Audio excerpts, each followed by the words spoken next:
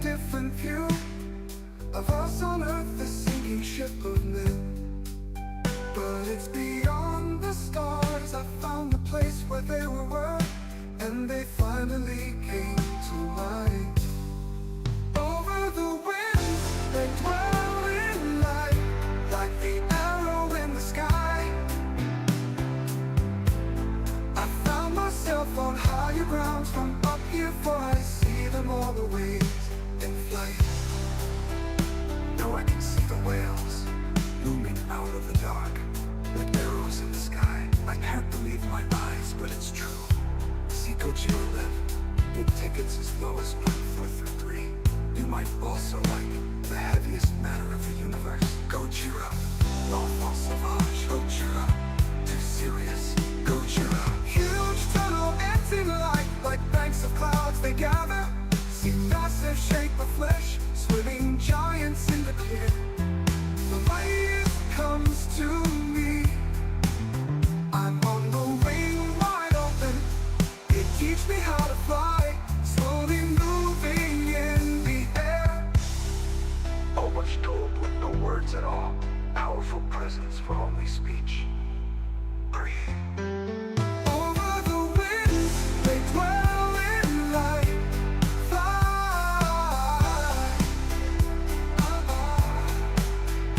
Fly.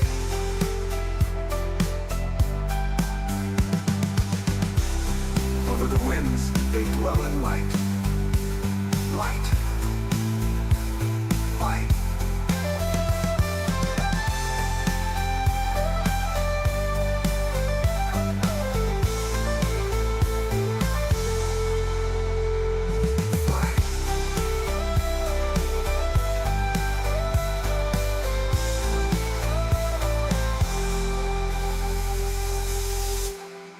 I see them all the ways in flight. Over the winds, they dwell in light. Fly. Like arrows in the sky, I found myself on higher grounds from up here, for I see them all the ways in flight.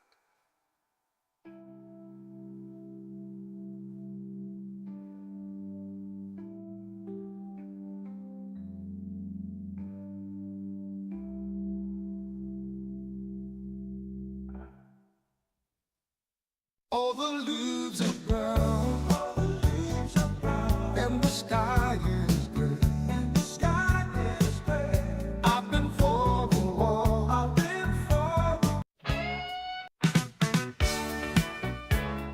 Load up.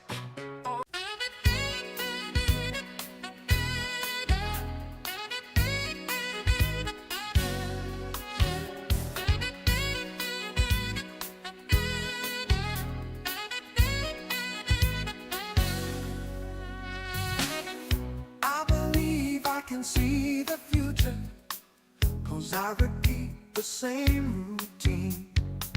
I think I used to have a purpose, then again that might have been a dream. I think I used to have a voice, now I never make a sound. I just do what I've been told, I really don't want them to come around. Oh no. Every day is exactly the same. Every day is exactly the same. There is no love here and there is no pain. Every day is exactly the same.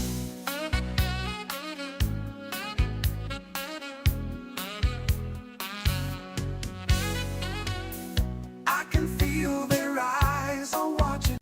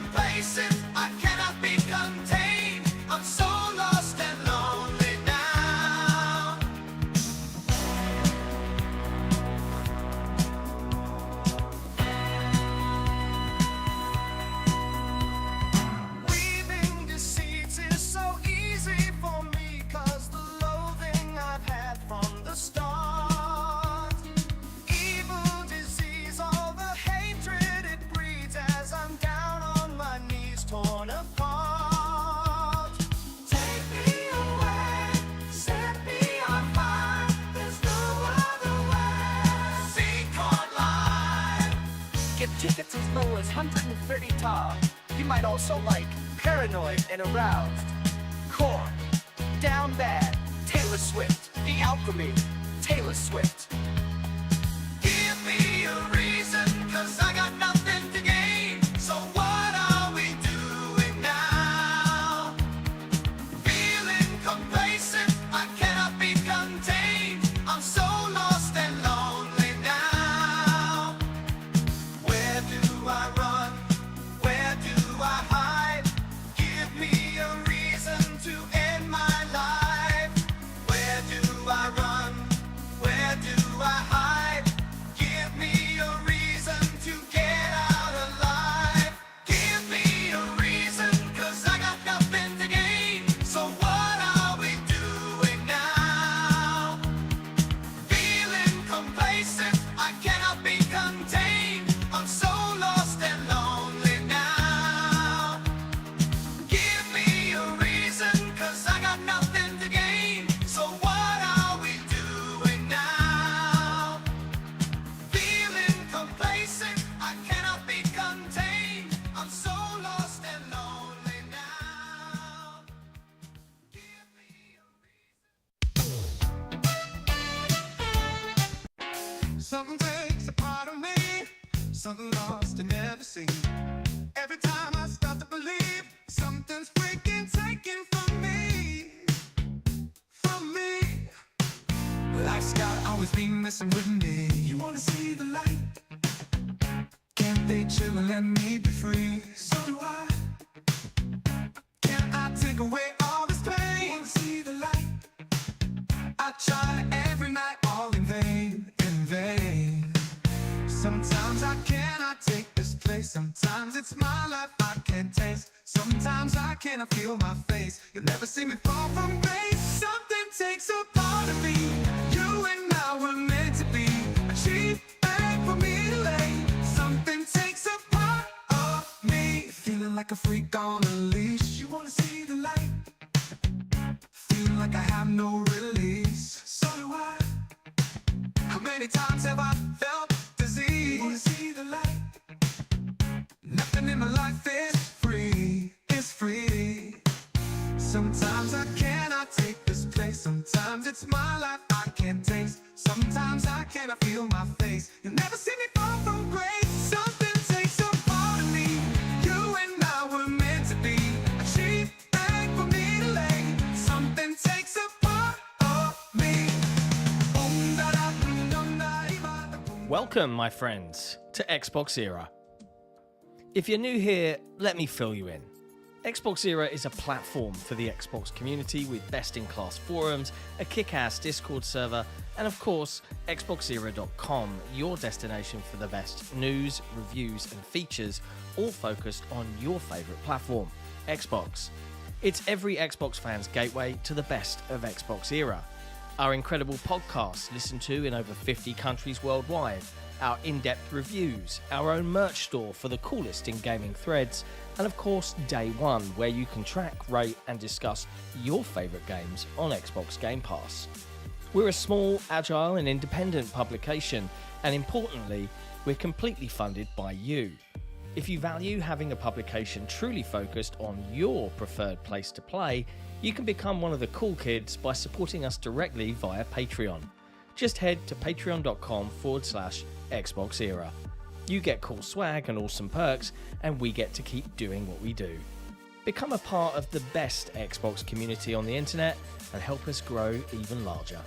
Thank you for your support. XboxEra is only made possible by the support of an amazing community, and in particular our legendary and growing army of Patreon supporters.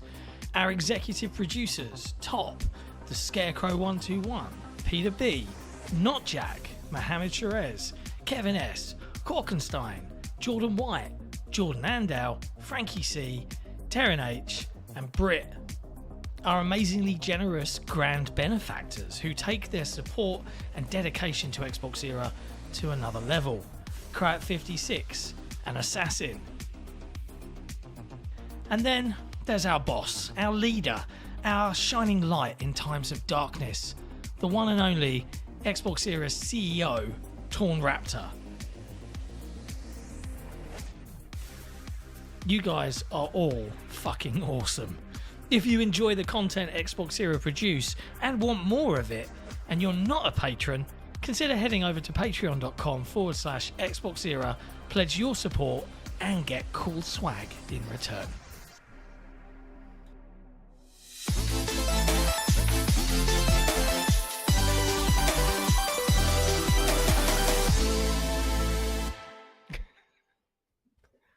Hello, friends, and welcome to episode 236 of the XboxEra podcast.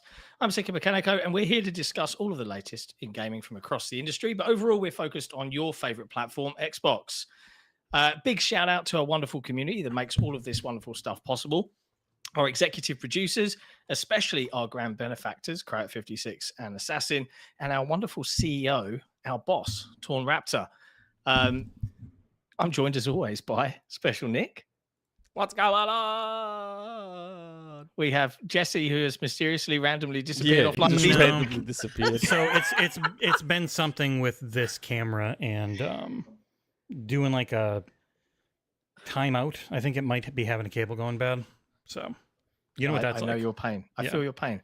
But it's okay. That pain is alleviated because we are joined once again by the wonderful, the lovely Taylor Nixes. How you doing? I am doing well. Or Taylor Doing well, Lyles, I great. should say. I was referring to your Wow. Twitter account. I know. I was like, You're wow, just you're. bad. I was like, Tay I was Nixter, Taylor Lyles, my You know, bad. I go by both. I don't really care. You know, you've Tay, had enough Tay. conversations. Yeah, you've had enough conversations with me that you're like, you need to call me by this or I'll get upset or something. Yeah. So I was like, I'm pretty chill about that stuff. I'm just, don't call me. That's why Tay you're Tay, here. no. I hate that. You're pretty Like, chill. when I hear people call me Tay Tay, I look at them like, Tay Tay. yes, I very much. You don't will know me have well enough for that. No, there's only one person that has asked me to call me Tay Tay, and they actually work at Xbox. I'll let you figure out which C-suite Oh. executive has said asked me that. But there's only one person that I have said yes, you may call me that because he's Executive. the only one who's asked me. Yes, Oh, okay. yeah. Oh. Let that be a So- trivia question. There you go. So how's it going, Tay Tay? Oh my God. I like set myself up for this joke. And so yeah. well, things are going good. As you probably saw like a few months ago, that I have washed my hands clean. I am retired from journalism. And it's been Yeah, tough. IGN sucks. Yeah, woo. Hey, Destin. Yeah, I was like, man, I'm gonna end up on look at my Discord the next morning. Destin's gonna go, Taylor Lyles, why did you? He Why likes love us you, in Destin. chat. He does every now Destin, and I then. love you, man. Destin, shout out to you. Shout out to honestly the entire just Unlocked podcast crew, Stella, Miranda, Ryan McCaffrey, especially. Just shout out all of them, especially Destin. I had the pleasure of meeting Ryan in Oh. LA this year. I was like, it's Ryan McCaffrey. He's my height. That made me happy in and of itself. It's always it's always a pleasure to meet another fellow short king. Really? Yes. I always just had this. The I gangliness? just always just shoot. Yeah, I just Yeah. always assumed Assumed he he was was taller, so like did I. fairly tall, like maybe 5'11", 6 foot, something like say that, 6 foot, 6'1". I mean, Yeah. I've met him in person before, but yeah, he's, I never thought about his height that much, but like now that this is being brought up, Wow. I was like, As I was like, an okay. incredibly short man, I'm always very pleased to meet other short people and be like, Wow, I'm taller than Ryan McCaffrey. Wow. I think so. Yes, Mhm. I think so. What do you mean you think so? I'm taller than you. Yeah, I'm trying to remember like how tall you are in comparison. I He think, was yeah. he had a couple 3 inches on you, 2 or 3. Yeah. I am tangibly taller than you. Yeah. Yes. I had about I 5 mean, inches height. on you. Nick had about 3. Yes, and Right, Jesse's let's much not taller lower than the me. tone, lads. Come on, come on. Oh now. my god! I mean, it doesn't wow, matter. that's like really taking me back. That's like Well, you know what it can Taking be me as back. well. I'm like so surprised by that. It can be like me, where I look even taller if we're sitting next to each other because I have a very tall torso, and then I've got shorter Yeah. legs than I should. Like I should have. Yeah, yeah. I should be 6'3", but my legs are squat tree trunks. Wow. So My life has been a lie because I've been listening to Unlocked for such a long time. It was one of my drive home from work podcasts. Oh, And I just always, because that's when I used to do all my podcast pre-COVID, mhm. you know, when we used to all go into the office. my drive home because of traffic was like 40, 45 minutes an hour.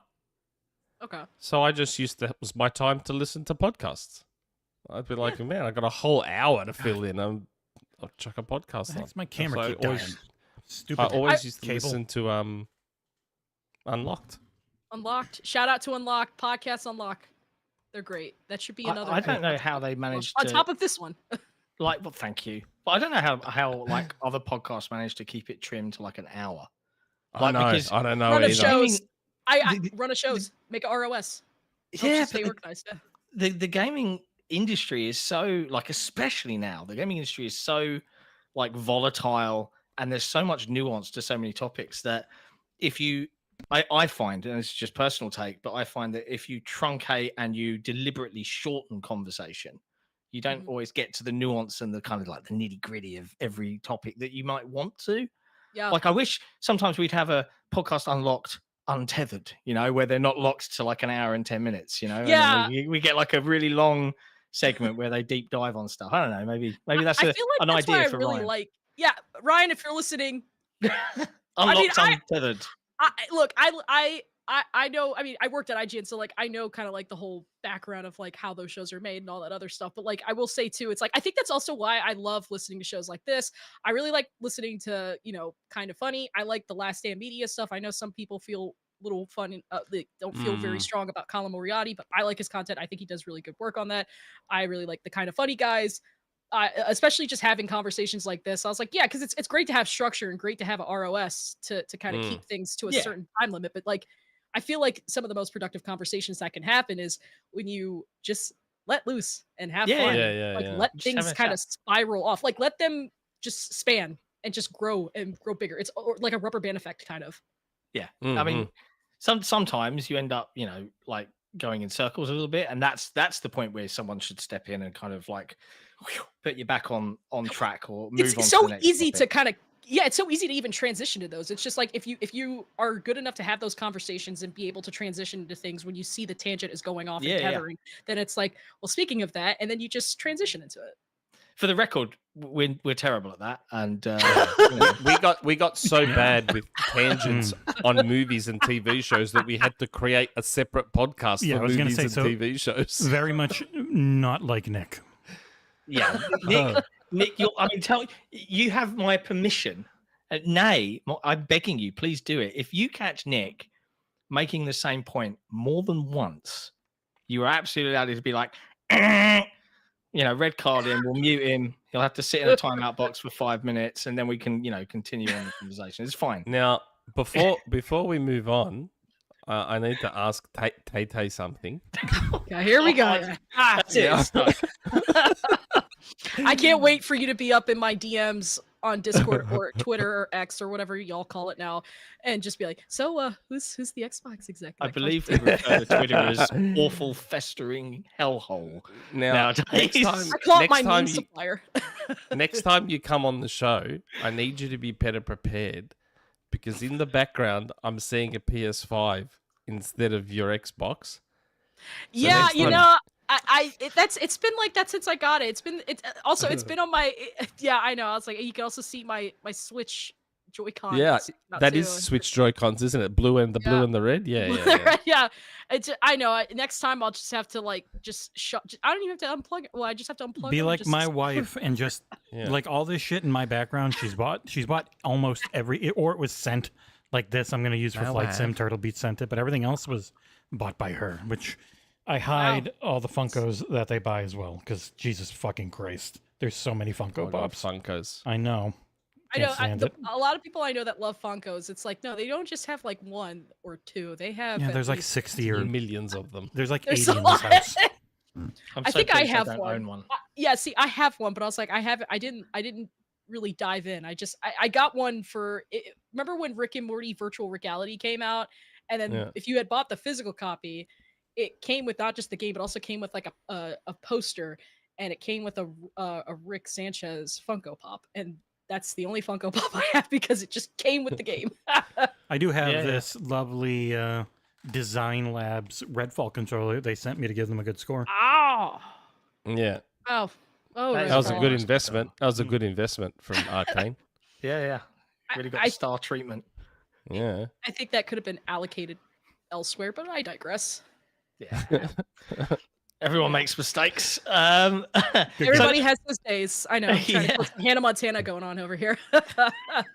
So you alluded earlier on. You've moved away from IGN. You've washed your hands. I think is the phrase you use. Washed your hands of journalism. Yeah. See you later. I mean, it's an interesting topic to talk about, right? Because I've been curious since I saw that tweet. Like everyone was like, like, oh my god, it's tasty. What? This is like, it's watching a part of the furniture leave and just like, you belong there. Where are you going? I have to ask, for the audience benefit, outside of not talking about your actual new job, because we all know you're a secret agent now. What was it just the passion had run out? Because game journalism, we've seen it all this year, last year, sites closing, people being underpaid, and as an independent site ourselves, we know it's really hard to stay alive in these environments, right? And we live in a world now where the majority of video game publications are all owned by like 3 companies, IGN included. It's 5. 5, okay, sure. But like, is that the passion just ran out for you, or was there other elements that led to kind of saying, yeah, this is it, or is it just the right opportunity and you fancy to change? I'm just curious. And have you frozen, Taylor? Or are you really thinking about this? I reckon she's frozen. She's like, let me think about this. I reckon she just randomly crashed. See, it's not only me. Also, my USB cable was a little loose, so I jiggled it, and hopefully it's better now. Oh no. Oh, the Yeah. timing on it. Like she looked like she was like intently listening. Yeah. Oh yeah, I just got a DM on Twitter saying it froze. She'll be back in a minute. Hopefully she heard most of that question. Little refresh. We're gonna find out. Yeah. Do I have to I assume she'll come back soon, but that's quite funny. the timing is See, you all just need Max. If you all just get Max, everything will work just fine. That's not how real life actually ends up going, though. Because No, I've okay, had Max so we before, had and John- Macs break all the time. We had Yes, John's they do. computer that shit itself with the mic going funny okay, last can I make week. Get a a bad confession cable. about why my computer shit itself? Oh, why? Why? I accidentally booted up at Call of Duty and it kind of killed the performance of the game and made everything fucking shit its pants. It's my fault. Mm. I thought maybe it was all the dust No. that just got into your computer. and No, just the computer destroyed it. inside the computer is absolutely fine, mate. That's regularly dusted. Then we had Jesse's camera going funny just now, and now Tay's computer freezing. See? It was a little The- loose cable. That's all. The dude on the Mac, problem free. How is Yeah. how is the gaming experience on your Mac? I play on Xbox, mate. I don't have to Oh. worry about You playing have on my Mac. 7,000 PC games you would have access to if you weren't. on Yeah, the I've got Pro. like my Epic Game and Steam libraries are so big from all the free games I keep attaching to them, and I can only play like 10% of those games. We had a little bit of a tech. My internet just randomly just went off, and then my computer just turned off, and it was weird. I thought my Oh, question wow. was really bad. Wouldn't have happened if you had a Mac, according to Nick. Yeah, you should have got a Mac. Actually, got a Mac. I actually do have a MacBook. Thank you for bringing that up. Nick's. Is that what you're on right now? No, I'm actually on a Windows computer. Oh, wow, I'm well, really there, now Yeah, we're playing. exactly. Yeah. Yeah, Jesse. See, yeah, see, hey, you should have switched. Should have made the switch when Should- your computer shit itself. I should have made the switch. How much of my original question did you hit? Yeah, you were asking me. About, you were asking Why me you did moved I leave? on, Yeah, you asked me In a why I left. nutshell, yeah. Yeah, so I just was ready. I felt like because a lot of people were asking me this even before I made the announcement public. Like I told a couple people just like privately that I was leaving, and it wasn't that the passion was gone. It's just that like I felt like I kind of plateaued, and I felt like I just needed a new challenge. I felt like I had done everything I wanted to do as a journalist, and I felt like there wasn't anything else that I felt like I needed to prove. And I feel like when I think about my career, and I don't really talk about like how I moved through the ranks to get to where I ended up Sure. at the end of the journey, but I think about how there were so many people that didn't even think that I could even get to that point.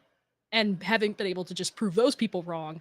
Not that that was the thing that drove me. It was that but it was certainly something that continued to light that fire up my butt.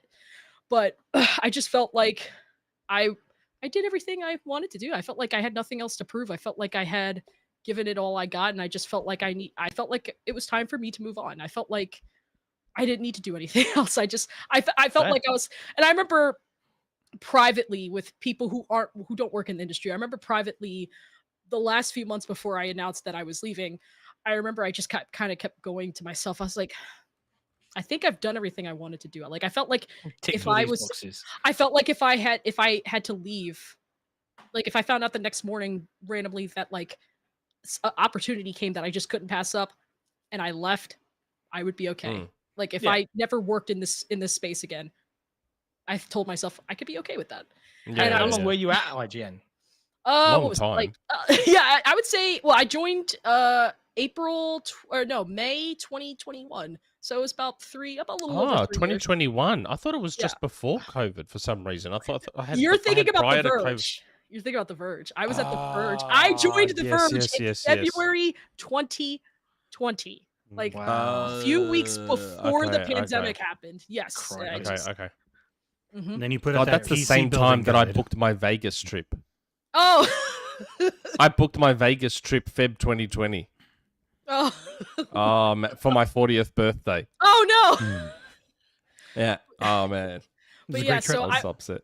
I was at the Verge, and I was there for a little over a year, and then IGN poached me, and then I was there for a little over 3 years, and then it's time to pack up, and I was like, okay, I'm ready. I mean, of course, I was freelancing at other places even before I got staff jobs, but just being able to, and I learned so much. I learned a lot about myself in this like period of my life where I was like, I spent most of my 20s in journalism, and I was like, I'm 29 now. I was like, I don't know what else I want to do. I was like, I felt like internally, I felt like I was plateauing, and I was like, and I was still always giving it 110% because I don't want anybody to hear this and suggest that I just stopped caring at the end. I never stopped caring.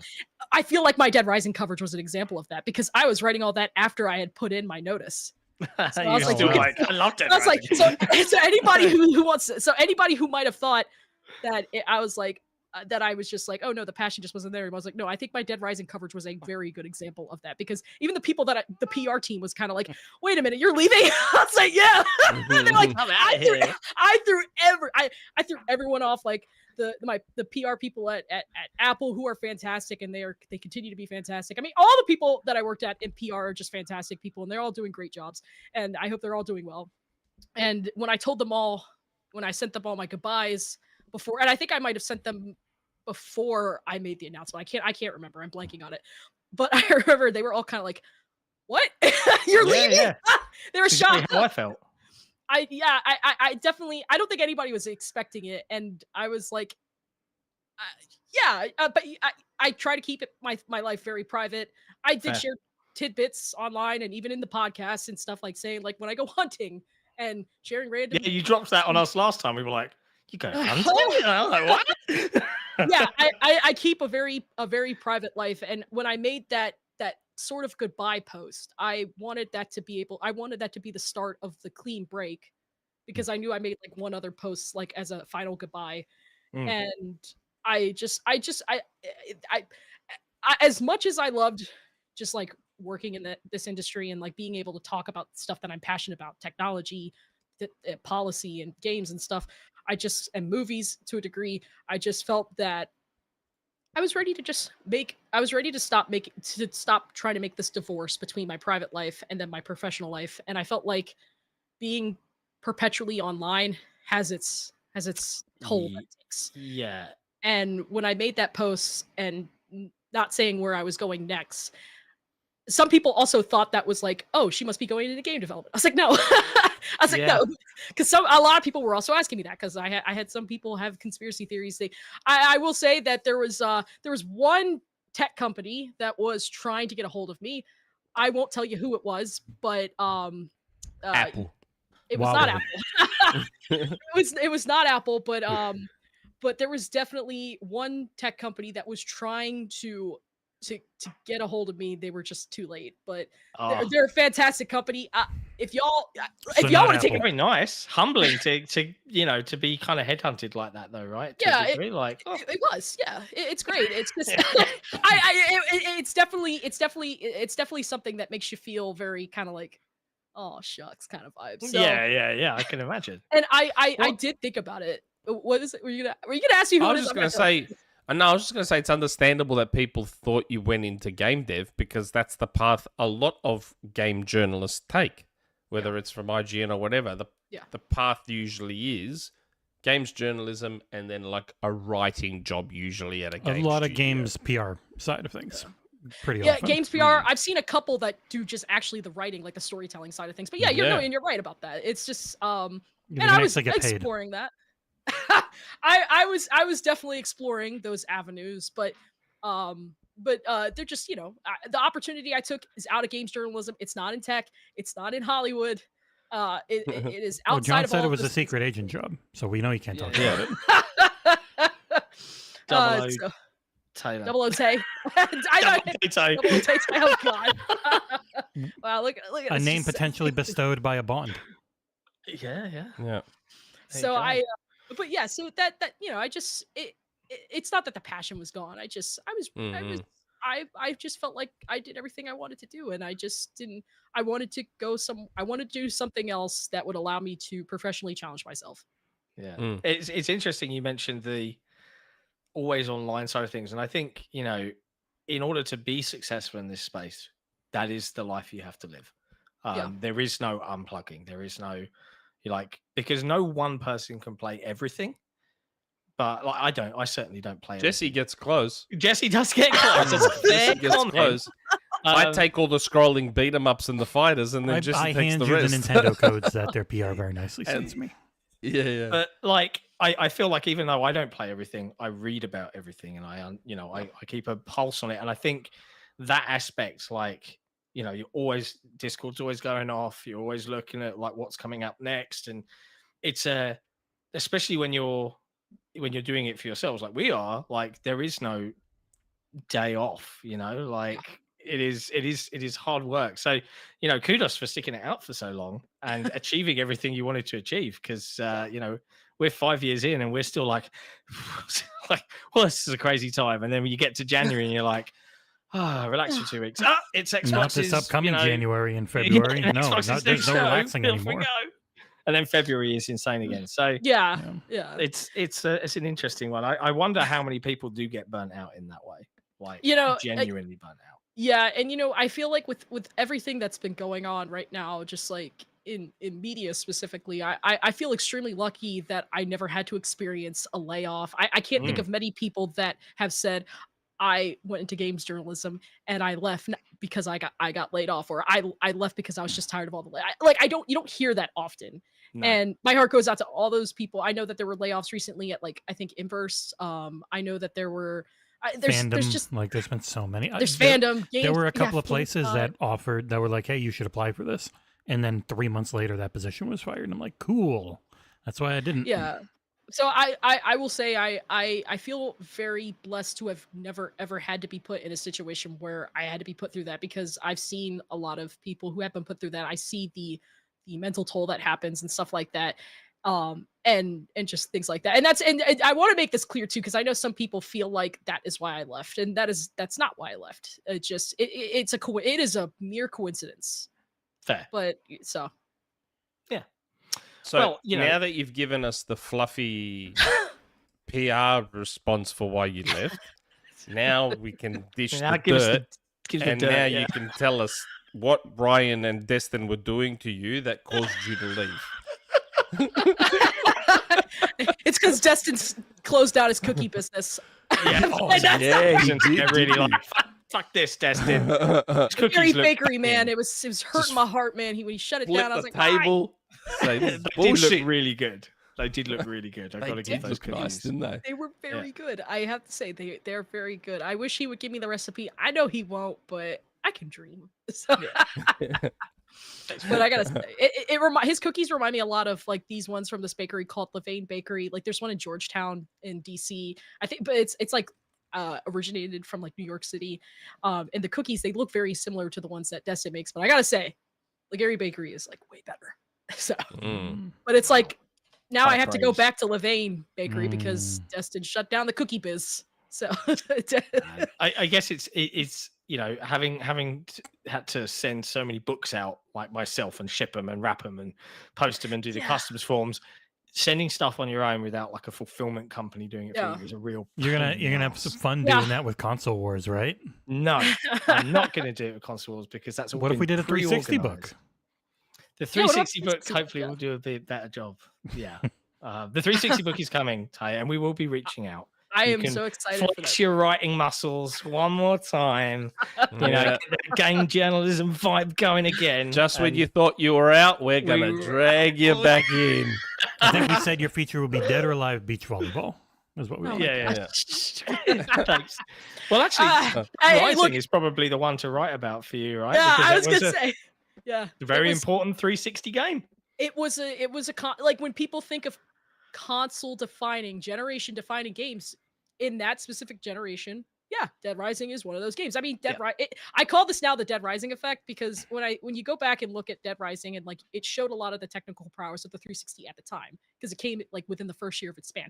And then you look at all these other zombie games that came out during that generation and it's like and like they might not all have said, "Oh, it was because of Dead Rising." It's like it's no mere coincidence that we had a bunch of zombie mode games like that Alan Wake one and the Undead Nightmare. There was it's just so many that I could go on, but this is not what we're all going to talk about tonight. I could spend a whole podcast episode talking about Dead Rising, but we're not doing that. You can invite me for the book. Which is actually your favorite Dead Rising? I'm curious. I go back and forth on it. Kind of like how some people go back and forth on whether they like Terminator 1 or 2. No, it is not 4. I do not like Dead Rising 4. Oh my God, 4. God, I don't want to talk about that. But I would say I gotta say Dead Rising 1 probably. I really like Dead Rising 2, but I have to say I go back. If you had to ask me which Dead Rising game do I go back to the most, it's indeed Dead Rising 1. But I will also admit and say that 2 and 1 are the ones I frequently do visit the really most. I know. My favorite's 3. Yeah, I had a feeling you were gonna say. I love the psychopaths in 3. Darlene cracked me up. Like, especially at the end when you defeat her, she's like, "You gave me indigestion." I'm just like, I don't know. There's something about 3 as well. Like, yes, I like that. I see the charm of 3. Yes, 3 didn't have the real timer. It was like a faux timer. I mean, they had nightmare mode, but it was just nightmare mode was still a little too easy, in my opinion. So I don't know. It just I don't know. There's something about 3. I love 3. I see there's so many small little Easter eggs and jokes. I mean, you can literally find a whole portrait of Otis Washington from Dead Rising 1 very early in the game. And when I saw it the first time, I couldn't help but just put my controller down. And I kid you not, I laughed for maybe 15 minutes. And then I called my aunt because I remember because I'll also say this because I don't think people know I love Dead Rising, but a lot of people don't know is that the original Dead Rising was the reason I wanted an Xbox 360. And that was what I got for my birthday that in 2007. My mom got me a 360 with a copy of Dead Rising. And until I think Halo, because Halo 3 launched in 2007, if I remember correctly. Yes. Until Halo 3 launched, Dead Rising was like the only game I had on my console. I was just so addicted to it. And I remember for months, I didn't even just play the story. I was just effing around in the mall, just zombies, because it was and that's just what so I fun. enjoyed doing. Like I actually enjoyed in Dead Rising 3. I enjoyed just grinding for the achievements and just mowing down zombies. It was a fun grind. I'm like, what weapon can I build that will just mow everything down? And so I'd be crafting something and just start swinging a bat and going. It was so much fun. You just get so into it. It was so good. And so I gotta say 1, especially with Deluxe Remaster coming out, I felt like it really kind of showed why Dead Rising was so good back then. It certainly helps make it age a lot well because, but I still, even though Deluxe Remaster is out, I still will occasionally now will boot up just the original one just to feel something, just to feel the classic side. I know that they have kind of like a classic control scheme that you could use, but I was like, it's not the Black same. Ops key. I already gave you one. You don't get it. I gave you one. Fuck off. I can't believe this. So there's a super chat that's just come in, Tay, and there's a story behind this from Clutch Kwando. He says, "Quick, everyone! Shame Nick for snagging a Black Ops 6 Vault Edition key from the Xbox 2 community." I with didn't Randall take Ford that. and I Jez. lied. I didn't I take that. I was gifted to joking. make up for that. Here's another one for the Xbox Era community. What a lovely gesture! Thank you very much, Clutch Thanks. Kwando. I didn't take that Clutch Quando. I was mucking around. I did not But take that code. There was a time, Nick, where we were doing a stream. I think we were doing a subathon stream or a charity stream, something like that. Yeah. And a member of the community posted a code, a Steam code, which is an application that he doesn't have because he doesn't have a PC. No, I do have Steam. I have Steam. Oh, sorry, but you can't play anything. But I Very can't play limited amount, 90% of the yeah. games in my library because it's with all a the Mac. Steam, codes if you use a given key, to the community for the chat. Yeah. He just went up and stole it. because with Steam you can't check. Like Xbox is one of the only ones that lets you actually check. Okay, this is what it'll give you. Confirm. Steam, it just takes it. Yeah. So the And he moment just you stole click it, it's yours. That's who he is. That's Yeah. who he is as a person. I love Give free me some games. popcorn for this. I love free games. He wants a Death I can't Stranding help code myself. just for the novelty of it. It's a game. It is the Oh, least yeah. Nick Did game ID of all at Xbox time. come in? No. Wait. No, yeah. Actually, not I've yet. actually changed the mailbox, Nick, so that it won't go to you anymore. You won't be able to see it. Why? Because I had For this 15 reason. One, it's incredibly I entertaining don't to watch take you them. react. I tell Jesse when I'm taking those codes. I tell Jesse when I'm taking those codes. Reeled him in. Again, I must apologize to all the people during the Extra Life, which is still going, by the way. You can do it through the end of the month. During the Extra Life charity stream, I had like 15 codes that showed redeemed because they go to the contact email address and people just snag them there. And go tell I me. don't take them. I do not take them. If I ever want to take a game code, I tell Jesse in advance. Thank you very Or much. after the fact a few times. Steals it.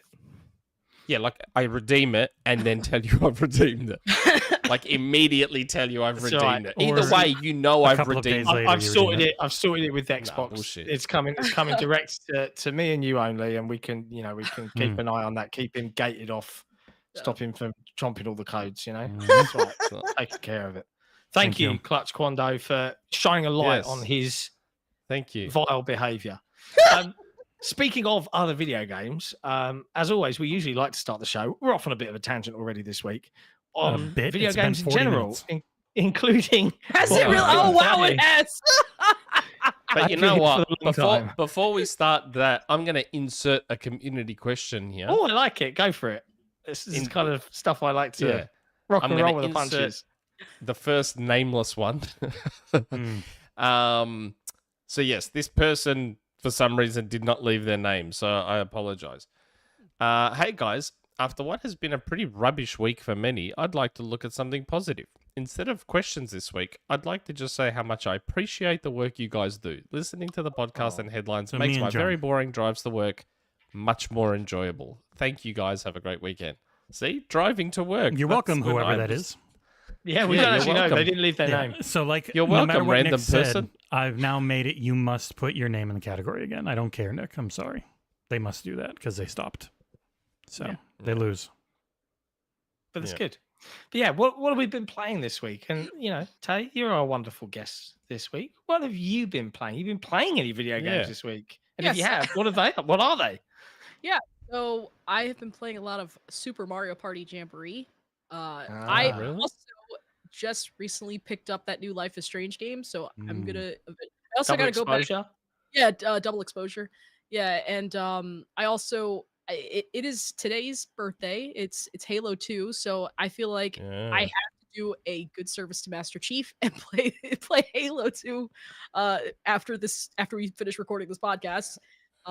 And that's currently what's just on there. I feel like I'm also missing something. Oh well, Hey Tay, you know what you could play on Master Chief Collection? The Halo 2 E3 demo. It's On out right Steam. now. Yeah, do In you the Steam remember Workshop. the 2003 E3 demo? I need Yeah. to, bet you can't stick it. It is playable on the Master Chief Collection via the mods workshop on Steam today. People are very Oh, mad at only Summer on next. Steam. Yes, right? Nick, I was it is looking at a it. fan-made mod. Yeah, but they had Oh. access to the original files to Yeah. bring God that to bless life, the modders. right? Like that. I've read that and I'm like, for me, like I can't. That's probably the one E3 demo I've watched more times than I can count. Like that was like, oh my God, this is the second coming of our Lord Jesus Christ in video game form. It blew my mind. I was just like, oh my God. And like, there's so many things that future Halo games didn't even try to do, like where they did that airstrike on the AA gun, like in the city, and you saw the boom, and everyone was like, whoa. Oh, I love that demo. I want to play it. I can't wait. I can't wait to play that. Wow. Thank you for see, this is what I mean. I am so unplugged now. So every now and then it's like I'm like, wow, all right, let me take a break from reality and go see what's going on in video. Like when I woke up this morning, one of my friends who was like a big fan of my work, and then we struck up a friendship over the years. And I woke up to a morning from a message he sent me on Twitter. It was like, oh yeah, sorry to hate to be the bearer of bad news, but Tony Todd died. I was like, what? I was like, excuse me. Yeah, I know. So I was like, see, this is how disconnected I am. After it's a blessing and a curse. Like, rest in peace, Tony Todd. Like, it's crazy to me. Like, he's in Indiana Jones and the Great Circle. Yeah. Like, because I got to go play that a couple of weeks ago, and it's really fucking good. It looks really good. I can't wait to play it. It looks really good, and I was like, oh my God, is that Tony Todd? Like at the beginning, and yeah, it is. Yeah. I think Machine Games released a statement today, sort of saying, we were lucky enough to work with him, and now we're replacing his character. I saw the statement that Insomniac put out. Yeah, because he was in Spider-Man. He was in Spider-Man Spider-Man 2. too. Yeah, he's Venom in Spider-Man 2. Oh, okay. I remember the whole internet. He's always going to be Candyman to me. That and I forget his name, but he played a character that was in the Final Destination movies. I know they're making a new one, and apparently he is in that. So I was gonna go see it anyways, but I'm definitely gonna go see it now. He was the Rocket Man in The Rock. Yeah, that's exactly that's his biggest role for me. Was like really. Yeah, because like I've never really seen Candyman, but you should see like, Candyman. Nick Candyman, like, that's like. Do you like Elton John? And he's like, I don't listen to like lily-livered white ass shit or something like that. It was like, you're the Rocket Man. That was so cool. It's funny, last night I jumped on IMDb to see when he was in Candyman. And it's like 1992. I'm like, what the fuck was I doing watching Candyman as a 12-year-old? Why was I watching Candyman as a 12-year-old? What's wrong with me? I didn't watch Candyman for the first time until the new one was about to come out, and I was like, I should go see the original. I mean, because it came out in what, 92? You said I was not even born when it came out. I was not. It was a few years before my birth, so I was just like, of course I hadn't seen it. And also, it's like a little weird seeing this as like a 4-year-old. Although I've seen some. I also remember seeing the House of the Dead movie when that came out in like 2003, and I was definitely way too young to watch that. I should watch it again. I'm not saying it was good, but it's one of those games. It's one of those. There's a new one coming apparently. Yes, I did see the news for that, and I was like, oh my God! And so I just hope it's better than the first one, because I mean, that wouldn't be hard. No, it wouldn't be hard. I mean, I still laugh. First off, that scene when they're about to go into the house, and then they have that little that song is playing. I forget what the song is called, but that song's playing. They just keep doing those weird like angle shots, and it was that whole scene just was like, why is that? Wasn't that one of the Juve Bowl ones? Yes, it was. Yeah. It was, and they also randomly kept showing snippets of gameplay from the House of the Dead games, which I just thought was so weird. And I know. That whole movie, I was like, just was so confusing. And then that rave that was like sponsored by Sega. I was like, there's so many questions about that. I'm not saying I watch it because it's good. This is not absolute cinema. I watch it because it's a guilty pleasure film, and it's funny. Morbid curiosity. It's funny. It just makes me laugh. I'm not even scared when I watch it. It just makes me laugh. Which sucks, because I remember when House of Dead 3 came out, and they had like a little teaser for it, and it looked promising, and then they just deceived me. It was such bad deception. I felt so betrayed. I hate that when you think, oh, yes, finally, and then you're like, yeah. oh. I recently rewatched The Dark Tower, which is based off of Stephen King's very, very lengthy Dark Tower trilogy, like saga. Yeah. With Idris Elba and Matthew McConaughey as the Man in Black. I'm like, oh my God, this is some casting. And then it was the worst, most awful version of the books you could possibly imagine. And it was just like, why? But then I hear that the guy who did Haunting of Hill House on Netflix, is it Mike Flanagan? He is picked up the TV rights to do a full-on, like, everything that happens in the Dark Tower as a TV show, which could be one of the like most epic shows ever if it doesn't get cancelled for whatever reason. If it's Netflix, it probably will. Yeah, I know, right? Yeah, well, to be fair, I feel like with stuff like that, I feel like a movie just simply isn't enough unless you're committed to like giving them enough movies to allocate all of that. And even then, like you're still gonna miss some stuff. I mean, the Harry Potter movies are the Harry Potter movies are like the Hunger Games, great examples of that. But you do it's funny. There's a community question on this from the lovely Julia, who says on the subject of comfort, what are our comfort games or movies these days? And weirdly, I wouldn't pick a game or a movie. My comfort is actually reading, like stepping back from all digital devices and reading books with really words unplugging. on a page. Yeah, genuinely, that's comfort for me. Like nestle in. Okay, Julia, I'm going to actually answer your question. My comfort movies I've got The Wedding Singer, and Along Came Polly. They're a couple of the comfort movies that me and my wife and I will just watch whenever because The Wedding Singer is amazing. Comfort games are probably Streets of Rage 2, Donkey Kong Country, and Rocket League. You're an old man. Yeah, comfort movies for me end up being bad ones that are fun to watch as people make fun of them with commentary. So Twisted Pair by Neil Breen is a movie commentary I end up going to all the time because it's just such a weird, awful in every way movie. And it's just three people losing their mind as they watch it, as I'm listening to the commentary. Actual comfort movie, God, it ends up being like Lord of the Rings or Blade Runner 1 and 2. For games, lately it's mostly been Halo Infinite and Balatro. Those are the two I go back to all the time. Yeah. What about you, Tay? Me? Well, I'd say comfort movies. I'm gonna say House of the Dead again because again, that just makes that it's not because it's a good video game adaptation for a movie. It's just funny. It just makes me laugh. I also ironically like the sequel a lot more, and I think a lot of people actually forget that there is a House of the Dead 2 movie. Yep. But it's a lot better than the first one. So like go out and it's kind of also hard to find. So go rent it on like Amazon or something. I don't know, or go find the DVD in like a Walmart bin or something. Your nearest streaming service to see if you can find it. I looked. I checked the other day. Don't ask me why I was looking for it the other day. Just know, or you could. You needed comfort. It's fine. No, I was watching Superstore, that TV show Superstore on Peacock. Yeah. That is a funny show. And then comfort games, I would say, Dead Rising, which does not, which doesn't sound cozy and stuff, but like it's good. It's when you get in the zone killing zombies, it's pretty cozy. When you're it would be. When you just want to go get the Mega Buster and just head down to the maintenance tunnel and just start killing. And I'm also going to say Okami because Okami is my favorite. It's my favorite game of all time. It's definitely that's another one you could write about for the old. No, that was OG. It was OG. Okami. Did Okami 2 come out on 360? Or was that you're OG? thinking about Okami was came out on PS2. PS2, but it came out on the Wii. What am I thinking of? It's I'm thinking of an OG Xbox game, and it was from a really famous dev studio that No I'm idea. sure it was called Okami. How would I know? You were floated around. It was a Japanese game.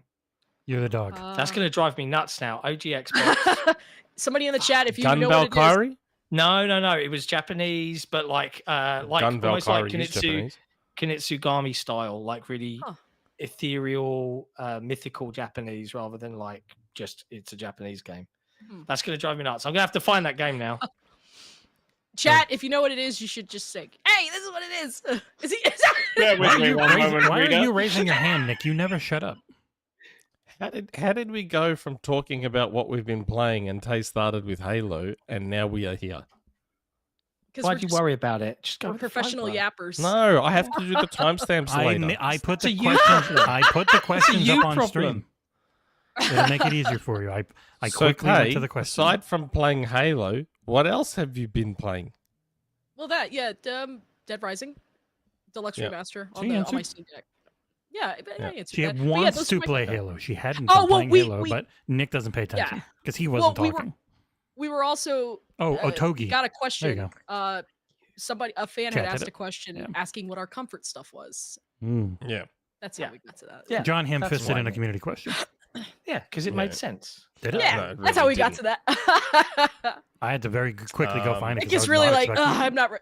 Nick is not looking. forward What to have these you been questions. playing, John? I have been playing Empire of Ants, which I didn't yeah. expect to be playing, but I got a code for it, and I thought I checked it out. And I know it's an RTS, and I'm a little ways in, but I'm pleased to discover that it's kind of like you're controlling an ant from the third person in this very highly detailed world. It's 30 FPS on Xbox. It's not exactly a smooth 30, but it's an interesting premise, and you've got bugs fighting bugs. So I'm fairly like, Isn't it I'm pretty dipping much my toe in. The same bugs fighting. They're like, there's only one. No, there's legions of different bugs and things to encounter. Like there's different insect variety. Well, but it ends up being all insect variety against insect variety. Like when you're doing like against people stuff. That's what people have said. It does not have the most depth because it doesn't have factions like an RTS game normally does. Mostly positive on Steam right now, but it's only got 221 user reviews, so I don't think it's reviewed setting okay. the world on fire. I think it's in the mid-70s. So, but it's an interesting premise, and I like interesting premises. And Unreal Engine 5 is very pretty. And graphically, it does some really cool stuff. So I've been dipping my toe in there. I am still deep into the well of Animal Well and Inscription. But yeah, outside of that, I'm kind of just like. This is when you would bring up the 2 previews you've done on the website, John. Yeah, I did a preview for Towerborne for their new update, which is coming out. You were week, maybe the 12th. only person who did it. I think I am. I think they actually gave us a full-on, genuine XboxEra exclusive on that preview. So it's such the a pretty CEO game. of Stoic I can't wait till it and comes to the creative Xbox. director for Towerborne joined me and a couple of my multiplayer crew to play through it. And the hilarious thing about all of this, and I did mention it in the preview, is the CEO of Stoic is shit hot at Towerborne. Yeah, Like, she carried us in she's Gamescom. She was just completely carried us. It was very funny. She was annihilating, and I know in my heart of hearts that she was really disappointed in me and my crew because we did not keep up. Right, we hadn't played in a while, and to be fair to us, we had a lower gear score than we probably should have had to actually. I'm just leaving you dead on screen while you talk about this. But yeah, like it was like we were just absolutely getting our asses kicked over and over, and you could like she was muting herself, and the creative director was kind of pointing and laughing and joking that she's muting herself because she's swearing profusely at us for failing her so miserably. But she was a really good sport about it. But it was really nice to kind of chat with that team again and see that game because I love Towerborne. I think it's gonna when that comes to Game Pass, I think that's gonna do really, really well. Yeah, I think you're gonna love it, Nick, when you get hands on with it. What they feels good. Talked about is they want to get their gear system close to the way that like Diablo 3 Reaper of Souls felt. Like that was an inspiration. I remember them saying, which it's still one of my favorite gear setup and customization grinds ever. Also, and the combat designer is the guy from Killer Instinct, the reboot in 2013. And so you really feel it. Like the different characters and their movesets are really like crunchy and responsive. It's nice. We had a comment on the video. People wondering once couch co-op is ready was like one of the main things they really want before they bring in a console. Yeah, they want to get the real foundations in from a tight core audience before they bring it into game preview. Because the minute that happens, that game's going to be very populated, I think, because there's 30, 40 million people on Game Pass. And the other preview I got, which is out now, available for everyone to play, is on the subject of Halo, a celebration of Halo 2, because Halo Infinite now has a Halo 2 themed playlist where you've lost all of the modern abilities and equipment. You've got a floatier jump height. There's no clambering, no sprint. It's just classic Halo in classic Halo 2 recreated maps from Forgers. I've got to say, out of all of them, I think Ascension, the remake that someone made of Ascension, is phenomenal looking. Like you would not think it was a Forge map. It looks absolutely incredible. And that and third person firefight, which I think you tried as well, Nick. You weren't a fan. I did. You didn't like it. I don't know. It doesn't feel right. Halo. It's weird, isn't it? To get used to it. Doesn't feel right. Like we won the first match I got into. The people I was match made with, we won our round. That's fine, but I don't know. It just didn't feel. The right, 'cause camera you is can- super tight, and it doesn't like a lot of third persons. The camera will kind of sway while your aim won't, but the camera sways around the aim a bit. Well, as I've said in the past, the game wasn't built for third person. It wasn't built with third person in mind. So you can tell it's something that's been sort of crammed in after the fact. It's got third person in specific situations. Yeah, it's the animations are all there for it because of the theater mode, and obviously you go third person when you pick up a turret. You You see go other people third doing it. person when you Yeah. drive a vehicle. Yep. Like it's there and it works fine. Doesn't I feel found it right. really hard to connect my malaise at first, like because you've lost that distance judging that you would get in first person. So it was really hard to be like, and the animation is so unexaggerated in third person. It's just like, boop, like bopping them on the head with a gun, as opposed to like what feels like in third person, like. So Yeah, I don't like it. doesn't like it. But the Halo 2 anniversary playlist, it's called Delta Arena. It's nice. It's a nice throwback to classic Halo. More of that, please. I like it. I like it a lot because it's got all the crispy crunchiness of good modern Halo, but without the fluff. You can go watch those For want of a previews better right phrase. now on our channel after the show if you want, because almost no one watches previews ever. No one watches With previews us. ever. Yeah. Watch the previews and like everything. Yeah. Funnily enough, And previews are the subscribe. hardest thing to get into. It's way easier to get a review code. Previews are far harder to get. So we need people to watch them. You know, you know what I'm salty about preview wise that we didn't get. Yeah. Pretty salty about it. Mhm. Apple features. I would have gone to Montreal. I would have done it. Pretty salty. Not Yeah. gonna lie. I gotta say. What have you been playing, Jesse? Not south of midnight, unfortunately. No. Yeah, so I had 2 reviews go live this week. I now have to look straight up to actually get them on the screen because I moved everything again to have the camera in the middle. First one I put out, which I do feel a little bad about at times because it's never nice giving a game a 4, but it was Slitterhead from one of the original creators of Silent Hill and ex-members of Japan Studio. Bokeh Studios is their new name. It is... I think it's going to be a cult classic because it's so weird. But it should be. It should have Horror been Driver San Francisco. pretty much. So you're this little parasite that can jump from person to person, but not everyone. In certain situations, like this person's just not compatible when it wants to make it hard on you. So you're jumping person to person, doing third person character action. You'll fight like the monsters look incredibly cool. Because all of them are literally grown out of people's necks. Like what you're seeing there grew out of someone's neck, and you just see the body dangling behind them. Like it's a lot of that weird type of shit. The other monsters you find just look like walking penises. Like it's a weird game, but it's not fun, and the story's really dumb. So it's got that, but it's weird. It's a good weird dumb. But by the end of it, I was like, I can't believe that's how it ended. You'll do the same fights dozens, if not hundreds of times, where you are fighting the same characters over and over again.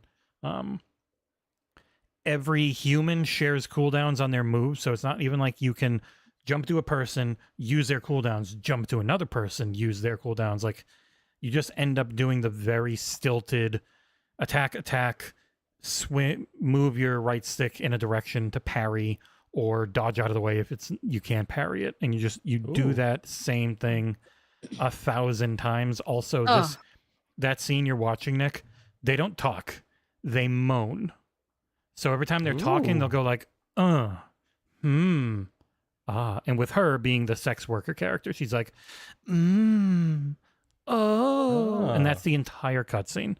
Every time, and she's not talking sexy I'll talk. watch that. She's just talking normally, but that's the sound effect you get every time. It's a weird game. It's all about like time traveling between 3 days over and over again. So you do the same things over and over again. There's something there where it could have been cool for if it was like a 4 or 5 hour game, but it took me like 15 or 16 hours. And it had maybe 3 hours of different content. Also, God. there's that woman you just saw, Nick, getting killed. But don't worry, you travel back in time and you save her, and that's how I fight as her in other parts of this game. But like, it should be really cool. But it maybe the sequel, if not. it gets funded, is where they'll flesh it out. And yeah, that would be the hope. Like there are some really neat ideas. There's just nowhere near enough of them. So by hour 6, I was done, and I'm like, okay, I got to finish this.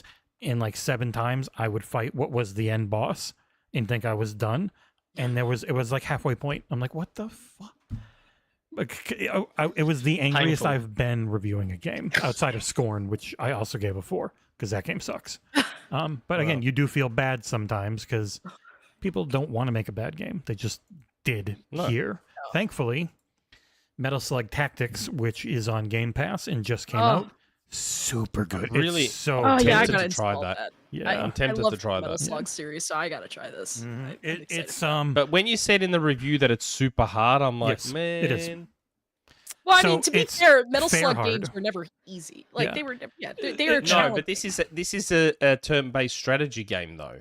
So it's hard in the sense that it works in a very specific way, and once you understand that, it's not bad. It's never unfair on Rookie, which is I think it's called Rookie, which is the normal difficulty. It has a harder difficulty mode, which is a bitch. That can feel unfair, but it's kind of supposed to because you've built up all your characters and you've got all the loadouts. This one, it's really hard because there's a very specific way it all works.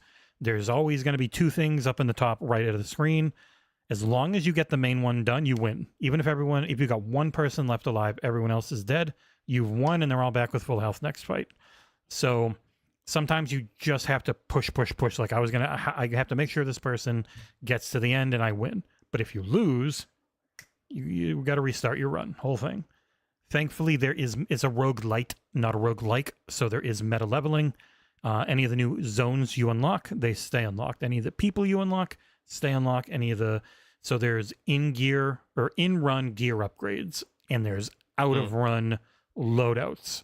So you don't keep the in-run gear upgrades, but you'll keep any loadout you unlock because there's bucks, which you use to unlock loadouts, and there's dollars, which you use in runs.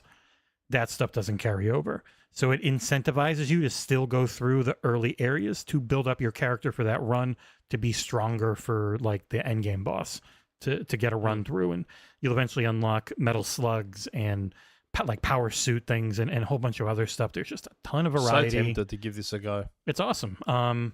If you've got a handheld, it'll run on literally anything. It is play anywhere because it's thankfully a thing that's happening more and more. It's full on. I'm play glad they're anywhere really title. focusing that again. Yeah, Yeah. I'm so glad that they're bringing that No, back. they don't. It never went away. They Well, just I guess they're they- focusing more on it. I should say. I should rephrase What- that. what they don't ever call anything play anywhere, man. Like have to. So Game Pass things will show up and say play anywhere, but what Yeah. actually the only thing that matters is if it says playable on the store page, and as long as it says playable on PC and console, it is play anywhere. It's just like half the time they don't bother doing that. Like they don't bother putting play anywhere up there. Yeah, it sucked because I do remember when they were doing that for a while, and then when they just People kinda started like, yelling at them, like Jez and others started yelling about it, and they finally started doing it again. It's very nice. Yeah, it just was like because I was like, thank God that they're doing this again because I was like, Mm-hmm. it's refreshing just because. Well, they always keep saying that gaming is for everybody, and and Mm-hmm. the fact that Phil Spencer in the last several years has even said, and every time I kept saying that too, I was like, okay, well then why don't you just bring back the play anywhere language because this fits totally on brand with y'all's Mm-hmm. bottom line. So just bring it back. Yeah, So I'm glad they are. It was the Pixel remasters were play anywhere, but they didn't say it on the store page, and people were like, "What the heck? Why don't you just put the branding there?"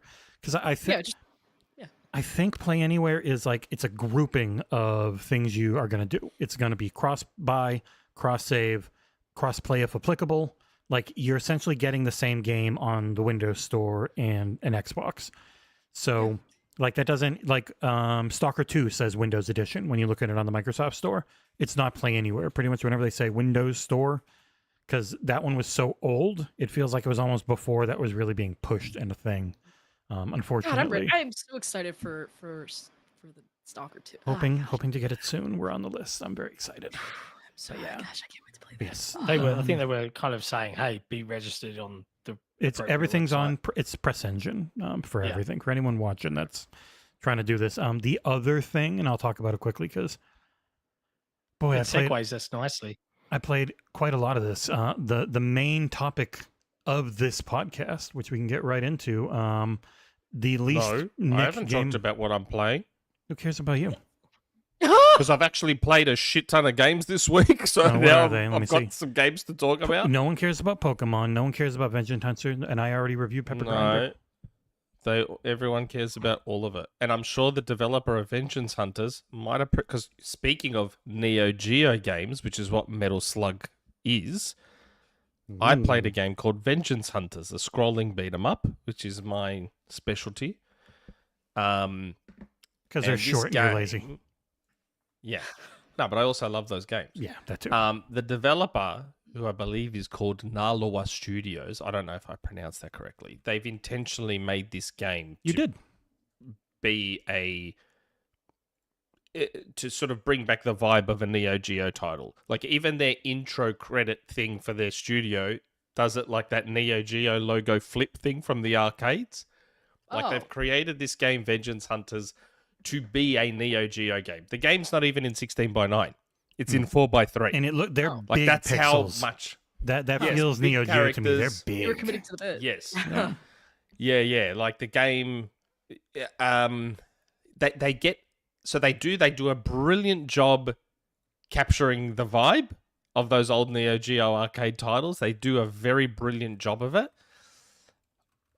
My issue is, I feel like they went. How do I explain this? It's almost like they went too far to the point of not modernizing it enough. Like, and I tried two different characters thinking maybe, so the character Jesse's got on screen now is who I started with, and he felt a bit slow and clunky, so I'm like, well, maybe it's a character thing. So I switched to another character, which is the girl you can see on the left there in the screen, like the background screen, because they give you the option to have different backgrounds. And she was still fairly slow and clunky. So it's clearly an intentional design decision that they've made there, which I wasn't a fan of. It didn't feel like, because that was one of my problems with the Karate Kid game. It was just a bit clunky. This game doesn't have the same issues as the Karate Kid game in terms of hit detection and stuff, so that was great. The comboing is cool and all that sort of stuff. There's just, the game just wasn't. It's so close. It is so close to being something legitimately incredible as far as modern scrolling beat 'em ups go. And all I kept thinking playing this was, please let me talk to the devs to just say, hey, you're this close. This close. If you can just adjust 1, 2, and 3, it's like perfect. But I don't know. Like after you've played stuff like Streets of Rage 4, TMNT, Shredder's Revenge, after you've played, they have set the bar so high now for these modern scrolling beat 'em ups that it makes it a lot harder for others. But, you know, the stuff you're seeing now, like this cool power-up with that rocket that's floating above your head and shooting things, all that stuff is great, all of it. As I said, the game is very, very close to something fantastic. It's just a couple of little bits short. But it is fun. I've been making my way through, and it's pretty cool. But again, as I said before, the one thing they nailed was making it feel like an old Neo Geo game. They got that spot on. So if you just want that feeling again, jump in. It's great for that. But man, it's so, and the enemies do get a bit repetitive, which was a bit frustrating. And there was some weird, I don't know if you'd call them difficulty spikes, but the enemies go from like super basic to fairly complex real quick. There's no gradual build up like there is in the all-time classic scrolling beat 'em ups. Again, I'd love to sit down with this studio and be like, oh, okay, cool. So how did you come to this decision? And how'd you go? But maybe that's just because I'm so into these games that I notice everything in them. I don't know. And you have severe OCD. Yes. I've been playing I can't believe how much I've been playing Pokemon trading card game Pocket. Have you downloaded it yet? on your phone? No, I keep forgetting. I'm gonna. Oh my god! I'll be doing it right now. I have not played a mobile game this much in probably since like Angry Birds. Wow. Like, huh? I can't stop playing this game. I haven't spent a cent on it either. Have not spent a cent on Pokemon TCG. But oh my god, I can't stop playing it. I cannot stop. Every day I log in. Every single day I log in, and I play it till I kill my battery on my phone. Oh my god, I don't understand your phone why. shuts off, or until until the phone's just about to die, and then I have to quickly jump off. I can't help it. I have to log in every day, and I'm trying to get the whole set of cards, and then now I know how to actually play the real game. All these years I used to collect Pokemon cards. I had no idea how to play the card game. Now through this, I know how to play the card game now, and I've been going in battles, and I'm like level 14. I'm like, how did I get to level 14 in this game? I'm like a really high level. And like, you're playing it till your phone's about to just oh my god. Can we go back to why did you collect the cards if you never played the game? No, I did the same thing as a kid. Like, I can back up on this. Yeah. So like, I used to work... Yeah, your camera shit itself again. I used to work at... I actually used to work at EB a long time ago, back in 2000. And back then, that was when Pokemon cards had just come out, and they were huge. And all the boys that worked there, we all got caught up in it. Because every kid was coming in after school going, Pokemon cards. So we couldn't help but get swept up in it. So I ended up collecting the first 4 sets fully complete, had them all in sleeves and everything, had that, and sold them 2 years ago for $2,500. I wish I hadn't, because now my son's into Pokemon cards. Oh, you just haven't played this. So I'm gutted now. I didn't have the full sets to show him. You could have just started playing people at the game store, be like, "Hey, you guys want to play?" Oh, and they'd see those original cards, and they'd see you take them out of the sleeve, and they'd kill you. And be like, mine. Yeah. Yeah. They might. Yeah, that's true. Yeah, maybe that's true. So now it's like criminals. It's like this game now. It's like, I don't feel as bad about selling my cards now because now I'm getting the set in this app. It's almost like it's making me feel better about losing those cards. I've got like 2 Mewtwo EX cards, and I've got these Gengar GX cards. I'm like, I can't stop playing this game, and I'm like speeding up. I don't want to wait the 24 hours to open up a booster pack. I'm like using my my bloody, what's it called? The hourglass sand to speed it up so I can open up more booster packs. I can't stop playing this fucking game. It's like... See, when I play games on my phone, I'm mostly just playing Block Blast, but you've hyped this up so much that now I can't wait to play I don't play mobile games. Like, I thought I was going to play the shit out of Balatro when it came out, but you know what hurts that game? And I don't really play it on my phone much? Cross-save. If that game had cross-save, I'd be playing it on my phone all the time. And guess what Pokemon TCG has? Cross-save. So if I kill the battery on my phone, I jump on my iPad and I just keep on playing it. There it is. My stuff is right there. I don't have to start all over again. Where Balatro now, I find myself only playing it on my Xbox because that's where I've unlocked the most stuff. I don't want to start all over again on my phone. I don't want to start all the way back on Switch. Balatro needs a cross-save update ASAP. Absolutely ASAP.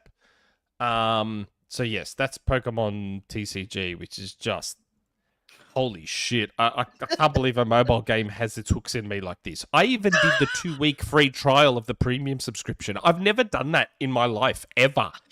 Oh my god, they got you. They hooked you. I was like, I saw all the options for the premium pass that you get to open an extra pack a day and you get all this. I'm like, I'll set an alarm to make sure I unsubscribe after the 2 weeks. I was like, bang, did the 2-week trial. I'm like, and all of a sudden all these shit started appearing. I'm like, oh my God, how good is this? I just started just going absolutely nuts. You both are shaking your heads. He's everything that's wrong with gaming. What's wrong with the gaming industry, man? Why is Banisters go to New Eden make because any of money? people like you, Nick. And Lucius See, this is why Augustus people with a super want to tap chat. into that mobile game. Oh, look at that. Lucius Augustus with a $2 super chat. I've spent too much money on Pokemon TCG Pocket. See, I haven't spent money.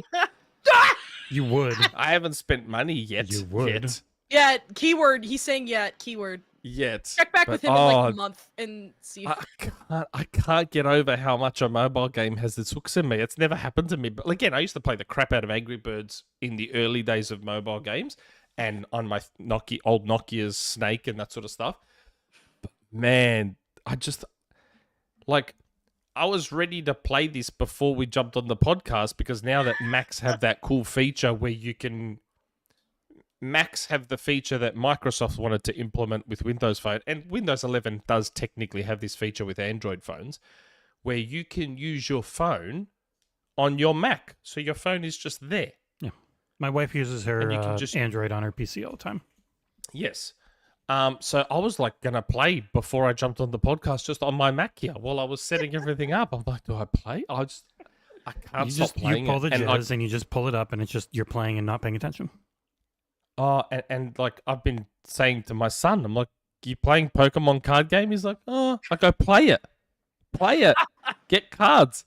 He's like, all right. I'm like forcing my son to play like the Pokemon trading card game. It's like, Baba, I got Mewtwo EX card. I was like, well, when trading comes, we'll trade it. He's like, no.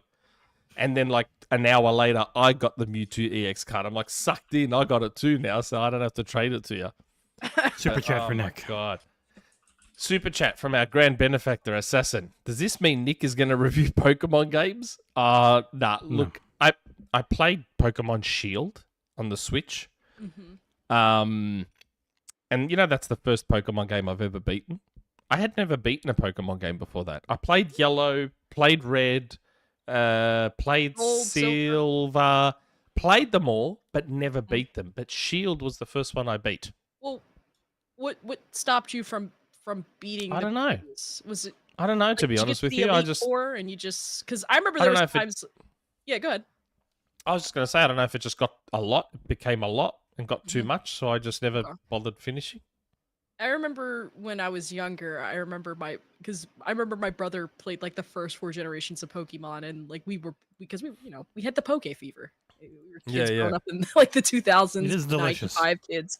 Yeah, just so, and I remember I remember specifically with Gen 4, he had a hard time beating the Elite Four, so he would just give me his team and then be like, "Hey, can you beat the Elite Four for me?" I was like, "Oh, that's right," because you had the trading and stuff too. Yeah, So, did you play? You didn't play Scarlet or Violet, did you? No. Yeah, I mean it's fun, but like, it slugs. Yeah, I'm sure you've seen the reviews for it. I beat it. I thought it was fun, but I was like, yeah, that is one of the first games I'm going to play when that Switch 2 or Pro or whatever they're going to call it comes out. So yeah. Oh man, I mean those Switch games are a bit disappointing, but I'm still waiting for that full proper console Pokemon game. But man, TCG is just shit. And the other game I'm playing, John, tell me if you've heard of it. It's this really cool game. It's called Pepper Grinder. Yes. I know, you reviewed it. I didn't. Jesse just there. Fucking idiot. Oh, was it you, Jesse? I thought it was John. Yeah, it was me. I literally, when I gave you the code, I said I reviewed this one. I think it'd be up your alley. Oh, I don't know why I thought John reviewed it. Because it wasn't you talking, so you didn't pay attention. Accurate. Oh, yeah. Jesse gave me a code for Pepper Grinder because I remember seeing the footage of it. Please can't quit the Patreon again because they think Nick and I are really fighting and they get very mad about it. And I'm just like, no, we're just teasing each other. I remember when we first spoke about Pepper Grinder, and I was like, "Oh, cool! It looks like the Ori digging mechanic thing as its own game." Which is essentially what it is, but man, it's a good game. It's like a really good game. Like, I don't want. It's one of those games where I don't want to move on to the next stage until I've collected those skull coin things. Yeah, and then I go to the store. I'll buy the stickers. I'll buy myself extra life portions. It's such a fun game, Pepper Grinder. It's really, really fun. How long is it? It's not super long. Like less than 5? 5 to 7, I think. Let me look it up again. Okay. Have you completed neither? Are you looking on how to No. or whatever? Yeah, I did it in 4 hours. If you just It's like ignore a the 4-hour side game, stuff. bro. It's an 8-hour. I know. I don't know why. For Nick, it's gonna be like 9 hours because he wants everything. I think I beat it in like 5 or so because I did some stuff. And that's my problem with Never. I'm trying to get all the collectibles in Never as I'm going. So it makes me take so much longer to beat all these games because my OCD refuses to let me just play them and beat them. It's like, nah, got to get all the collectibles. Can't move to the next stage till you get all the collectibles. I couldn't give a shit about collectibles outside of Dragon Age. That was like the one where it's like, I ended up going for almost everything I could because I didn't want the game to end because I loved it so much, giving it a 10.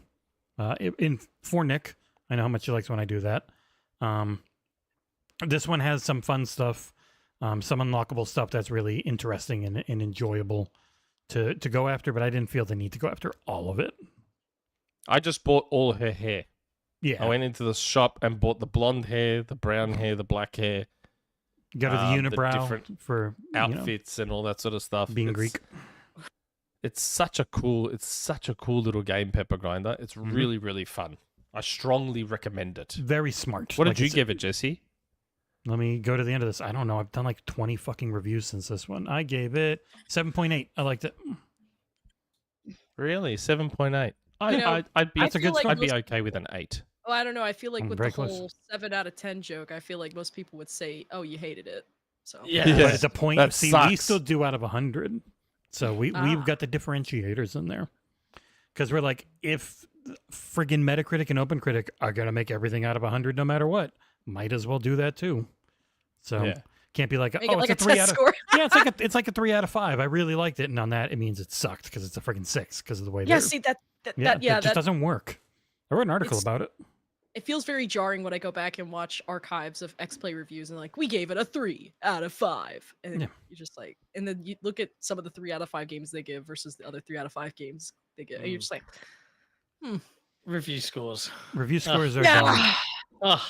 Review scores They're count subjective. all this time. They care. I mean, the entire review is subjective. It's like, and people are like, they don't do objective reviews. It's like, yeah, because then it would just be a list of fact. It would be nothing else. There would be nothing to it. It would just be this is in the game. Bye. yeah. And then if you start at it, but then if you do well, first off, an objective review just doesn't make any sense. Can't exist. It's Doesn't a make any contradiction for one. I tried suggesting to these guys that I do a video series where we use AI to, hey, write me a 600-word review of Starfield without using any feelings or subjective conversation, just only using things that are factually true. Write me a review, and it does, and it is the most boring, dry toast kind of like unimaginative like blurb, and I'm like, there you go, that's pretty objective. And they wouldn't let me make it into a video series for fun. Well, because it was directly responding to right-wing grifters. We don't need to get dragged into that shit. I mean, the other issue with objective reviews is then it starts to open those floodgates of like questions. How does it play? Oh, well, what did you think about this new feature that they put in there? Oh, you didn't like it? Okay, well, why? But see, answering any of those questions would then make it subjective. Right? And that's why it's hilarious to me that people want, and like, you should be objective. In this game, when you press a button, it takes 0.87 milliseconds to get the photons down to your eyes. This game, it's only 0.3. So for some, it may feel better. Like that would be an objective take on gameplay reactivity. Like that's about as far as you can go. The moment it comes down to, I just didn't like how repetitive this was. Well, other people might like it. So that is subjective. You can't talk about Slitterhead and say it's repetitive. You can just say, you will fight this boss 11 times. That's it. Nothing else. You don't get to add anything more. Yeah. It's weird. Yeah. It's weird. Digress. Now, there's a super chat before we go into the main game Jesse's been playing, which is also our first news topic an hour and a half into the podcast. There was another one we missed from Jason Hamilton, I think. Haven't done yet. That's the one I'm reading out. No, that goes into the... Oh, you said it goes Jason into Hamilton. the main new topic, but it doesn't. No, I said before we go into the main topic. Jason Hamilton, always great seeing the energy Taylor brings. Oh. Yeah, we need it because John's half asleep most of the time. Yeah, Nick started that's talking about why we Pokemon, always- my brain was just like... That's I why know, we we're always just try yapping. and get. That's why we always try and get Tay Tay on. That's the name now. make it- Sorry, he's gonna make that's it the stick. name now. And this is I why like- nobody likes Nick. I kind of set myself up for bringing that up, but I was like, you know what? You Why did. not? Yeah, I'm curious to see if you're gonna find out who that person is. I don't think They you all will. follow me on Threads, so I'll just ask one of them. Which of you calls her Tay Tay? Who calls her Tay Tay? Is it you, Phil? It's not Phil, I'll tell you that. If it was Phil, I would just straight up tell you. No, I wouldn't expose Phil like that. But no, it's not Phil. I'll expose Phil. is I it got no Sarah? problem with that. No, because then we're gonna just start playing Guess Who. Exactly. I know. I See see don't what do that. I Is see it what you're Sarah? doing. No. Is it Jeff? No. Is it Aaron? No. Look, don't do Is it that. Satya? It's Tim. He's the Joker. Figure it out. If you figure it out, I'd be We'll fine. do our $1,000. research. What? $1,000? What? We'll You give get you a one free fuzzy code for a game. PS5. Oh my god. Okay, Jesse, what have you been playing as well? Well, and the lead news story of the day Man, was what a shadow drop. coming out of nowhere. No one knew it was happening. No. Death Stranding surprise drop into Xbox on the day of its 5th anniversary of the main game, but it's not Death To the Stranding. day. It's not Death Stranding like we got on PC Game Pass, where it was 505 games using publishing trickery to get it on the Microsoft Store and into the service. It is just a straight $40 normal price, but on sale at launch for only $20, which is 27 Australian. yeah, super cheap compared to the PlayStation 5 version, funnily enough. Death Stranding director's cut, and not only that, he fully owns the IP.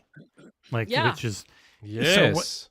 it would be weird for an IP to have a time limit on it. Also, if you notice this footage, it's super fuzzy and really badly aliased. Don't play this game in performance mode. Only play it in quality mode, because quality mode is a really solid 60 most of the time, and it just looks a lot cleaner. So, it's Even a- quality mode is 60 Yeah, on but- console. Yes, it's a PS4 game. Yeah, it looks nice. Like it's not Horizon Forbidden West pushing the ground. I mean, and Decima It's a engine. generation old game. I mean, Yeah. it's but- like the first Decima game on an Xbox, which is weird. The Gorilla proprietary engine. It looks really nice. It runs great. I still think it has a terrible story. So I've been enjoying laughing at how melodramatic and it gets. It has awesome art style.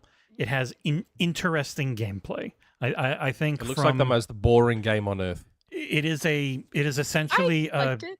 yeah, its it's like a weird delivery simulator with asynchronous multiplayer that lets you build up ways to get across this landscape together as you have some very light, mostly mediocre combat and a really weird story that has over 11 hours of cutscenes. So Nick should never play this. Oh my god! I mean, what? well, that's a pretty typical Kojima game. Yeah. Where And- a majority of the game is just actually cutscenes. Mhm. And God, a lot Metal of times Gear the Solid same 4, ones. man. Yes, that's actually. I have Yes, started yeah. skipping. So, like, even when you do anything, there's a long drawn out. Like, if you want to see Norman Reedus' digital ass, just take a shower whenever you want. You'll see the whole thing. So, I have done the Nick, and when I've already seen something, I'm just skipping all of it immediately. Makes it a lot more enjoyable. There's a If weird. I remember correctly, the director's cut has a Silent Hills reference. If I remember correctly, yeah. Yeah, Really? It's got Cyberpunk 2, I think, and something else. Like he put some weird things in there. It's a weird game. It's a nicely weird game when Sony had been going down that very third-person action RPG. You kind of know what they are once you see them. This one was weird. Yeah. It's just not a like- bad game. It's just a really weird one. It's a vibe. It's a really weird game that I didn't play it until the pandemic, like in the peak of lockdown, and I was like, wow, this was interesting. This is an interesting experience. It's a vibes like- game. Like you're just most of the Yeah. time, if you're into the gameplay, you just sit back, do the gameplay, have a podcast on, or just have music playing in the game because it has a good real world soundtrack. Yes. I Can I- can't recommend it as a game. I can recommend it as an Experience. odd experience. If Kojima had not, if his name wasn't attached to this, No one would give a shit. right? Like I Yeah. can't help Well, but feel 100%. that. Well, maybe. I mean, it depends. Is Norman Reedus still in the game? Like, are all these other celebrities? Is Jeff Keighley? Yeah, still, like okay, let's thought experiment. Well, they're all Kojima's in not it because of attached to it. Kojima, though. Kojima's not Yeah. attached to it, and it's Also, all completely you original should say characters with no Kojima. famous people. Sorry, Kojima. Thank you. whatever. That's correct. He's not attached to it. No celebrity usage, but everything else is exactly the same. Storyline, character models just don't look like famous people. Would anyone have raved I doubt about it. this? No. I just don't feel it. I don't. It's so weird. And if it had all those people, like it's weird seeing like Herman Hulst and Alloy and Jeff Keighley now on an Xbox, because they're. I am curious. Like it still says Sony Interactive Entertainment Presents when you boot it up. Like I'm pretty sure it's just a 1-to-1 port that runs really well. I would be very curious if like Digital Foundry or anyone does a comparison on how it runs here. I think they did. I'm sure. They did today. They compared the PS5 to the Xbox version. Yeah, Oh, okay. I'll have to watch that. but PS5 Pro Yeah, will shout still out be the Digital best. Foundry. They do fantastic job with those technical reviews. Yeah, I still watch. I sometimes when I'm coming, when I'm just driving, I'll just have that on. Just put it on Bluetooth and just have it on. Just listen to it. I was like, of course, I feel like I'm missing something because it's like sometimes when they're talking about specific things, it's like, no, I actually want to see that. But I was like, oh no, I'll just go back to it. Yeah, I don't know. Like I only ones I really, really like genuinely enjoy listening to is when they're talking about new tech and they're just talking about the tech. Comparisons.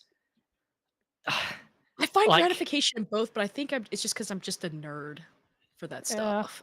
I don't know, but I'm It's curious. so Like, exciting. does this mean Sony's going third party now, No. guys? Anyone? So when I was talking on don't stream, know, maybe. Anyone? when I was talking on stream, people immediately Hey. asked that, "Oh, does that mean other things are going to come in?" I was like, "No, this has absolutely nothing to do with Sony first party. This was Kojima I'm getting gonna- the IP. Like he I got think, his yeah. place a IP. bet. I'm going to place a bet that the Mm. next Sony game that comes out on Xbox is going to be Lego Horizon Zero Dawn. That Lego feels like the Horizon most Event likely, if Rise. I'm being honest. If only when I think about the Yeah, no, I think demographically speaking, putting it on Xbox would make is the most logical sense. It's literally Sounds everywhere sensible to me. except there in Yeah. what is it? I feel like if there had to be 5 any days. PlayStation owned game that had to go on Xbox, and I'm not going to put Death Stranding on this because they own, like, the developer now owns the IP. If we're Yeah. talking solely stuff that Sony owns, I was like, the one that makes the most sense, it'd be Lego Horizon. Yeah, that makes the most sense. Feels like it, right? We'll Yeah. see. I'm curious. Curious what the YouTube's future still brings. It is interesting that I would love to know the story behind Sony letting this go. Yeah, like IP And letting ownership Yeah. own isn't the IP. normally a time deal. It's like all or nothing as far as Yeah. it's a But weird it is- one. The timing is interesting. It's like 5 years to the Yeah. day. Yeah. So it's like,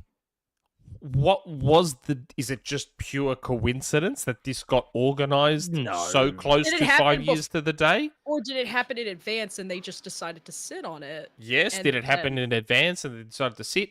Was the deal set up to be timed for 5 years? Like, I'm Yeah, what's very that contract curious say? to know.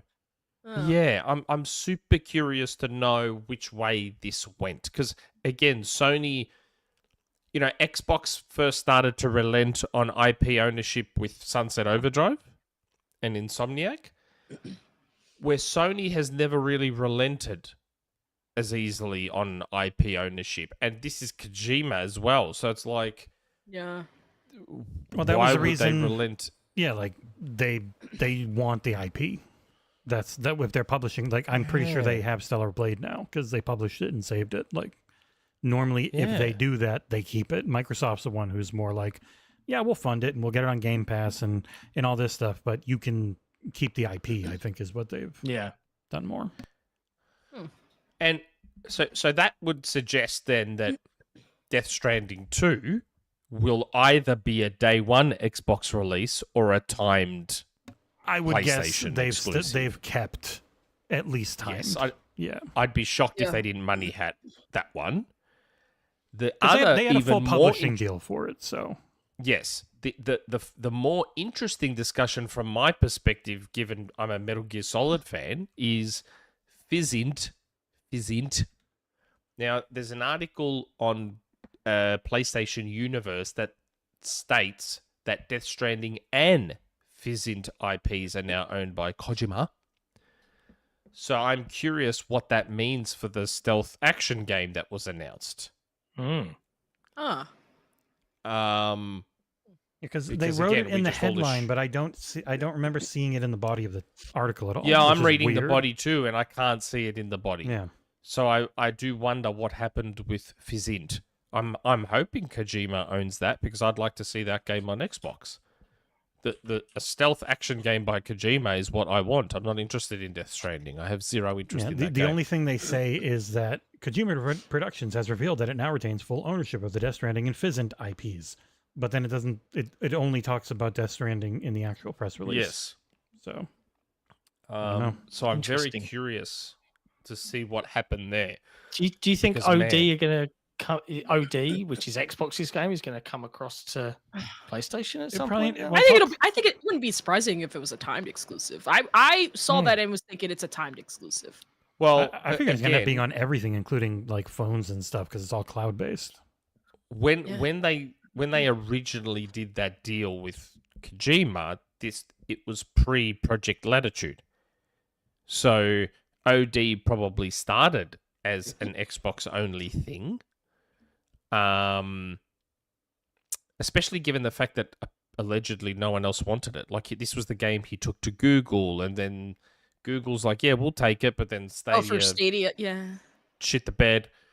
Sony wasn't interested in it, so he took it to Xbox, and Xbox says, "Yeah, cool, we'll fund it." Yeah, because it's so cloud based that it needed to be, a company like Microsoft that has Azure and can really Well, try and yeah. back it. I mean, yeah, it made the most logical sense for Microsoft to take it, and also this, if it, the fact that that they got it, and then they can pan this out, and then assuming it'll probably do great, and then which it probably will. It's like, again, this is like a win for Microsoft too, because not only was the game successful, but it's on their hardware at first, and then the fact that they can also flex the cloud stuff because they're really big on the cloud stuff from their parent company's perspective, not specifically Xbox. And we have a community question on this. We have a few, actually. A community question on this. Kojima and Death Stranding on Xbox. Again, no name, so we don't know who it is. Oh, wait, does that mean Kojima's Overdose will be available on PlayStation? So, yes, that's what we're discussing now. So, I'd like to think that given where Microsoft appears to be going with all this stuff, unfortunately, OD will most likely, I guess, probably release on PlayStation.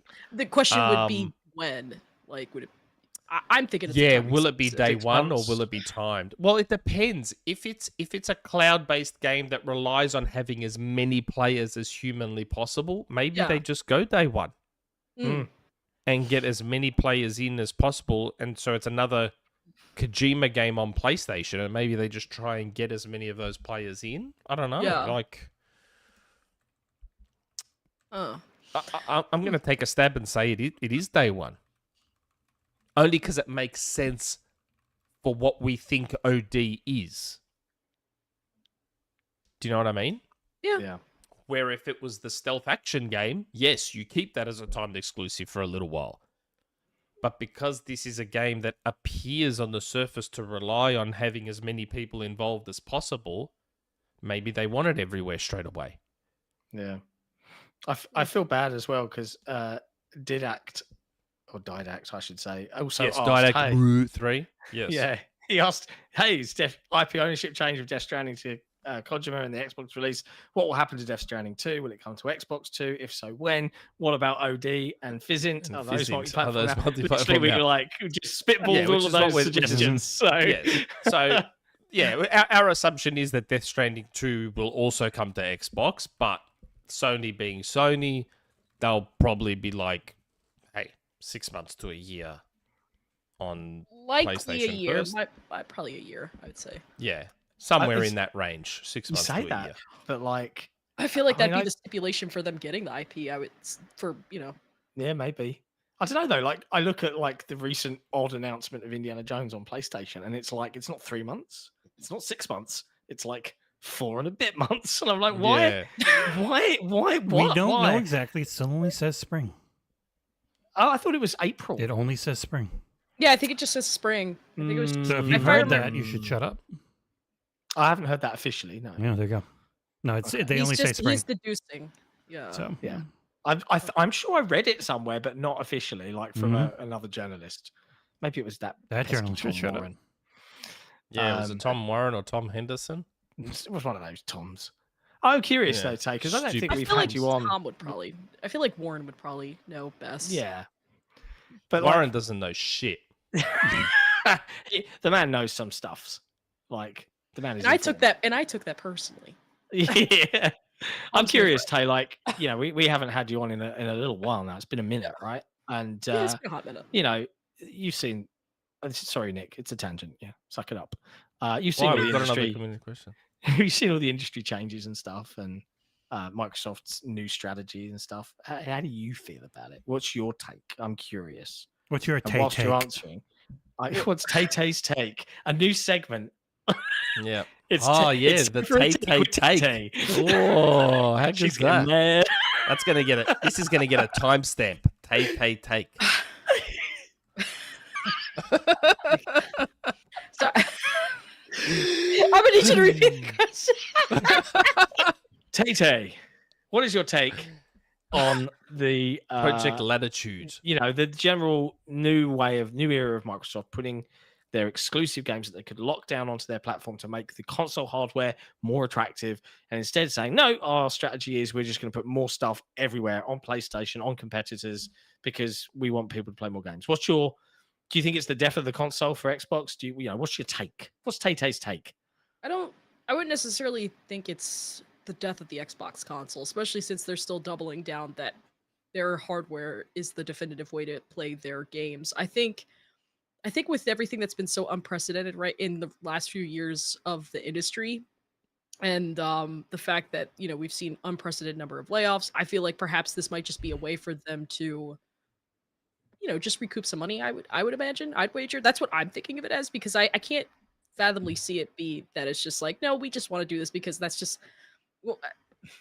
it's the growth area. Like it is where in a time where everything's stagnant, it's one place you can go up. It's one place you can go up, because it's like there is that plateau of still locking it down. So just, and I think that's probably what it is. Honestly, I feel whether or not everybody agrees with that strategy, that is their own prerogative. But I feel like the more I keep thinking about it, because even when I heard it, I was kind of like, huh? I was kind of confused. I mean, you could really chop it up with console tribalism and stuff like that, but I wouldn't even go as far as that. It's just like when you think about why would somebody buy my product over another person's product, you start to think features and the software, and it's like you could say that devalues your software by opening it up to other platforms. So my guess is perhaps it is just more of just like a financial strategy decision to just try to keep up with the what's going on, because right now I feel like the industry's going through a lot of growing pains with the layoffs, games that are like Concord shutting down and whole studios shutting down and stuff like that. That's how I took it personally. Perhaps this was just, again, another way for them to kind of just like I think it's just a financial strategy decision, in my honest opinion, because I can't fathomably see it just be, no, we just want everyone to play our games. I was like, I get that. I know that that's the argument they made during the antitrust case with the FTC, but they don't all have to be on there. But I do also remember too, think about that court document case. And I remember, was it Pete Hines got really upset that they're like, well, ABK gets to put their stuff multi-platform, but we have to block it. So it's like, perhaps maybe they're doing this because some developers asked to do this. I don't know. Like, that was so Doom. He said he asked Marty at it, and they're like, yeah, we want to put it everywhere. When he directly asked them. And it's Doom. On that FTC case, like, if we recall, indie wasn't exclusive. Then they made it then exclusive. It was, and they got a Game Pass deal, and now we're here in the future, and it's not again. And it's like, why is that? It's not a Disney requirement because you negotiated your way out of that requirement. I'm curious if the deal was rough to get it back in.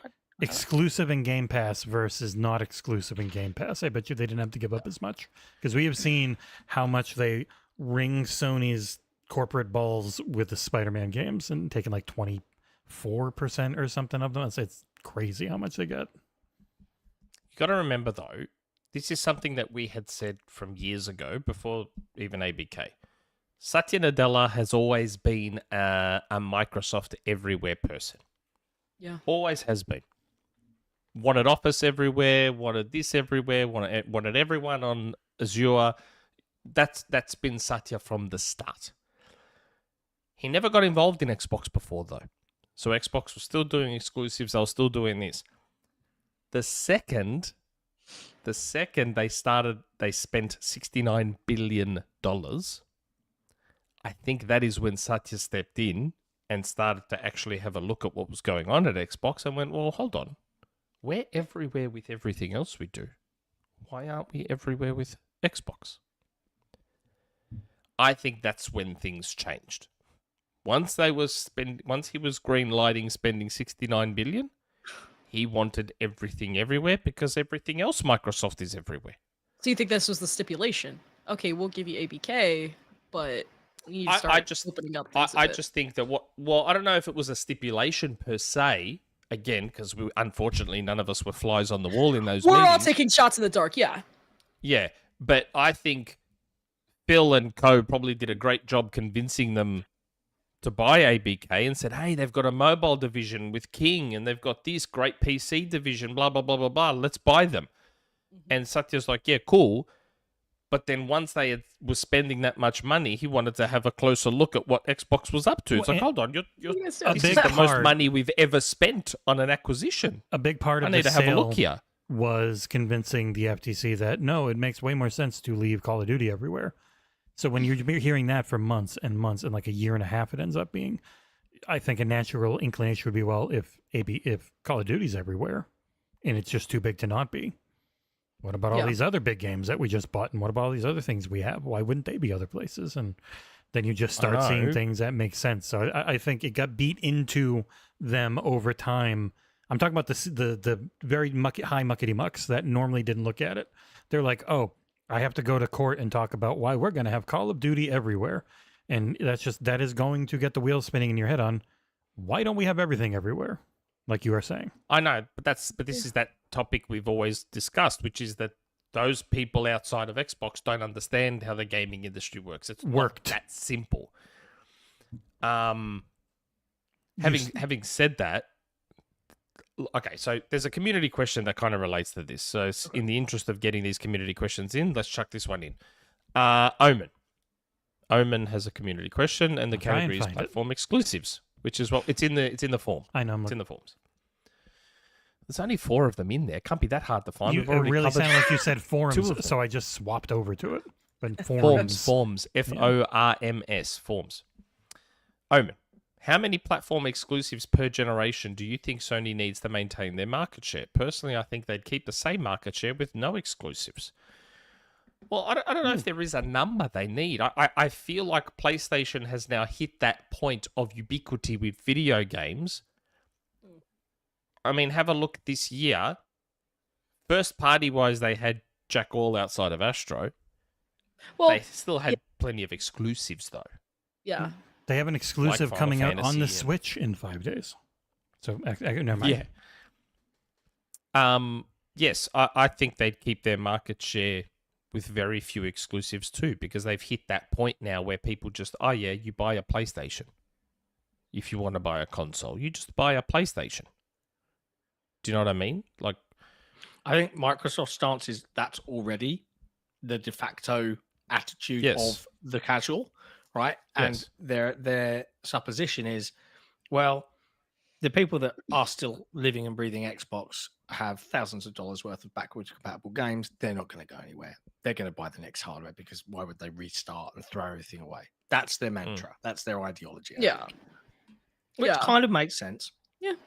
So they're like, doesn't matter what we do, we're always going to sell like 30, 40 million. No worries. Let's do whatever else we need. But that's where I fundamentally disagree, and that's where the argument gets in with Satya and all that sort of stuff. I totally understand Satya's perspective because he's always been that way. So there's no reason to expect him to think any differently with Xbox. But as I keep saying, with a lot of, because I feel like Xbox is still feeling the consequences of what happened during the Xbox One era, and I feel like they haven't had a ton of, like, you could argue a ton of big wins, and I felt like that. I feel like, you know, Satya had to step in and kind of go, okay, well, we need to make sure that, you know, let's get you guys some more wins, and perhaps maybe this is the way that they have to do this. You could disagree with it, but I see where, you know, Nick, you're bringing up this point, and it's like, yeah, that does make a lot of sense. I feel like it's that. I feel like the financial thing, because, you know, again, they spent a lot of money buying ABK. They got to recover the that most money they've ever spent. It's the most Microsoft has Biggest ever acquisition spent on an they've acquisition. ever done. And it hasn't. So- It's so- just been constant every quarter. They're like, yeah, we spent another $1 billion on integration every quarter for like a year. So But Money. my issue is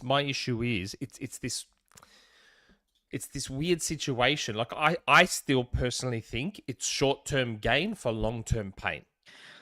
I think. Yeah, it's because that's one of the things that I really kept thinking too when they had that episode.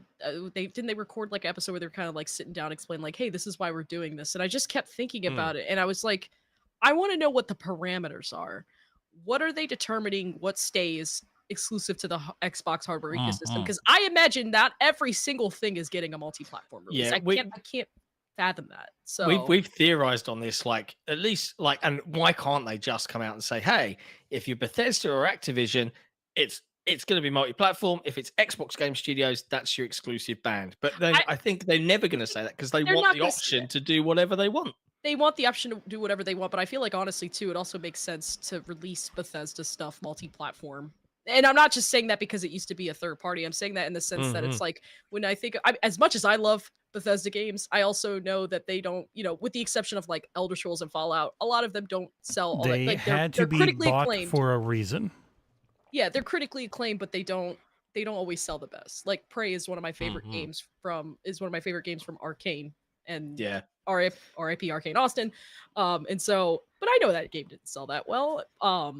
I mean, we've tried to have that conversation, like, with the audience, right? In that, like, let's live in the alternate timeline where Bethesda didn't get bought, because people are like, oh, Microsoft, and it's like, yeah, we agree, this sucks. But if Bethesda, who were rapidly trying to churn out live service games to try and make some money because they're critically acclaimed games like Prey, did not sell, despite getting 9s and 10s out the wazoo, Not on Xbox. Not what on do you IGN. think Bethesda were going to do? You know, like, what do you think Bethesda management would do if they hadn't have been bought at some point in the future? It was they the would have had to same start thing with cutting ABK. things away. They were up to 17,000 people. Like they were going to fire a lot of people if they. How much did they spend on Bethesda again? Was it 8? 6. Let me check. 6 billion. I thought 6 or 7. Hold on, I'm checking. I just wonder if there was an alternate universe where if Microsoft didn't step in to 7.5. buy them, would Wow. 7. Would Sony 7.5 have? billion. Yeah. Would Sony have? Because Sony spent 3 just on Bungie alone. It worked out great for everybody. I'm just saying, Sony was willing to spend 3 just on Bungie. Is it a stretch to think they would have gone to 7 for all of Bethesda? Because Bethesda is very much single-player games. They were money-heading staff. They were going to try and money-head Starfield. They money-headed Ghostwire. They money-headed Deathloop. Is it a stretch to think there's a universe where Sony bought them instead? Now I'm just wondering, what platforms is Blade launching on? They haven't said. I know they're very cagey about talking about that, but Again, I had heard it was going to be exclusive, just like I had heard indie was going to be exclusive. But has that now changed given this new direction? hey, things change all the time. Yeah, but Wait. again, that's why I would love to just understand, like, what is their process for determining what is it like a budget thing? Is it I mean, because, like, if we're thinking about things that were previously multi-platform, like, okay, if they say the next Elder Scrolls game and Fallout game are multi-platform, well, yeah, of course that makes sense, because I'm pretty sure if they weren't bought by Xbox, they were gonna probably be multi-platform anyways. But it's like, again, they just need to explain exactly. I know they will probably never do it, but it's like they are gonna have to do. It's gonna have to probably be a case by case. But now I want to know, what are those? Like, what's the parameters you're working what are within? what are the parameters? Like, Yeah. is budget gonna be one of those parameters? if it's not, then what else is going to be factored into this? I still think the problem is there is still probably not I'm not going to use the term internal fighting because fighting is not the right word. Okay. I think internally at Microsoft, there is still a fundamental clash, I guess, where the money people and the Microsoft people still don't fundamentally understand why exclusivity is something that matters in the video game industry, where the Xbox people do. Yeah. So, and again, because yes, there's disconnect is a very good word. Because again, Satya's view of this would be somewhat warped by the fact that Microsoft has a monopoly in personal computing. So he doesn't need anything exclusive to Windows because Windows is everywhere. So he doesn't have to worry about exclusivity in that world because they have a monopoly. In gaming, they don't have a monopoly.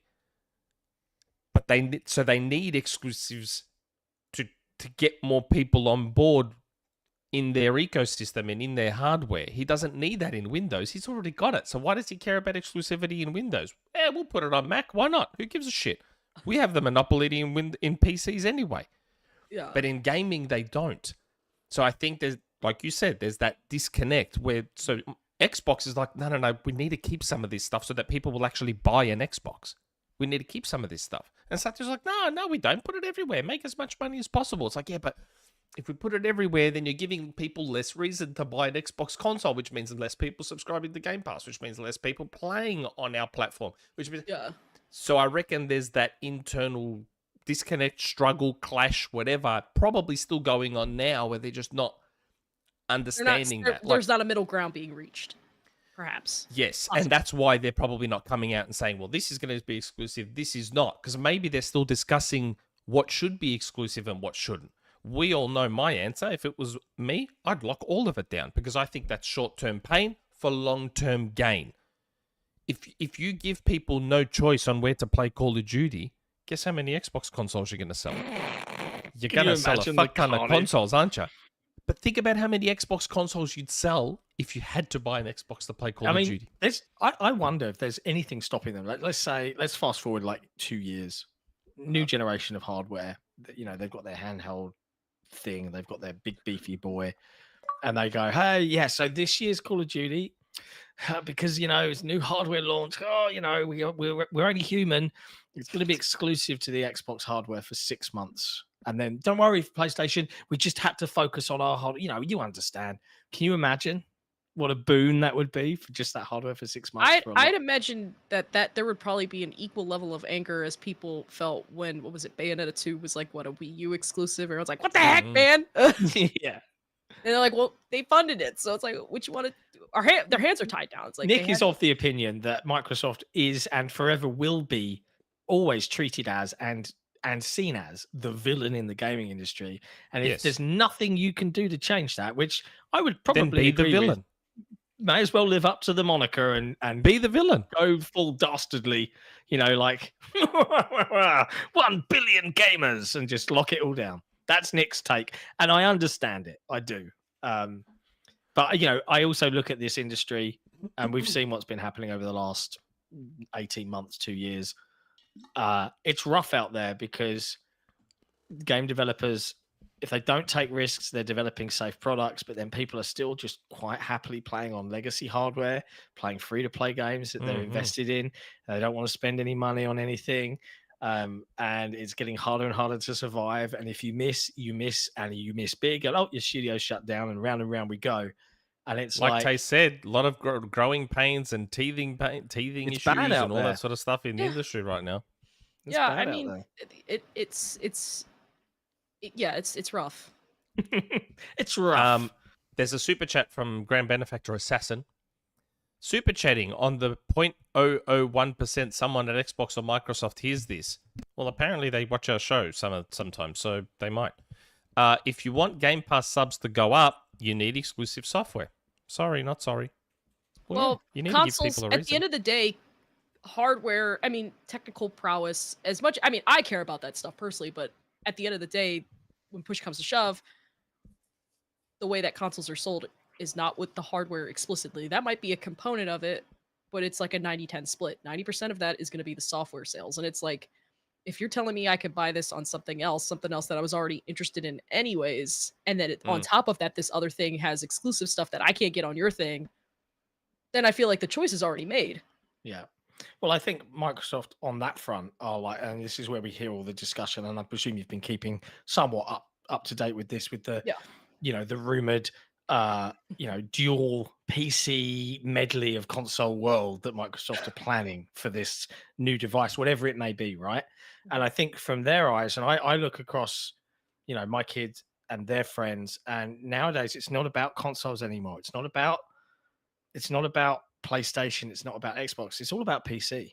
It's all about the ability to stream and be a YouTuber and have that fidelity and blah blah blah. That's where the fun is for them. That's what they dream about. And it wouldn't surprise me that some analysts within Microsoft are like, yeah, that's the bet we need to make.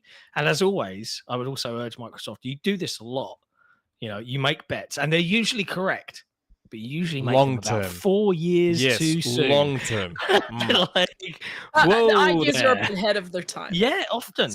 Everything about Xbox One was spot on. Yeah, everything about that console was spot on. The uproar of a Connect. Oh, there's a microphone in my living room. The government are listening to me. I don't know anyone that doesn't have an Alexa or a Google Home now. Or a Google Home. Yep. Listening to everything we're saying. And the phone is doing it too. It's not that big of a deal anymore. I'll never let go of OneGuide. Apple has copied OneGuide. Google has copied OneGuide. Both of them have copied it. Google TV is OneGuide. That's what it is. It's literally OneGuide. Everything about, even all the DRM stuff, and like, how good are you telling me now that people would not absolutely adore the idea of being able to buy a physical disc and just install the digital copy of it and put the disc away? You telling me people wouldn't love that now? Fucking oath they would. Fucking oath they would. Best of both worlds. And we were given it, and everyone had a cry about it because apparently we didn't have internet in 2013. Who'd live there?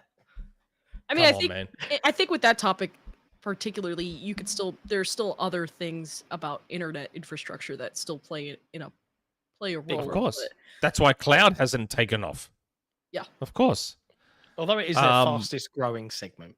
But so our friend Kay Asante has a comment that is all part of all this.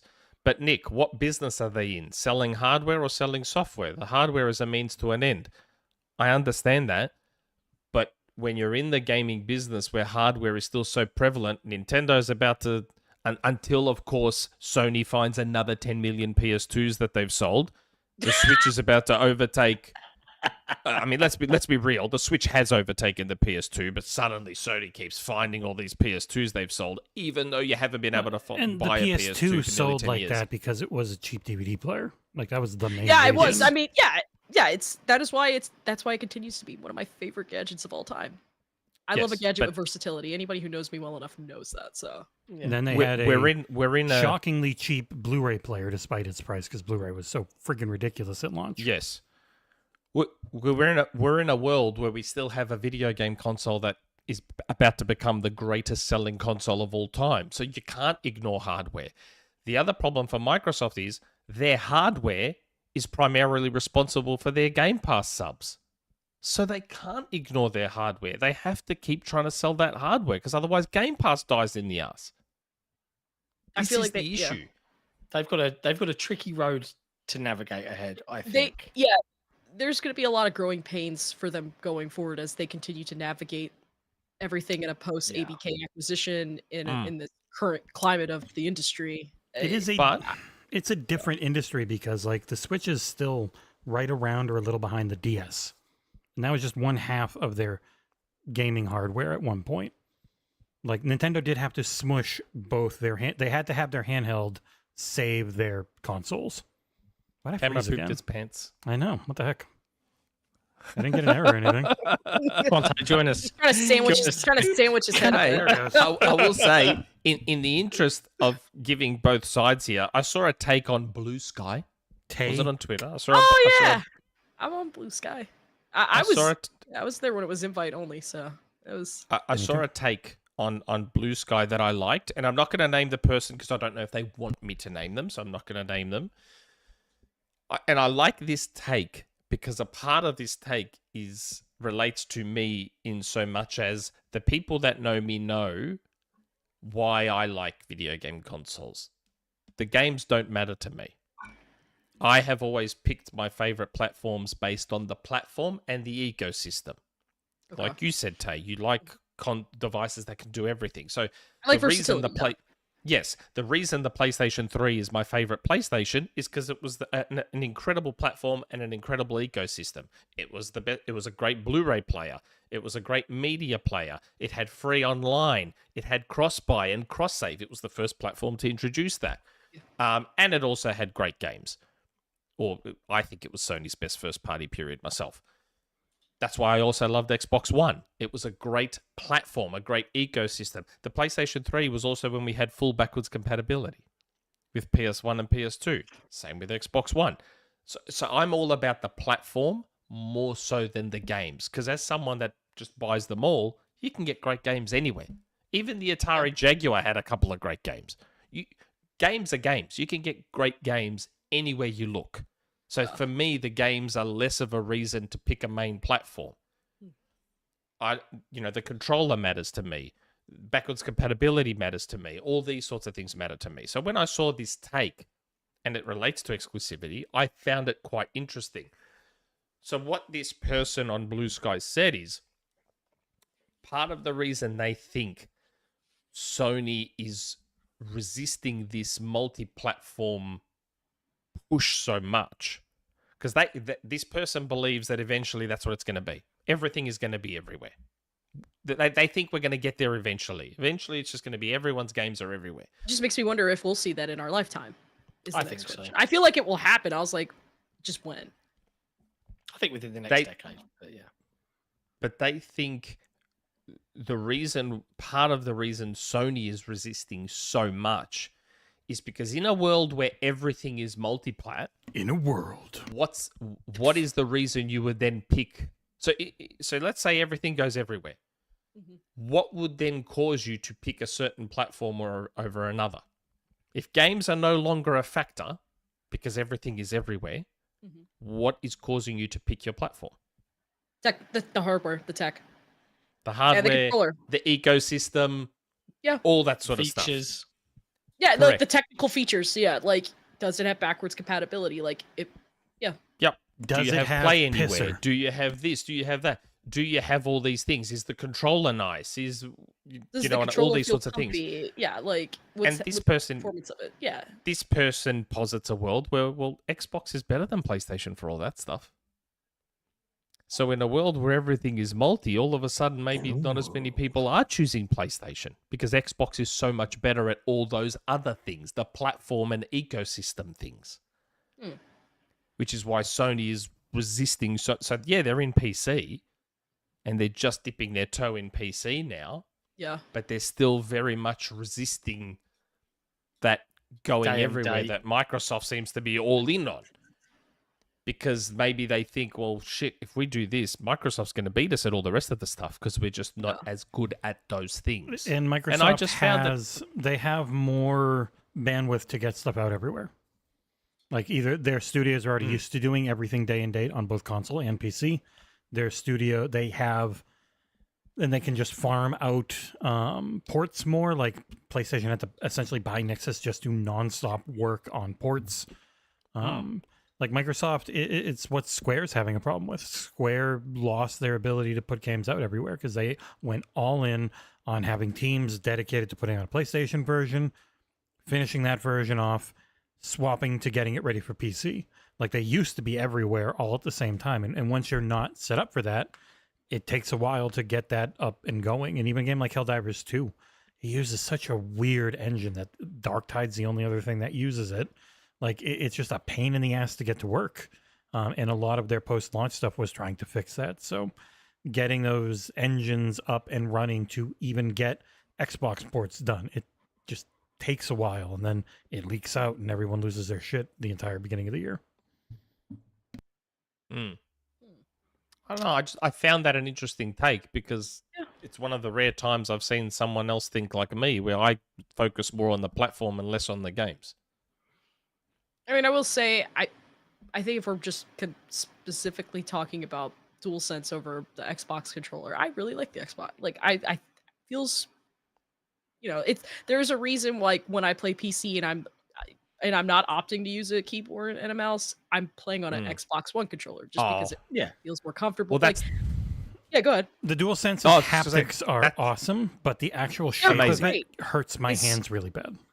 See, and the battery is bad. Oh, yes. The battery's always been terrible. It's always terrible. That's the disappointing part about the PlayStation 3. As great as the PlayStation 3 is, my God, the old DualShock controllers are absolutely atrocious.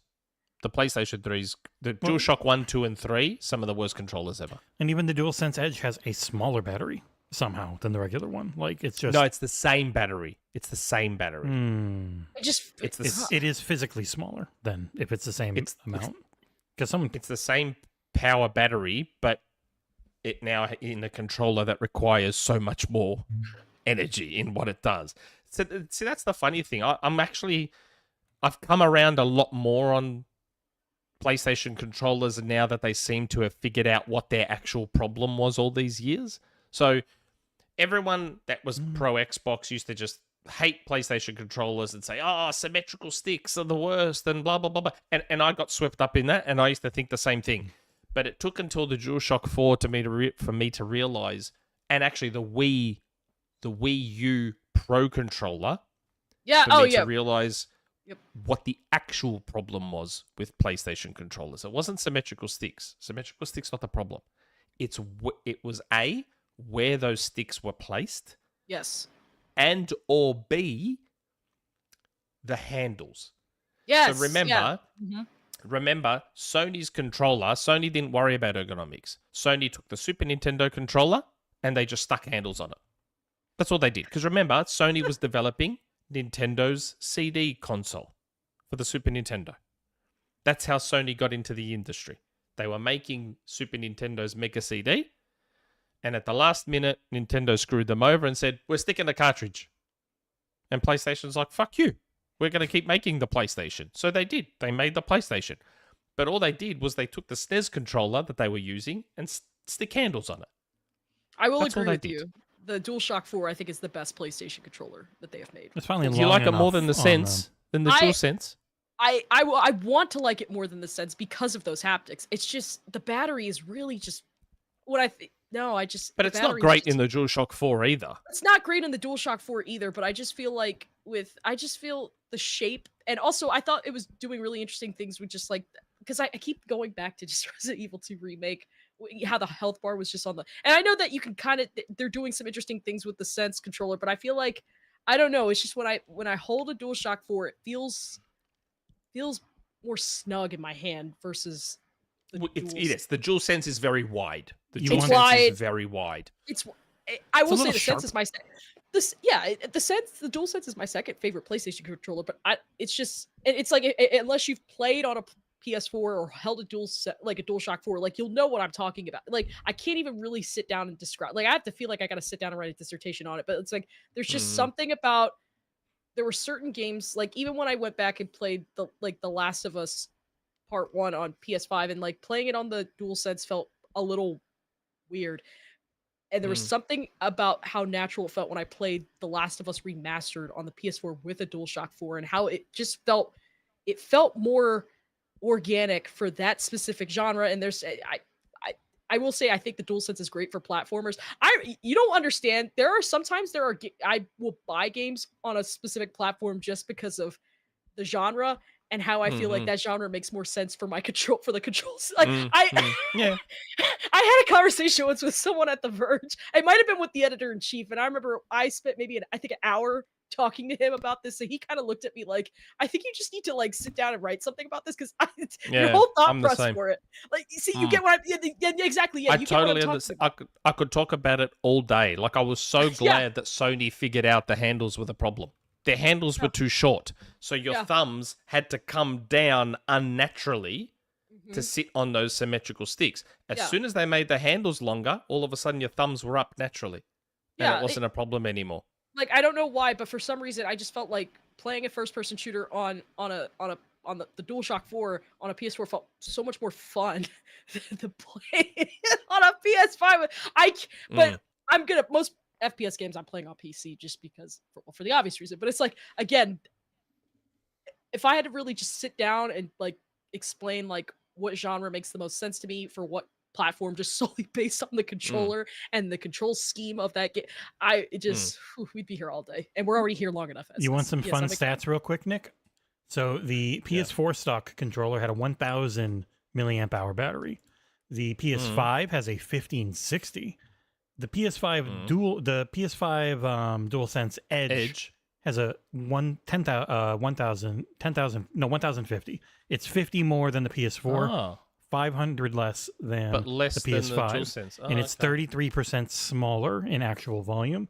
And the old Elite Series 2, 2050. And that's why it lasts. And it doesn't have all the battery life. It's like 30. Has always been great. It's like 35, 40 hours because it's not doing all the other stuff. Like because I know that DualShock 4 wasn't the best with battery, but it's just I just felt like it had less in it, so it still lasted roughly the same, even though it's smaller. Because the more tech in the PS5, it just chews through. Like I get, I like it's just that it's just the way that the shape of the controller. I'm gonna just lay in bed. It's the thing they do. Like they went through like millions of dollars worth of prototypes to get something that fits most people's hands with Xbox, and it's never felt like that with PlayStation. Like, I just wish that they had just kind of kept that DualShock 4 shape, and just I like the DualSense. I really like the DualSense. I like my DualSense. It's my second favorite PlayStation controller. I just felt that the design, it's almost like remember when the 360 controller came out and we were all kind of like, yeah, it's just perfect the way it is. Oh my god. Oh yes, when the 360 controller hit, it was like, okay, this is the perfect controller. Everyone was like, this is the perfect controller. And then Xbox just, in my opinion, I think they improved it. Like I know there's it's just and they did it again with the Series They X. iterated on perfection. I'm really looking forward to what they do for the next gen, because obviously they hear the calls for haptics and all these other fancy tech. They have to put haptics and gyro in. They have to put haptics and gyro in. What's that? And then Elite Series 3. Yeah, but they need to make it so that the Elite. They need to make it so the Elite Series 3 doesn't fall apart when a breeze comes in through the window. Yeah, I agree. In your house. Yeah. Like that would be nice Yeah. if the controller could last more than 3 to 6 months. That would be appreciated. Like I just felt like I felt like just Sony perfected the DualShock. And I know it's a DualSense. I get it's not technically a DualShock controller, but it's like if they had just gave us the DualShock 4 and it had haptics, it had all this other stuff that the Sense has, I would be so happy about it. Just because again, I feel like the DualShock 4 was the perfect shape form factor for the DualShock's family. Yeah, they finally figured it out. They finally figured it out, just like how question Xbox then, figured it out. because you sound as OCD about this as I am. It might be my autism. I don't know. So question, because my biggest issue with the DualShock 4 and the DualSense isn't shape or sticks or any of that. I have two major gripes with the DualShock and the DualSense. Okay. The touchpad is way fucking bigger than it needs to be. It does not need to be that big. All the touchpad is a giant button. Yeah. It's just a giant button. And if it wasn't so bloody big, you could have a DualSense that's not as wide. And all of a sudden, you have less of a problem with the DualSense. The touchpad being that big has another knock-on effect. It means that the stupid share button and the options button are in stupid spots and they're tiny and you can barely get to them. That is my gripe with the DualShock 4 and the DualSense. What also frustrated me was I felt like there weren't enough games that really took advantage of just that touchpad. I know. Killzone Shadowfall was pretty much the only one. There was definitely another one, and I'm blanking on it. Yeah, well, I loved Shadowfall though, and I immediately noticed the swipe up, and you get the little thing, and swipe up. The fact that there weren't enough, and that's the thing that also just hurts my soul. Was not enough games took advantage of that. And I think that's why Microsoft has been so hesitant to relent on putting in these features that everyone keeps demanding, because not enough games were using most of the stuff. But now haptics has become so much more common because I feel Nintendo's like got them and haptics now could still be Sony's got used them. more. Yeah, I feel like haptics are still being a little bit underutilized in the PS5 era, but that is just my personal opinion. I have seen some very good examples of it in a lot, but Astro. yeah, Astro, but just and I know again, like the text at the end of the day, all this tech, because it's the same thing with like Unreal Engine, like when they talk about State of Unreal and they're telling you all this really cool stuff. I was like, yeah, all this cool stuff in UE5 specifically, like this sounds cool, but it is also dependent on whether or not the developer will actually use it. Because it's like it is so great that it could do X, Y, and Z, but if I'm not seeing this in any games, it's like it's just a cool flex, but I want to see somebody actually implementing it. Yeah. I've got to call out James Hubbard in the chat who says, Start and Select. Why did they ever change it? Now it's 2 slices of American cheese and a hamburger button. I don't understand. Like, yeah, that kind of bugs me too. It's a silly thing. Symbols are easier than words, because then symbols you can use them everywhere. But then people don't know what to call those symbols. So it's 2 slices of American cheese. It's menu and options. Like, view and select. I'm like, what? It's like menu and My view. God, we've got so much more to cover. We've got so much more stuff to cover. I know. I apologize. No, it's I not like you. it. It's Nick. This is Nick every week. Yeah, I know. We're just yapping. it's all good. It's all good. I mean, starting an hour earlier means we get to stay here an hour longer most of the time, probably now. Is that your daylight? John's savings not time? getting around from that. It's up to this guy over there. No, look, it's just, you know, Who? it's You, nothing. Mr. Yappy. Yeah, you're going to talk. I was happy to go another hour earlier for John, but I don't think John wants to go at 9 p.m. his time. It's trickier that way. It's basically, you know, it's just tricky. But hey, let's chuck some news. Let's talk some video game news this week. There's been a lot. Now. Just been Give me a second. I gotta wake up. Yeah. I don't know how I'm going to do doing- these timestamps later, man. I like doing I shows changed with everything Tay on it. 'cause I'm she's putting so things. informed I've showed the and questions. passionate. It's nice to have like good conversations. So don't feel bad. You know, and plus some Nick good has to news deal with here. the timestamps. There's a lot of good news here too. A lot It's of good news this week. Yeah. Not in every respect, but video game wise, sure. Original Gears of War trilogy voice actors are returning for Gears of War E-Day. DiMaggio? Boom. Yeah. Now, can you tell me the that's other guy some good without looking it up? stuff. Shit.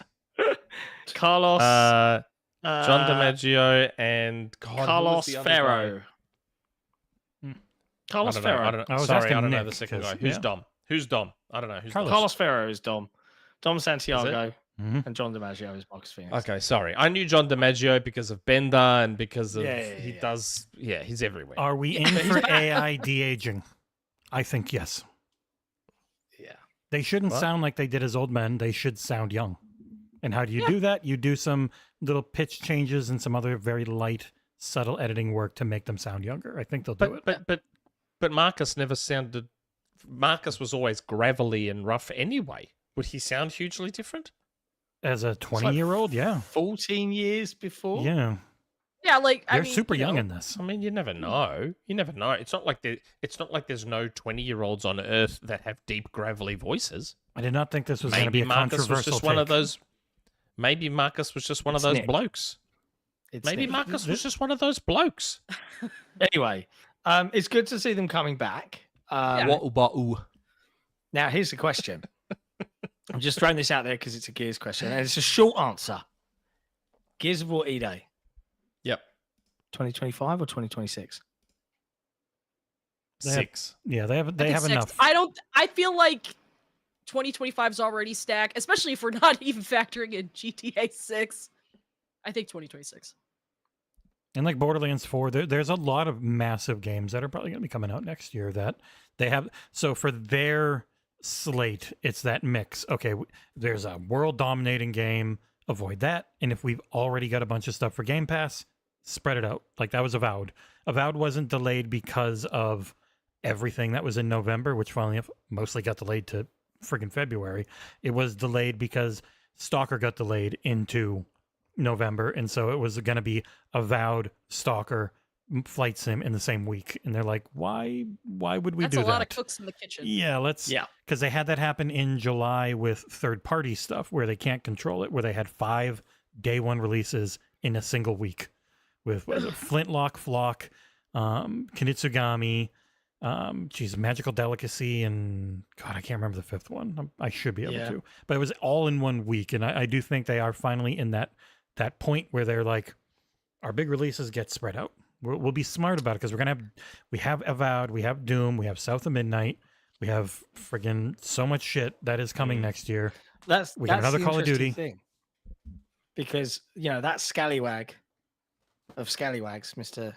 Tom Warren, I believe, posited that he'd heard that Gears E-Day was targeting 2025, and I'm like, no way. Like, even if it was ready, they should probably just be like, keep working, polish, mirror, shine, just carry on trucking.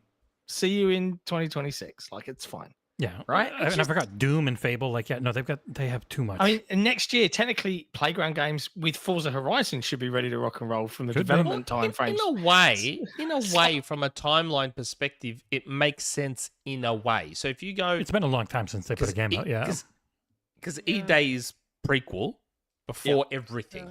So if you go E-Day 2025, Gears Collection 2026, and then Gears 6 2027. No. Or Gears Collection 2025, E-Day 2026. That makes more sense. Or that, yeah. Or That that. makes And then I just E-Day thought sequel timeline. Well, yeah, if you're thinking, if we're thinking in terms of timeline, yeah, then it would make sense to do that chronologically. Yes, but yes. I feel like, I feel like there could be compelling arguments made on both of those. I'm just going off what Poopy Warren said. You don't like him because he's a lot taller than you. Yeah, he is a tall man. We're very good friends with Tom. It's okay. I know. We're very good friends. With Tom's a good lad. They surprised me in Germany, inviting Tom to UK. a restaurant we went to, and I didn't know. In the UK, sorry.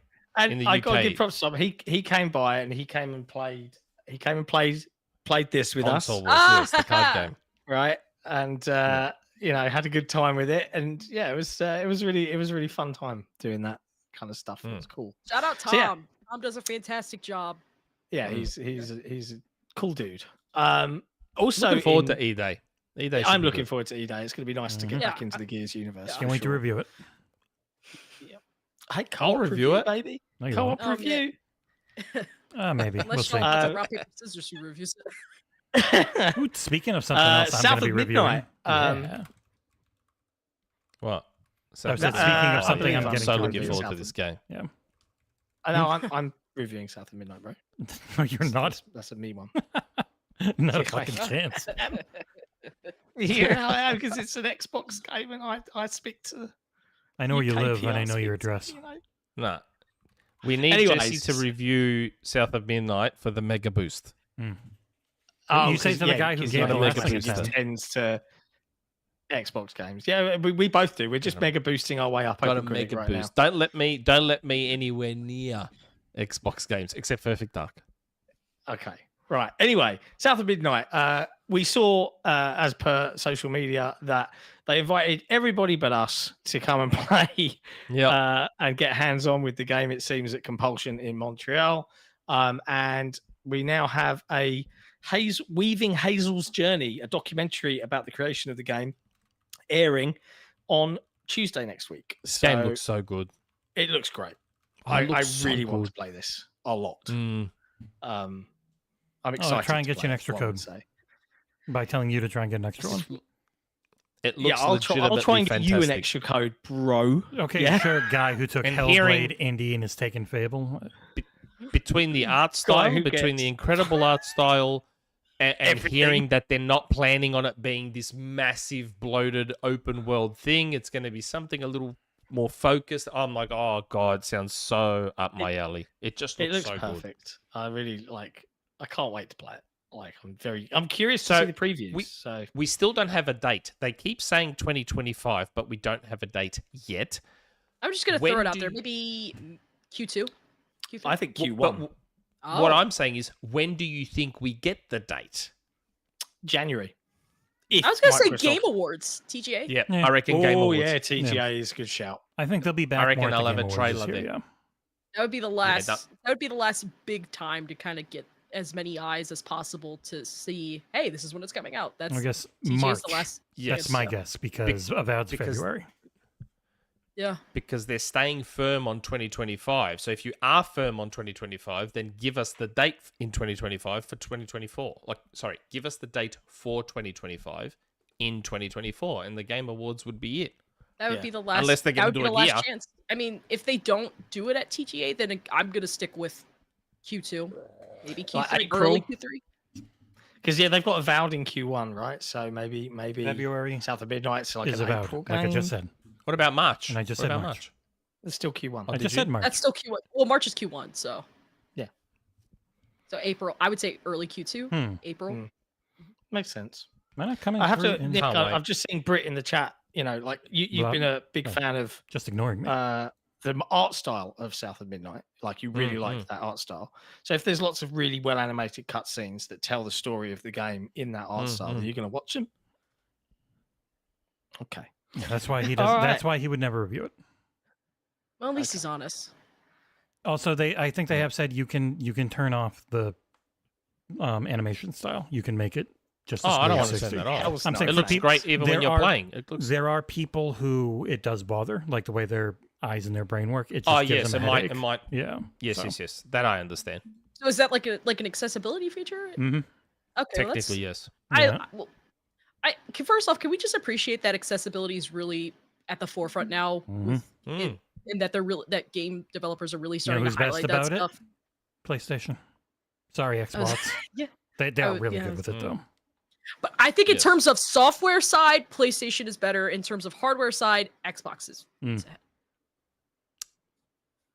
Yeah. Sony has their Sony's controller getting now well, too. yeah. Sony has their controller now too, but I think Mm. Xbox only still works on a kind of beats PlayStation. them. Well, that too. I feel like Xbox still has them beat on that hardware spot.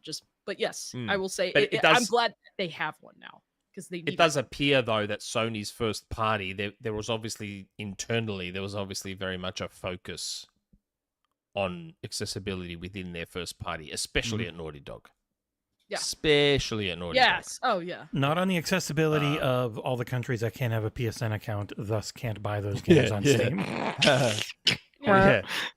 Strangely enough. First, single player or not, you need a PSN account, and they're not in Or nearly as many save countries files as being Microsoft. global. Yeah. Or save files being global. Yeah, Or being that able to too. buy digital codes so you can get them cheaper. Yeah, all that type of stuff. Yeah, that's right. Yeah, when that used to be a thing. Also, with the Wow, news, did we say the actual news story, which is they're doing a documentary? Yes, I did Yes, say we did that. say. Okay, We did sorry. say. So On that's Tuesday. coming on Tuesday, so we can all look forward to learning a little bit more about the game. And I would imagine the previews would probably So drop. Paris said around he the said same I'll time. have a little thing on Tuesday, and then later I'll have my full preview because he gets Oh, there invited. you go. Okay, so perhaps not then. Mm. Either way, I'm looking forward to hearing more about the game. I think it looks great. So Yeah. sign me up. Looks so good. Speaking of reviewing games, we did post a little news piece earlier this week for Flight Simulator 2024 and when you can expect our review. Microsoft have been upfront and communicated that due to the sheer size and nature and the onlineness of the game, and the fact that there's going to be a very large sort of day one patch to get everything up to speed for launch day, there will be no advanced review copies. So we'll be jumping in live with the community. I think Jesse is planning on doing several streams as he works his way through the video game review. They'll be really relaxed, easy streams if I'm just doing regular flights. So they'll probably be pretty long. So yeah, you can tune in and watch that as that. When's it? 19th of November? The Kicking on this 19th, year? yes. It is Yeah. one day before Stalker 2. Make sure. Oh yeah, because Stalker Oh, 2 comes out November 20th. fun times. Yeah. So yeah, I feel like you there's can look something else forward to coming that. out on Then. the 19th. I'm trying to think what else. There was another game I was excited about, and I can't remember what it was. So I'm about to look at. I think I know what it is. Yeah, it is. It's My Sims Cozy Bundle for for Nintendo Never heard Switch. of it. What? I loved My Sims on the. Oh, I loved My Oh, Sims okay, on the Wii. okay. So like, yeah. So the Cozy Bundle's like a remaster or something of the first My Sims and then My Sims Kingdom. and it's on the Switch.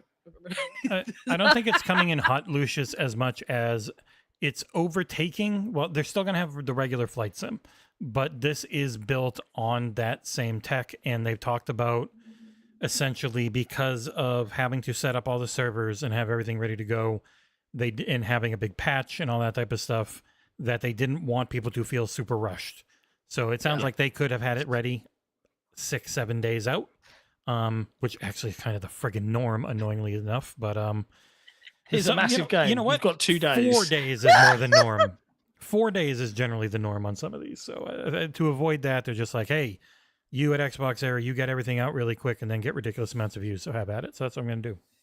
Yeah. I was actually like that. The Towerborne preview I did this week.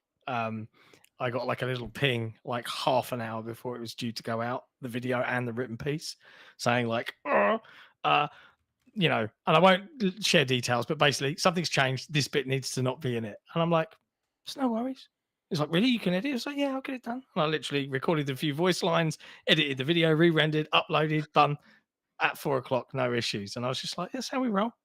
It's all fine. Don't worry about it. It's like, really? That is the shocks that we would just adjust and be like, yeah, it's the good thing with us being so small is we have 3 people who do videos often. Nick is a 4th, but myself, John, Ursel, we generally write and do everything for myself, and John and Ursel will narrate and edit, and so it's just us doing it real quick. There's no red tape. You're not hopping through different departments. It's literally just you're not having to like do a review period and like multiple people have to sign off on it, and No, it's all us, baby. And I'm going to pause for a minute. I don't run anything by anyone. No. I just post my shit, and whatever happens, happens. I'm going to have to give a shout out to my stepson, who is playing Vampire Survivors because I downloaded all the new DLC, and he's never had a win on his account, and he won earlier on my account. He was like, oh, it's my first win. I was like, doesn't count, bro. You've got all my unlocks. What are you talking about? Your first win? Get the fuck out of here. And he's just sent me a WhatsApp image of him playing on TV in the lounge, like, stage completed. He's done it. And I'm like, I'm so proud of you. Anyways, next up in news, Sega are delisting like 60 games. Oh, that one. I thought you were doing the Virtua Fighter one. I was going to lead into the Virtua Fighter one, but no one cares about that either. Shit. Delisting there, loads of games across Steam, Xbox, PlayStation, Switch, and somehow they mentioned they might be making a new Virtua Fighter. But anyway, that's all the Sega news. We don't need to comment any further on that from anybody. No one has an opinion on it. It's sad that they're delisting those Sega games. Luckily, I already own most of them, and a lot of them are backwards compatible. So while you still can grab them on the 360 marketplace is closed, but they're still there on the new marketplace. It's too late for that. Sega Bass Fishing, I think Golden Axe is already unbuyable, but the Golden Axe collection can still be bought. Same with Shinobi, you can still buy Shinobi. Some of them are already on Xbox, at least. Some of them are already unpurchasable. I discovered this because I went to check myself. So grab them on Xbox while you still can. They're cheap. They're all like $10 or less. The Genesis and Mega Drive collections are going as well, like the whole thing. So everything gets delisted in early December. Maybe they're going to do more collections. It sounds like they might end up doing like some sort of subservice or something. Would be my guess. That's what I was thinking. That's what I mean, especially if they're delisting the compilations. It's like, why just keep the compilations? Like they must be trying to, that would make. They've done way too well this year. They've got to do something stupid next year that makes people upset. Yeah, to make up for it. They've been publisher of the year pretty much. So. Yeah. But there is one smart thing they're doing. Hey. No, they're doing a couple actually. They're doing a couple They've confirmed that we're getting a new Virtua Fighter. Oh boy. Man, I've been fucking waiting for a new Virtua Fighter for so many years. Jesus Christ. I know, we had a whole console generation without one, if I remember correctly. Oh my god. Well, they just re-released a version of 5 in arcades, didn't they? Something weird like that. Well, that and it was something like that. Yeah, so weird. They did Virtua Fighter 3 online as well. Yeah, it was a weird. Yeah, Virtua Fighter 5 Ultimate Showdown. In terms of a proper new installment, Yes. Yeah, and then they did that other PlayStation Plus exclusive weird one. Yeah, they just did super odd stuff. This is the first real proper new Virtua Fighter since Virtua Fighter 5, I guess. Final Showdown, we could say Final Showdown, in the same way we had VF4 Evolution on PS2. Yeah. But God, it's just so exciting to know that there's going to be a new Virtua Fighter. Like, I can finally... Yeah, because Tekken just doesn't do it for me. It never has. Really? Ever. Oh, it never has Tekken. But you got to remember, I grew up a Sega fanboy, so... Oh, okay, well, yeah. Nick and irrational fanboy takes they go hand in hand. But it wasn't that, though. Virtua Fighter 2 was so... At the time, Virtua Fighter 2 was so lightning fast and sharp and tight and... Like, at the time, Virtua Fighter was the closest thing, and to this day, Virtua Fighter is still the closest thing we'll ever get to a fighting sim. I mean, it's in the name, Virtua Fighter. There's nothing realistic and I know about it's this game. I just said it's the closest thing. I never said it is a fighting sim. I said UFC games would be thing. infinitely closer. I want them to make a Virtua Cop game on MetaQuest. Oh, yeah. my God. How good would that be? Mm-hmm. Not have Nick, on-rail you're a- shooters on VR. Sheesh, that's the perfect House of the perfect- Dead. That's right. I've been lobbying that for years too. Like That was VR Robo is the- Recall. Like Robo Recall was a Virtua Fighter-like game. Robo Recall was cool, but Nick and Tay, you might know the answer to this. You're big arcade people. I didn't really do arcades much as a kid, but I have a distinct memory from my childhood being on holiday in Tenerife with my grandparents, and there was a police cop game. I don't think it was Virtua Cop. I might be wrong, but one of the mechanics was you had this plate like that you had to crouch on in front of the Time arcade Crisis. cabinet to take. No, it wasn't Time it wasn't Crisis. Time Crisis. Okay. It wasn't Time Crisis, but you had to physically crouch in front of the arcade machine as if you were cowering behind cover and then stand to shoot the light gun. And I can never remember what the game was. It wasn't Time Crisis. I was just wondering if it was Virtua Cop, but It sounds like it was virtual. It sounds like I don't. Hold you were on. definitely a police officer. So I don't know. Random It tangent. sounds like you had a weird dream about Time Crisis. No, it wasn't Time Crisis. I know, and I've played Time, Time Crisis. Crisis in was like a arcades. pedal at your feet. Yeah, Oh, this wasn't like the pedal was like you I know you would duck you down, but this was like you actually had to physically duck. I don't know. It was strange. Maybe you just had no idea how to play Time Crisis. Yeah, I've played Time Crisis in arcades plenty. I mean, yeah, because like, well, yeah, because I mean, those were the two: Time Crisis and Virtual. It was in Virtua this Cop. really like tiny little place in Tenerife as well. Like it It wasn't even sounds an like- arcade. It sounds was like like a in a. Sure, it wasn't like a restaurant. Time Crisis 2 or something. I'm pretty sure. Yeah, like I've played Time Crisis, but maybe I'm wrong. It sounds was like one- you're just describing playing Time Crisis wrong. I mean, maybe. Like, I was 8. Police like, it was 911. 42 yeah, if years you were ago. 8, memories can be very fuzzy. 911. Oh, It was a motion. It was a body tracking light gun game. Oh, in arcades. gosh, I forgot about that one. I also think about that. There was another on rails like shooter game. I think it was called Carn Evil or something. That was interesting. If you can. Oh Try to track yeah, it was Yeah. Police 911. Oh my god, it was I that was love how so. I had to yell so loud to get Nick to shut up for once to just I'm actually so answer the pleased that question. I'm not an insane person. It was just playing Yeah, Time yeah, yeah. Crisis. And It was was by a- it wa- Konami. It was by Konami. It was. Thanks. Thanks, one of those- everybody. It's one of those niche. It was one of those niche games. But yes. Yes, very Okay, much. Thank- I'm not insane. Great. You're, Yes, you're not. I it's just- remember. I even remember playing this one. Now I have that vivid I'm memories of looking at playing it once and being like, "Wow, this is fun." Because I thought it was Virtual Cop, and I was like, I looked at it, I was like, "This ain't Virtual Cop." Yes, I would play and it. Apex Silent I really- Scope was Konami's sniper one. I remember Silent Scope as Yeah. well. You had a sniper rifle, and that was. Cool I as miss light gun games, man. It's the one thing I that know. going to like well. I LED know. panels First and person stuff, shooters and stuff. losing Yeah. that CRT like thing. If there's one thing that would make me build like a full sized arcade cabinet and have a proper CRT TV in there and have like proper light guns that But you bounce still have back. light gun games now. You do, but they use the kind of Wii sensor. Rough They do. They use the Wii sensor light stuff. And Yes. I it's not wish as good. more. I It's just not wish as good. that Yeah, I mean, the Sinden. Have you gotten do you have a Sinden light gun? I've love heard it. about them, I got but they're 2. very expensive. But I would They're- love to have one. I do They're, have one. I've got 2, and they are fantastic. Yeah, they're fantastic. I really just want to build my own little arcade cabinet just so I could just play all my favorite. A mate of mine did. He's been sending me progress photos and videos of the arcade machine he's built, and it's all covered in Deadpool and Wolverine skin stuff. Awesome. And he's got all the buttons and the proper sticks, and he's got 2 Sinden light guns out of it. And Oh, he was showing me a amazing. video. He was showing me a video of him playing Time Crisis. He's even got pedals, Oh, and he I'm full so on pushes jealous. on the pedals, and Yeah. he was playing Time Crisis. do you know what my they are guilty pleasure fantastic best light gun peripherals. What? light gun game is? Guilty pleasure. I mean, Out of all the light gun games, out of Time Crisis and Police Mhm. The 911, one with Which Aerosmith. one? Die Hard 2. No. Oh, Oh, see, Oh, really? Yeah. my that favorite- game, Die Hard Trilogy on PS2, 1, I can't remember. But it had the Nakatomi Plaza was like a third-person action shooter.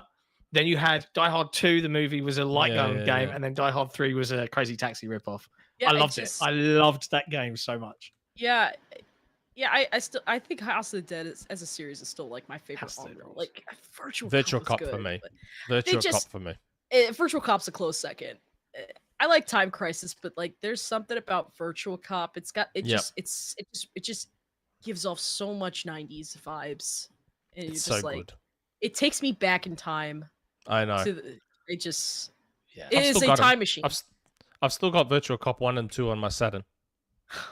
I still have Why them. do I now Like- have an urge to download that Typing House of the Dead game? Typing of the Dead is Yeah, also fun. Typing Hey, of the look, Dead. if you want to, if you're trying to increase your words per minute, Typing of the It's like, I'm really tempted. It's ridiculous.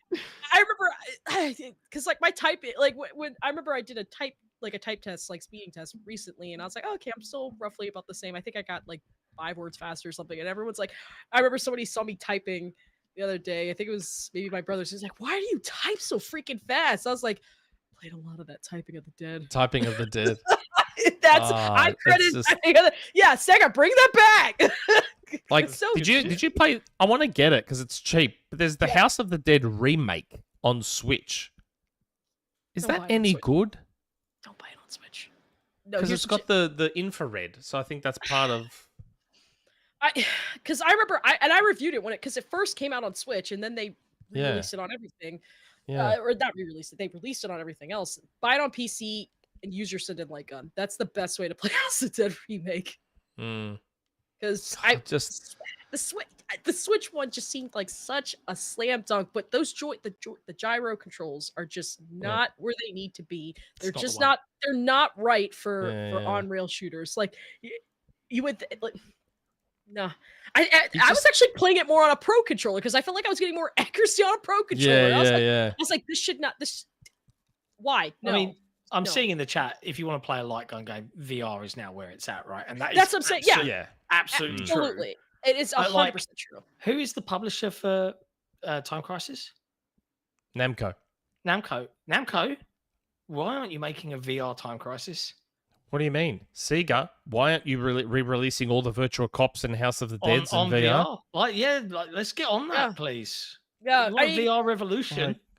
it's would either love that, Man. either that, or the big three need to work with Sinden or just specifically PlayStation, Xbox need to work with Sinden because the Sinden light gun is a contemporary light gun because like Yeah. it's just so one or two. I feel like the most realistic thing is just tap into VR more.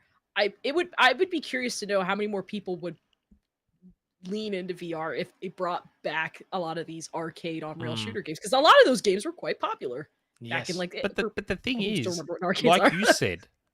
you said, the dude that made the Sinden light guns done all the work. Right? He has. He's done all the So work. If He's done a fantastic Microsoft, job. Sony, and Nintendo partnered with him and said, "Okay, let's get these drivers on our consoles, and we can start to re-release all these light gun shooters again on our consoles, and just people can buy the Sinden light gun and just bang, bang, bang. Don't have to worry about sensor bars. Don't have to worry about any of that stuff. PlayStation Move. gun- yeah, you have Yeah. to worry about PlayStation cameras and the Move The controllers. gun will just and- work, and we can re-release all our third-party, like Sega and Namco, can just dip into their back catalogs of light gun shooters and Konami and just re-release them all, and I'd love even it. make new ones. Oh Yeah. man, Going on 3 hours. Yeah, I know. just Sega in the arcades, man. Like, Yeah. Anyway, before it Nick has to be one of continues, those fits, so you couldn't beat them. before But Nick Virtua continues, Fighter 6. so he's just Can't going to do wait. it anyway. yeah. Last bit of news, and it's all about Nintendo. Yeah. They have confirmed, hey, we're not making any changes to our Switch 2 announce plan. It will be before March of 2025. And They lowered their forecast for the existing Switch after sales declined 31%. Perfectly understandable after how long it's been on the market. Yeah. 7 years.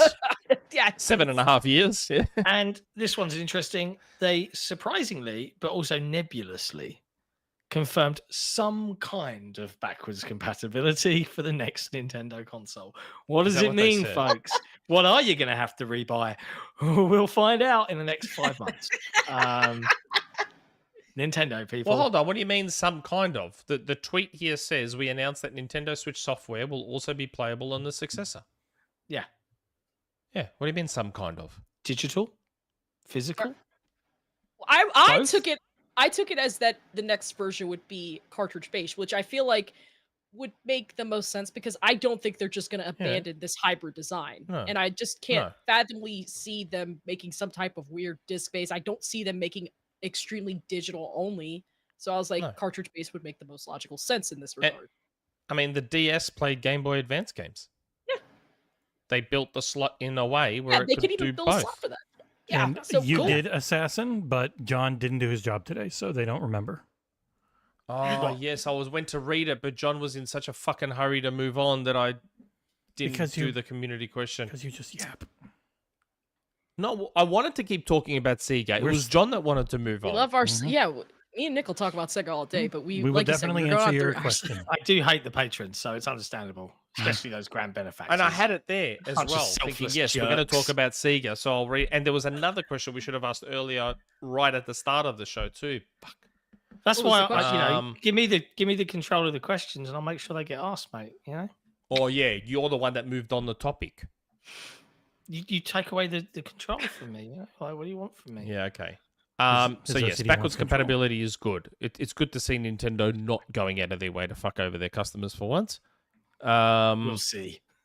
How this backwards compatibility works is going to be interesting because, again, like a couple of years ago, what I had heard at the time was that there'd be 2 versions of the successor, one with and one without backwards compatibility. That is what I had heard at that time. This was like 2 years ago. Very possible that plan has changed and it'll just be backwards compatibility, but I don't know. Too late. Already up on Gaming Leaks and Rumor subreddit. What do you mean? It should have been up 2 years ago when we first spoke It about doesn't matter. It's They not- put the that's not- same things up 17 times because no one pays attention. That's not new news. It was something I had heard a couple of years ago. Also, that subreddit is mostly just news. It's not even rumors or leaks. I know, it's it is literally now. just news. No, it's So mostly stupid. just aggregating news. It's Yeah. that's why I don't really But go on it a lot anymore. I've tried to tell some Reddit mods we know that it's really obvious when places that pay people to post their links on Reddit are working, because that is a big thing. You get a ridiculous amount of views via posting your stuff to Reddit. Yeah. Oh, okay. We're allowed to do it occasionally if we have something we really think is worth it. We've gotten the okay on the r/Xbox subreddit to do that. Oh, We don't pay. good for y'all. So, We don't have any money. so do we still? So when do we think Switch 2 will be announced? I assumed October. I thought they were going to just follow the Switch 1 plan. Announce October, release in March. That's what I The thought they Wii U were was gonna so dead that they didn't care about the holiday season. So they wanted Switch to sell this holiday, so it'll be early next do. year. Oh yeah. You clearly want us, yeah, because like I very much have had people asking me like, hey, I think I want to buy a Switch for my kid and all this other stuff. I was like, well, No. Hold off. They told them that I kind of gave them the reasons, and then they were like, well, okay, now play devil's advocate and tell me why I should get a Switch now. And so I did what they asked me to do, and they said I think I'm just because they're like, their kids like under 10, so I was like, okay, I guess I can kind of understand that, but I'm also like, again, when I told them the backward compatibility thing, I was like, from a versatility standpoint, it would just make sense to wait, but like again, holiday season, their kids are asking for a Switch. When Mario they don't Kart 9 understand the comes whole- out, your kid's not going to be able to play it, and they're going to be fucking pissed. Yeah. They will throttle you in your sleep. And there's a decent chance it launches with Mario Kart 9. There's a good chance that the next Mario Kart is a launch title, yeah. Mm. I would really hope so. I would hope so too. They haven't put one out in almost a decade, essentially. I mean, some people will argue Mario Kart 8, Deluxe, and I was like, okay, we got new DLC, like what? Yeah. Like what? Five? And so much of it was you're just rebuilding old stuff. Like it wasn't. We're coming up with a lot of new. New, yeah. I mean, that's kind of like new, but yeah, it was. They had a lot of classic and stuff too. There was a lot of remixing. We'll put it like that. Well, that's the thing. It is interesting. The backwards compatibility announcement is interesting. It means they're probably not going...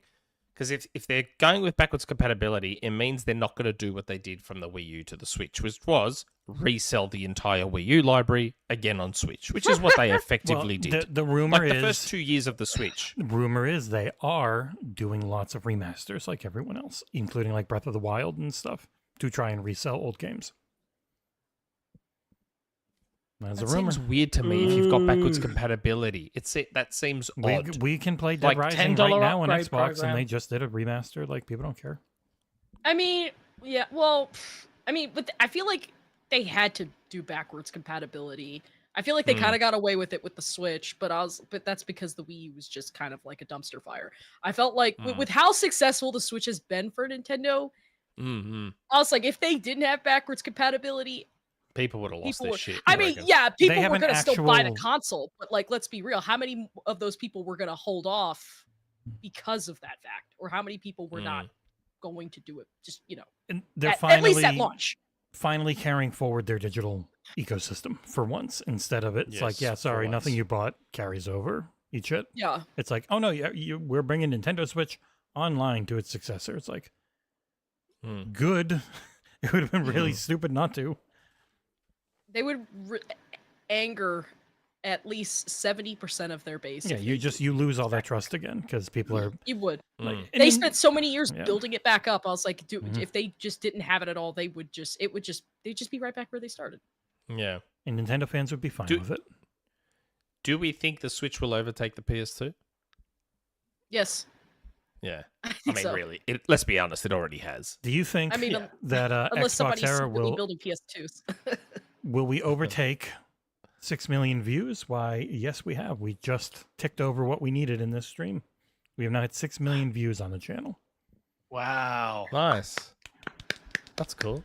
That's lucky we made the show last so long. For how long have we been around? And especially the first year or two really wasn't. It's been about 3 or 4, like 3 good years, I would say, of going. Yay! Feels good. They were all good years. Yeah. Tell that to the first 50 episodes of this podcast. Oh my god. Mate, we hit the ground running, okay? We had you hit the ground guests. And I ran the other direction, not listening. We had developer guests from Microsoft within the first 10 episodes, mate. Which that's pretty impressive. Come on, bro. Yeah, I mean, come on. That's a big flex in its own right. Straight away. Yeah. Like, it wasn't even like 100 episodes. I was like, no, it was pretty. In 100 episodes, we said like within the first episodes, like the goal is we'll have Phil Spencer on this podcast. Episode 100 on one single time, and after February, when you never manifested again. enough, it just when you manifested enough, it happens. We just need to get into Xbox's Cool Kids Club, so we get invited to South of Midnight previews, and I'll be a happy man. The power of my stalking abilities. We have missed I'll just need to knock that Xbox 360 book out of the park or something. Well, next year, baby. It's the thing. The thing with the book is, sorry, serious face for a second. The thing with the book is, for a small team like ours, as we've ramped up and as we've had to focus on being sustainable, so that people can eat, right, and pay mortgages and stuff. The minute I step out and I have to start working on that book, it's not a small project. Start crying, right? The website has to be managed still. Games still have to be played and reviewed. As much as Jesse does everything, he can't literally do everything. Unless you clone him. I've tried. There's no cloning that man. He's a unique creature. But it is a risk for us. It's a big risk. So we're working on, we've already started conversations on what we want to do and how we want to do it. It's all about getting the right people in and telling the right story. But yeah, it's absolutely on the cards for 2025. But I have to call out the super chat in the chat from Luke Law, aka Xbox Expansion Pass, who celebrated, I think, earlier today their 250th episode of their own show. We're getting close to so that. congrats to him, saying congrats to all of us. So many thanks, Luke. We Much also love to had you, a sir. very emotional really. super chat before that from Richard Oh, Davies. there was one. Yeah. Hit me up. Yes, Richard Davies with the £10 super chat. Just a quick thanks for your content, cheering me up this week. I had to say goodbye to my dog, and you guys in the community really helped keep me distracted. Looking forward to console wars too. Oh, I'm looking God. forward to console wars, actually. Honestly, it's been first of all, like Richard. Sorry to hear about sorry the about very the good dog. boy That's the and girl. worst. Yeah, That's the worst. Yeah. Losing them, it's like family, man. So big hugs from the Xbox Era crew. But you should look forward to console wars because the prototypes are in production right now. The refinements that we've made on the game through iteration and playtesting are awesome. The DLC pack is fucking hilarious. And the games we've been able to include in that DLC pack are really good. So players can customize their deck for those that ordered it. And once that's out, it's pursuing, can we take this to retail? Can we take this to stores? And I think, honestly, the best way we're going to achieve it is we'll go on Amazon ourselves and we'll go and forge out those retail partnerships ourselves. So rather than go find a video game publisher to do that hard work for us and then take, a cut of the cheese, so to speak. I've already downloaded Unity. We're going to go and do it ourselves. Unreal Engine. No, not the video game. Video game is a way off, like maybe someday in the future. I'm talking about physically getting this. You can go on Amazon.com and buy it. That's that's the world I want to get to. So, and within 6 months, there will be many Chinese knockoffs of it because Amazon. Yeah, maybe, but we've copyrighted the trademark, so it's ours. Amazon doesn't give a shit. Man, it'll be Wars the console. It was the worst when I lost my dog. Yeah, it was the worst. Hardware fight. Well, I'm not going to say the other idea because shut the fuck up. Yeah, like, we had to put our dog down, and like the day before, you know how many people came to our house to say bye to this dog? Because everyone loved this dog so much that people came over to. Oh my God. It was just the worst. Oh, fuck. It was the absolute worst. I've never had a dog since because I can't go through that again. I'm with you, bro. Like the fact that I've got kittens recently, like I said, must have been 2 months ago, I'm never getting any more cats because I've had to say goodbye to too many of them. And like the last time when I had to put Bubble down, she was 21 years old. She was just this decrepit 21. piece of skin. Yeah, she was old as fuck, bro. Good innings, right? And it was I've been to many putting a cat down things, right? They're horrible, right? And her brother Squeak died 10 years before. He had a tumor in his throat. And I had to go to the vet. And my flatmate at the time, who had lived with me for 2 years, he ended up moving back home because I'd sorted my shit out. And I rang him. I was like, hey, bro, just a heads up, I've got to put Squeak down. And he was like, when? I was like, 5 o'clock at this vet's. And he was like, I'm on my way. And he downed tools when he was working in London and came down just to be in the room to say goodbye to this cat, right? Yeah, we're soppy bastards. And Bubble, the worst one, putting her down, they botched it. I've never seen anything like it. They botched the injection. So, and they were like, we're really sorry. It's just her nerves giving way. And my cat was just fucking freaking out. They should be just going to sleep. And she was not just going to sleep. I was really cross with them. I was like, they kept me waiting. They just saying goodbye to her for 20 minutes. I'm like, guys, this is dragging it out beyond even my patience. It's horrible. Bad times. Returned and firebomb their place.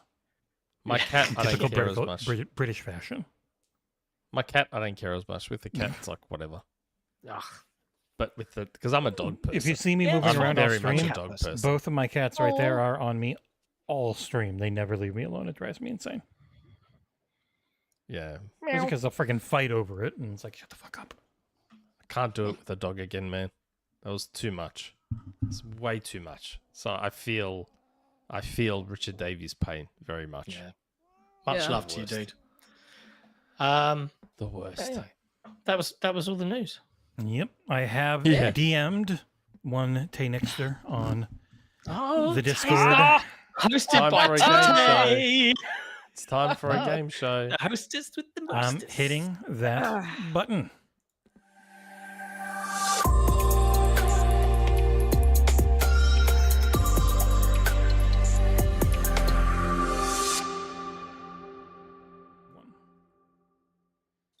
We're back, and it's time Yeah. for Name a Game.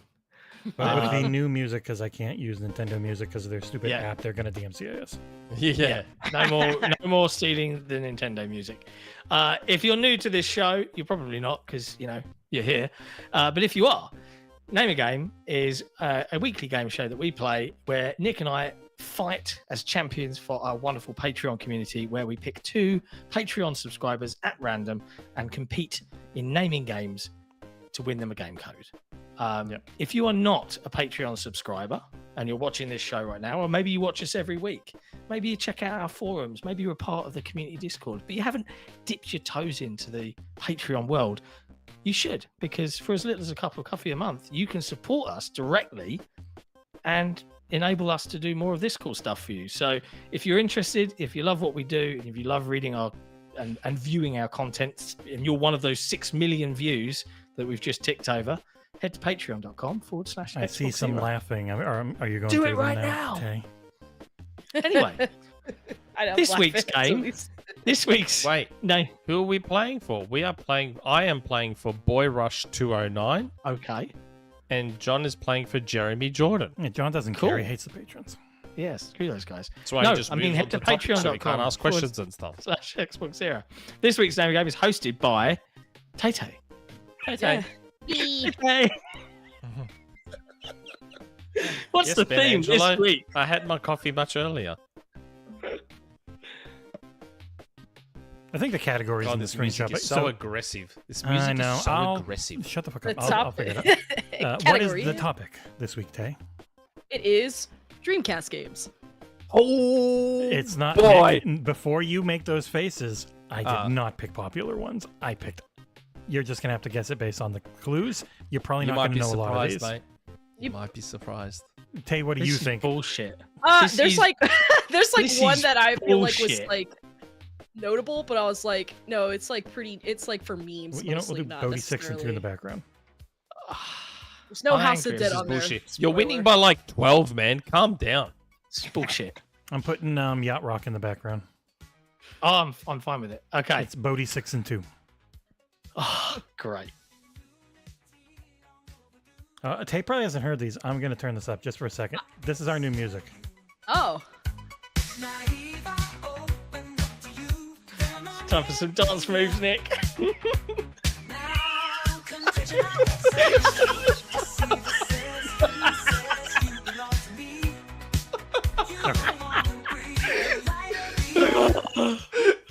Oh, I love it. Oh god, I'm dying. It's really hot in here. So Okay. take off all your clothes. oh my god.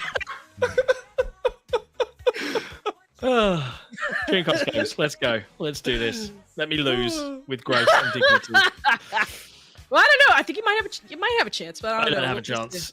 Not with that attitude, you don't. That's true. All right. It's going to take me so hard not to laugh at some of these. All right. First one.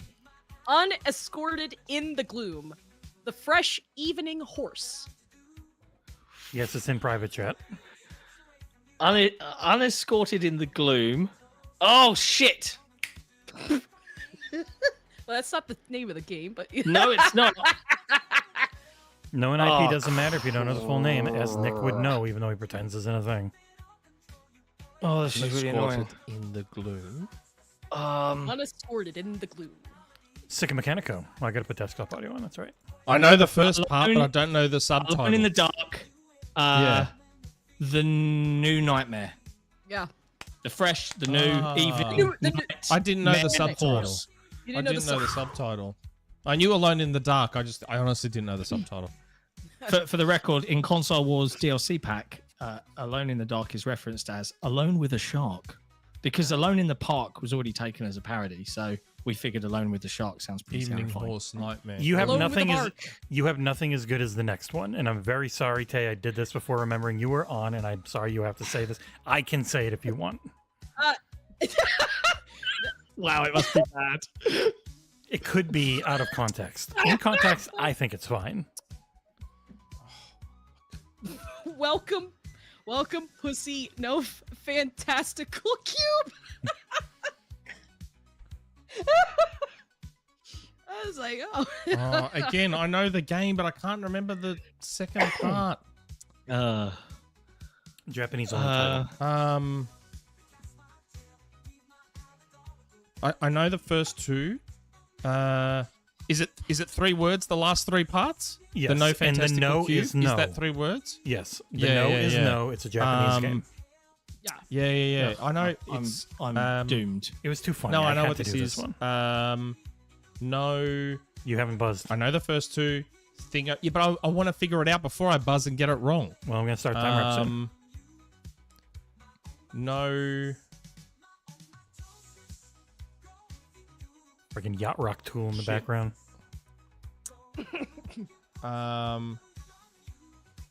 No fantastical cube. Oh, I'm gonna get the yacht rock perfect circle up Fantastical. there. No. Starting the timer. I don't know. I'm just gonna say something stupid. Nope. Go ahead. Hello Kitty.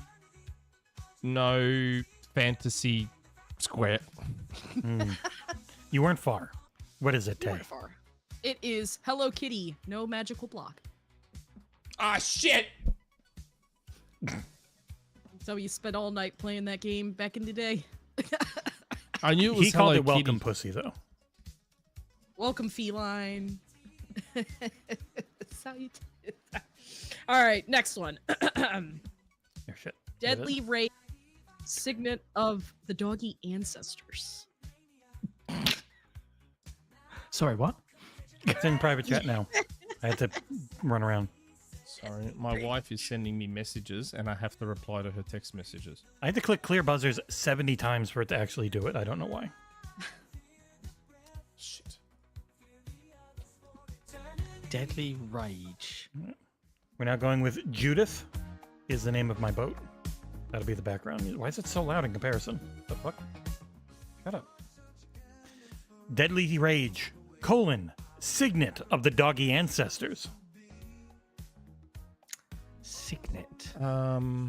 Signet. Deadly Rage. So Deadly Rage is 1 word or 2 You words? both 1000% know this game. 2 words. 2 words. I know, I'm just saying. Deadly Rage. It's 6 words total. Of the being of the. Yeah. So of the is just of the. Yeah, of these. So, yeah. Deadly Rage. We might have talked about yeah, this yeah. gaming franchise earlier in Yeah, the show. I know what it is. All right, what is it? Again, I'm in that situation where I can't remember the stupid subtitle. You should. It's one of the most famous things about it. Deadly Rage. I'm drawing a blank. Starting the timer. I'm disgusted. 9, 8, 7, 6, 5, 4, 3. You're reviewing this in February. 2, 1. Its sequel. And what was it, Tay? Fatal Fury, Mark of the Wolves. All right. I am disgusted. I am Next. legitimately. I hate it. Next question. On Tipsy. Dreamcast, though, wasn't it called Garu? No, on Wikipedia it says Fatal Fury, Mark of the Wolves. That's all I know. Blame them. Because I'm pretty sure it's called Garu. But anyway. Next one. Tipsy measuremento of distance for photons of famous direction. Where do you come up with these? My brain. Huh. It's a good Like brain. some of these. Yeah, ChatGPT could never do this. No. Ah, ChatGPT is shit. This is a licensed IP property from Disney. Oh my god. On Dreamcast. Tipsy. Tipsy's a little measurement rough. You got to distance. take 2 letters off of what you're going to think tipsy means. It doesn't mean what you think it means in this regard. Yeah. But when it's something's name, you got to think of things. Think of it as like an adjective. Yeah. Think of the adjective for tipsy. Tipsy could also be the thing John does to most of his head. That was actually good. Yeah, thank you. How else do you say the measurements of distance for photons? I don't know how else you say that. I feel like I know this game.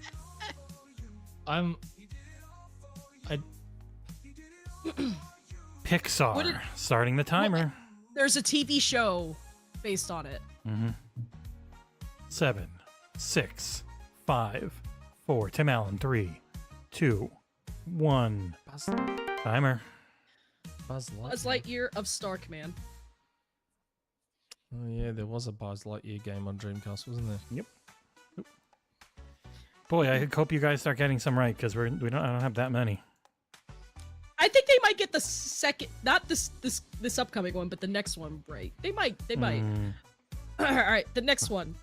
The boxing stage dreads domain. Boxing stage is one word. Yeah, boxing stage is one word.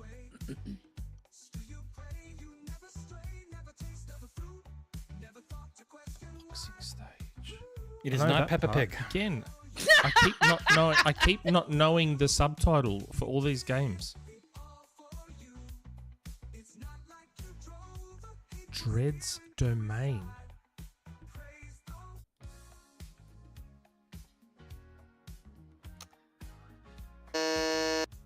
Dread's Gone. Domain. Is it The Ring? Yes. The Ring. Um,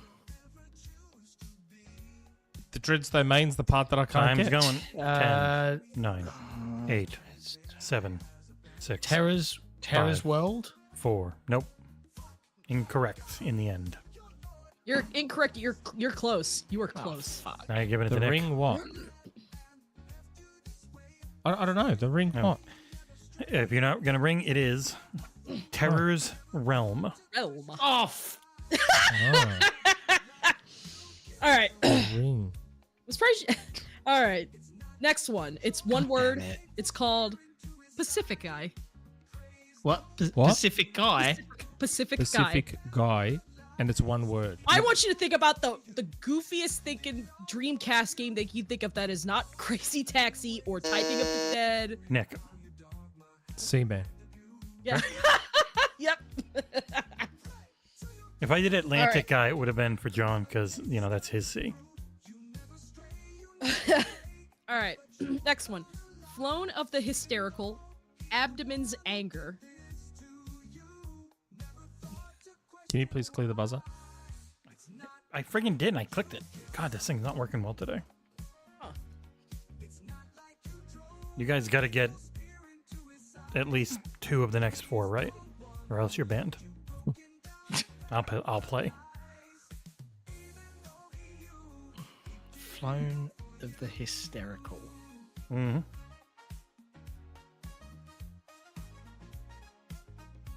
If you're wondering, this Flown is of the Judith by a Hysterical. Perfect Circle that's playing.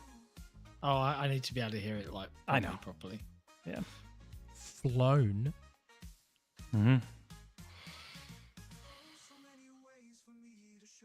What?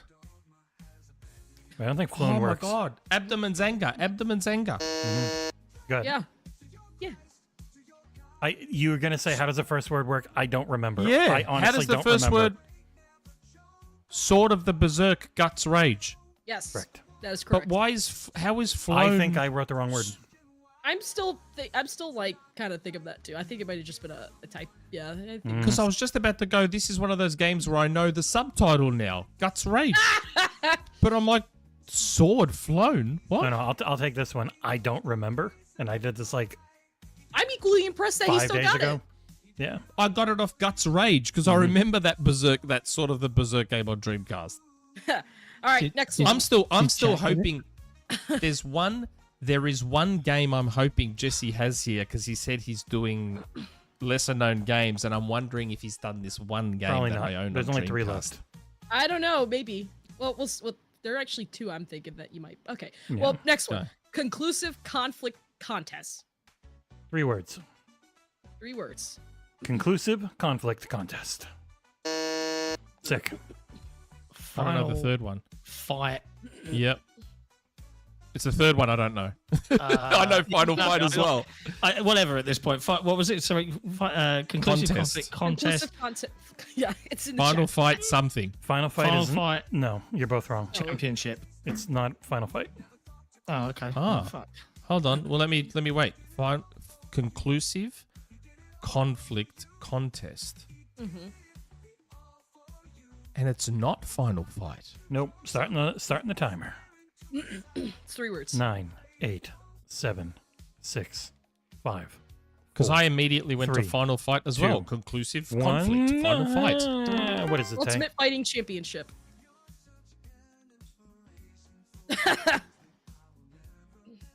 I've got that game on Dreamcast. I'm like, what? Definitive conflict. Would you have gotten if it was like definitive conflict contest?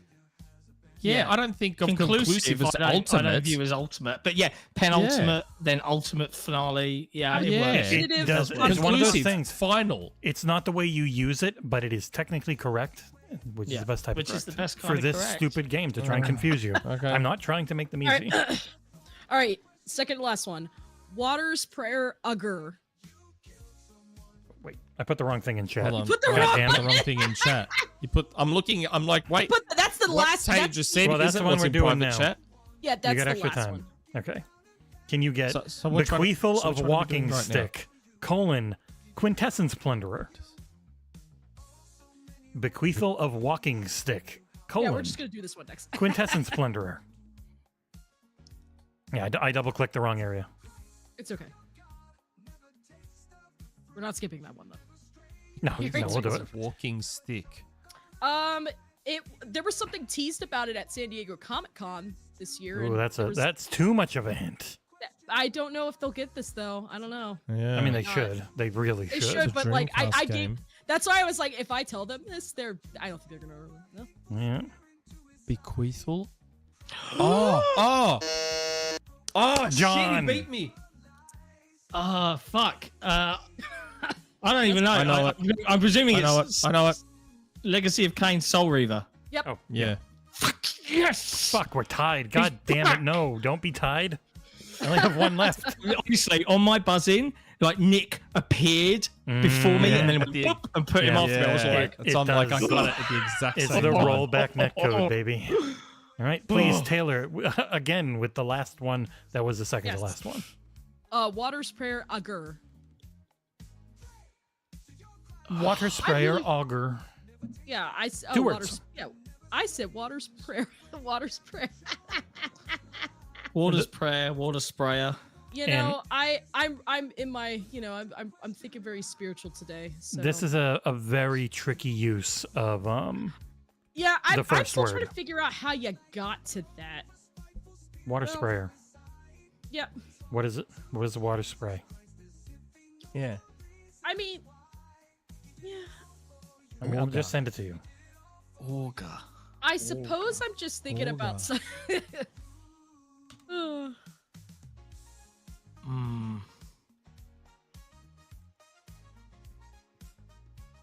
Again, I keep in my head. I'm trying to think of all these Dreamcast games. This is a classic arcade Auger. game that was released on the Dreamcast. Yeah. Auger. I would argue Seaman was quite a classic. Yes. Seaman was a cult classic. Well, it's I a was classic hoping Jesse was arcade going to game. do. I was kind of hoping Jesse was going to do Record of Lodos War, but he didn't. That one's so long. I've done it before for the Deedlit in Wonder Labyrinth, which is one of the longest ones I ever did. Record of Lodos War, Deedlit in Auger. Wonder Labyrinth. Yes. An auger, Auger. This is when I'm did a this little game hurt that D2 was not on this list, but you know it's okay. Yeah, there's only 10. You know, it's Water not going to be sprayer. everything. Yeah, I know. Oh, was this it? You know what? This might not have been an old. An arcade. Never game. mind. This wasn't an old arcade game. I really thought it was. It's Oh, no. not? Platforms arcade. Yeah. But it's not that old. First release 99. I thought it was older. I'm trying to think. Latest of the release word 2021. What the fuck? Yeah, me is- too. Auger. Auger. Like, what is that? Like, I'm like augment. No, I think of auger as in it doesn't auger well What does an for ice something. auger do? What? In your when you have an ice, if you have an ice maker in your fridge, the auger is well. I used to do friggin' work in a repair place for appliances. The auger is the thing that breaks up the ice. What is that action of breaking up ice as you blank into it? What would you call a little spray bottle that shoots gaseous air or gaseous water into the air? Paul got it in chat. Well, I mean, it it's can't not be like I'm Mr. insane. Driller. It can't be Mr. Driller because you're saying water sprayer from the start.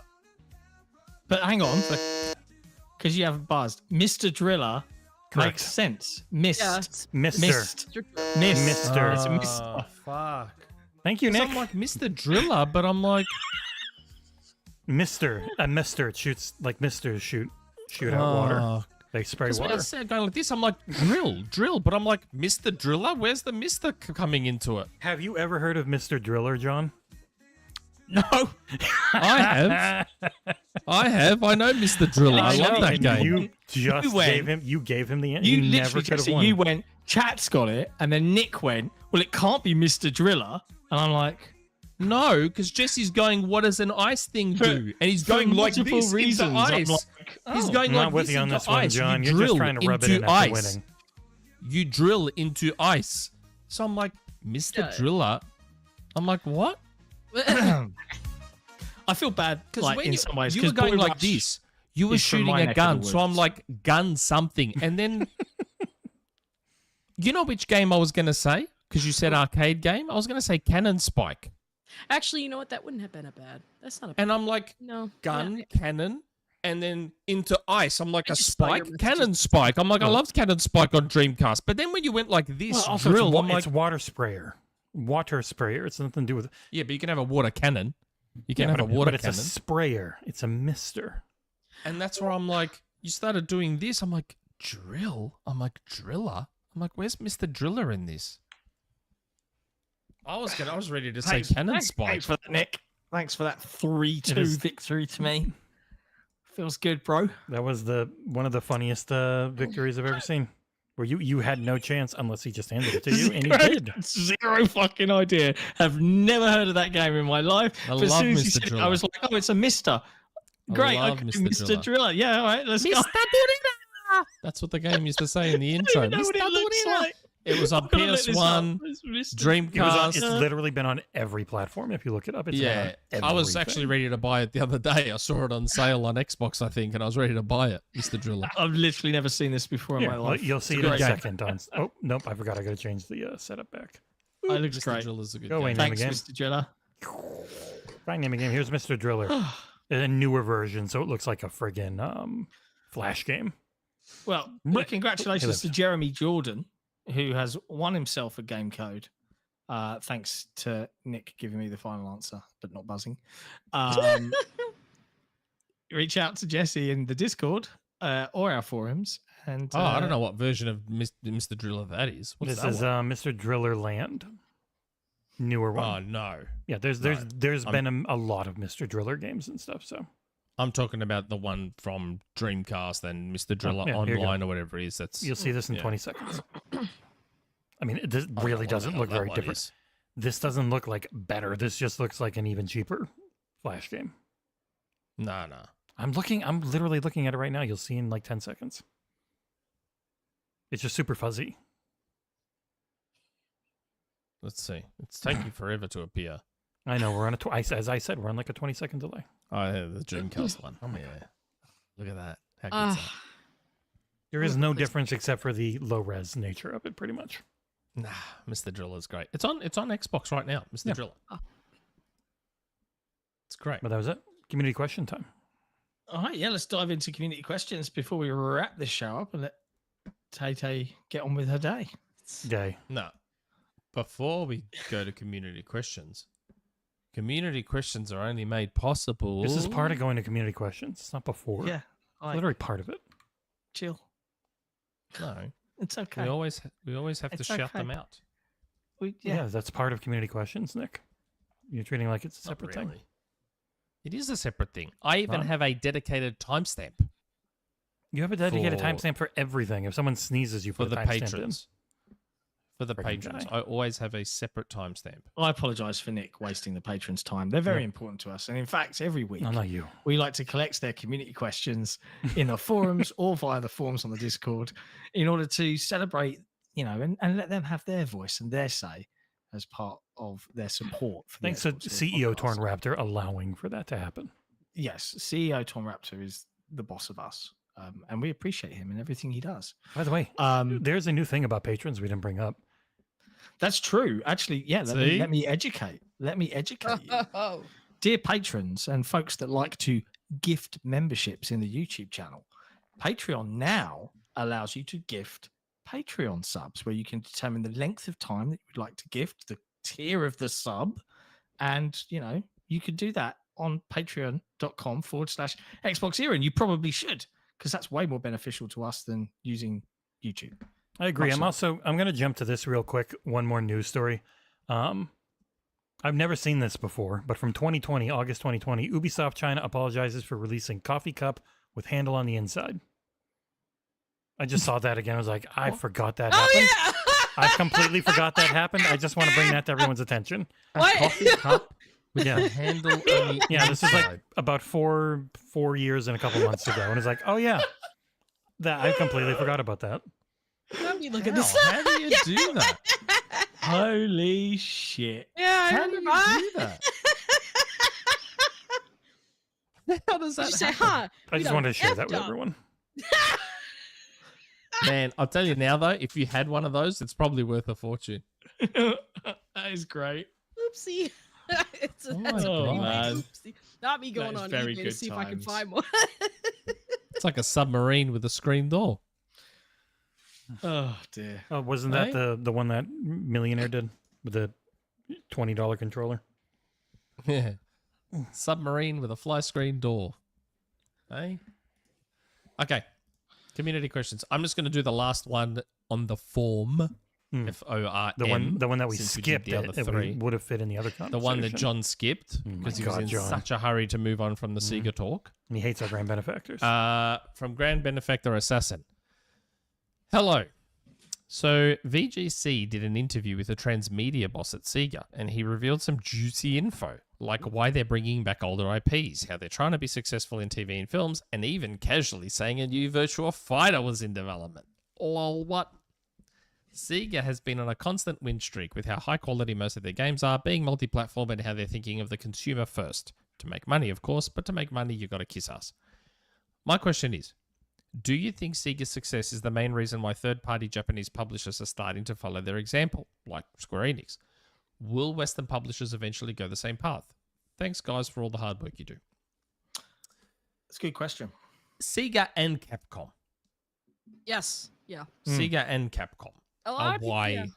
the Yeah. others are following suit, I think. Just Atlas was like a stalwart. Just PlayStation only. only one spot. We super successful, hitting 10 million in 3 decades, and then in a couple years of being everywhere, they're over 20. It's like, oh shit. Yeah. And Whoops. a lot of those games were marketed with Xbox. Mm-hmm. Yeah. And still didn't kill found them. massive success. It didn't kill them. It didn't bankrupt them.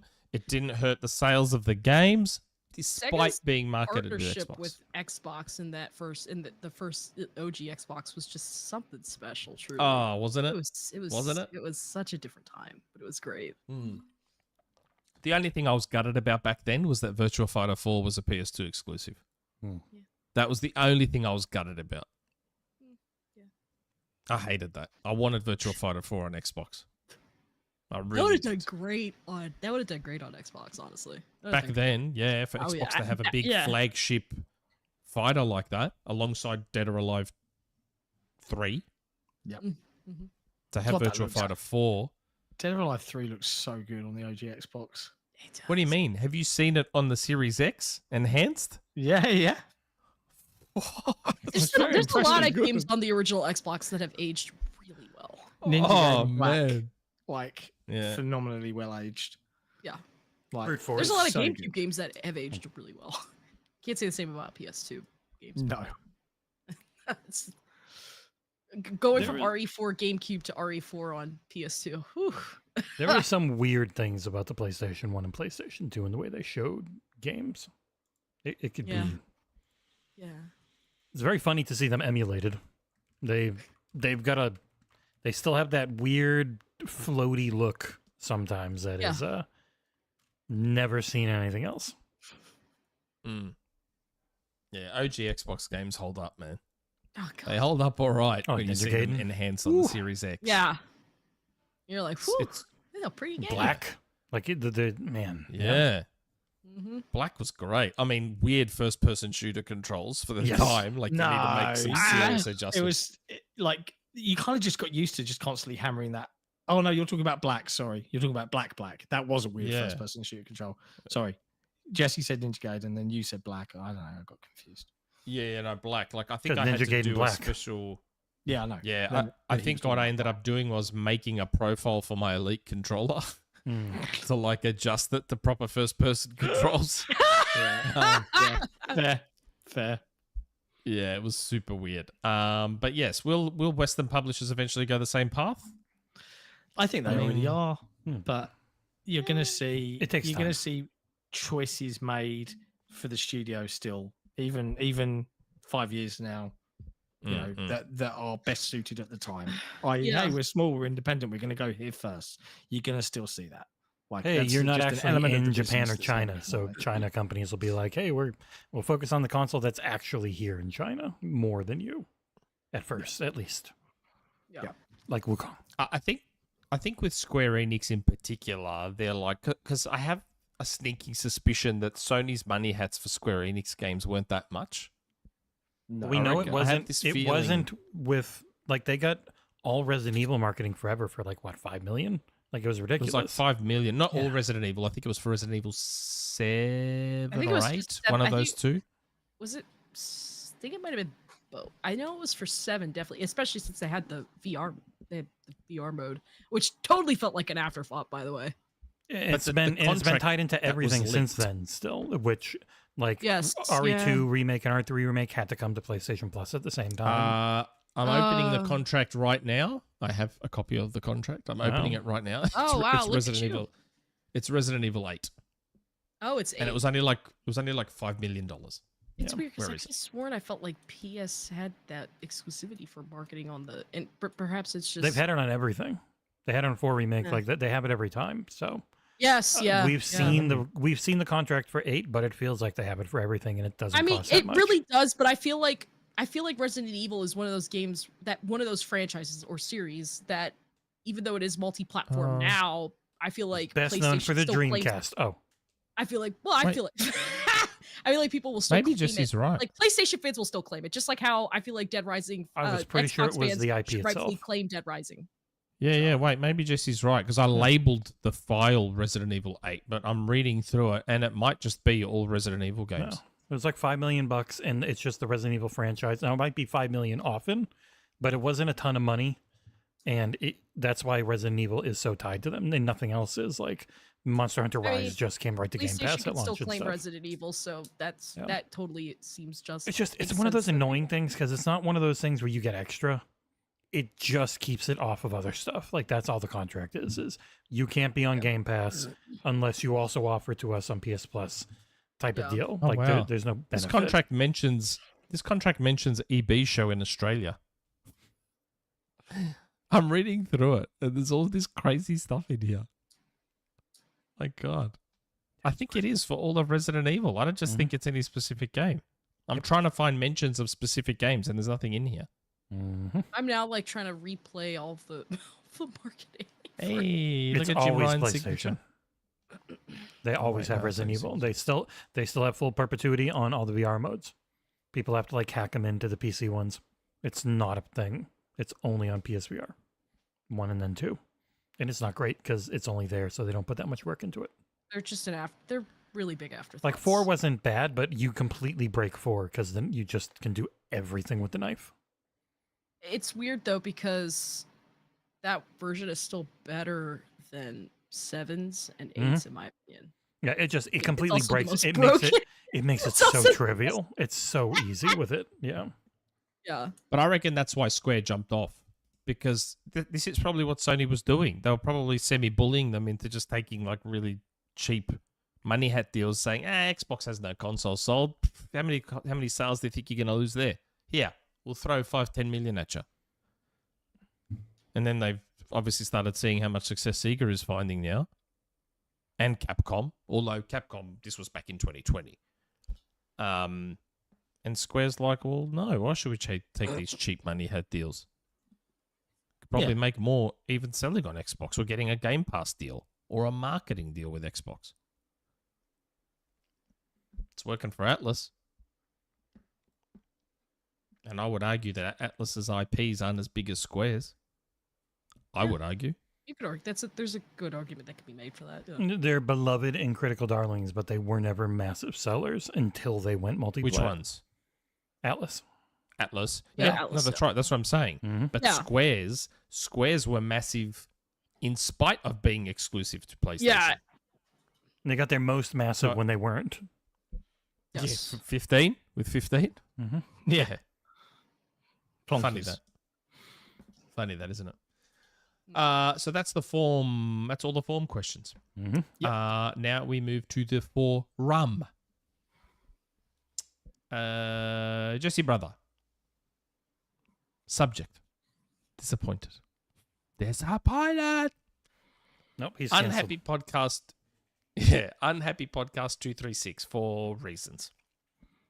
First, a confession that will explain why I've been the first response usually once Nick posts these threads. Due to my stroke leaving lingering memory issues and problems with typing, I usually preemptively copy my Patreon questions to a notepad so I can quickly paste it later. And because I was so confident of a certain outcome this week, my original subject title for this post was Madam President. Oops. And I let my feelings get in the way and took things so far with my brother, who I fucking love. So I edited this post and now will simply ask this question to him. Jess, should I have punched out the First Warden in Dragon Age the Veilguard? Because I totally did. It feels really good, and I don't think it ruins things too much. But if you don't do it, it's also cool. So it's kind of one of those, yeah, if you really wanted to, you'll be fine. I have not played Dragon Age, so I don't know. Neither You have would I. never want. I mean, you would enjoy the. Hey, I gave John a code, so John haven't gets played to it. shut up. Haven't played it yet. So yeah, Why? we got a little stuck. It's a 'cause busy man, mate. I just gave it It's to a busy him. week. I gave it to you yesterday, didn't I? Yeah. I haven't played it yet. Yeah, I remembered that John went through UK PR, which they don't get access to much, and then I started talking to US PR again. And hey, what do you know? I got Dragon Age, and I got like 8 Call of Duty codes and stuff because USA #1. Yeah. US is great. In some things. Feel free, Trav. Thank you. Yeah, thanks. All right, next question.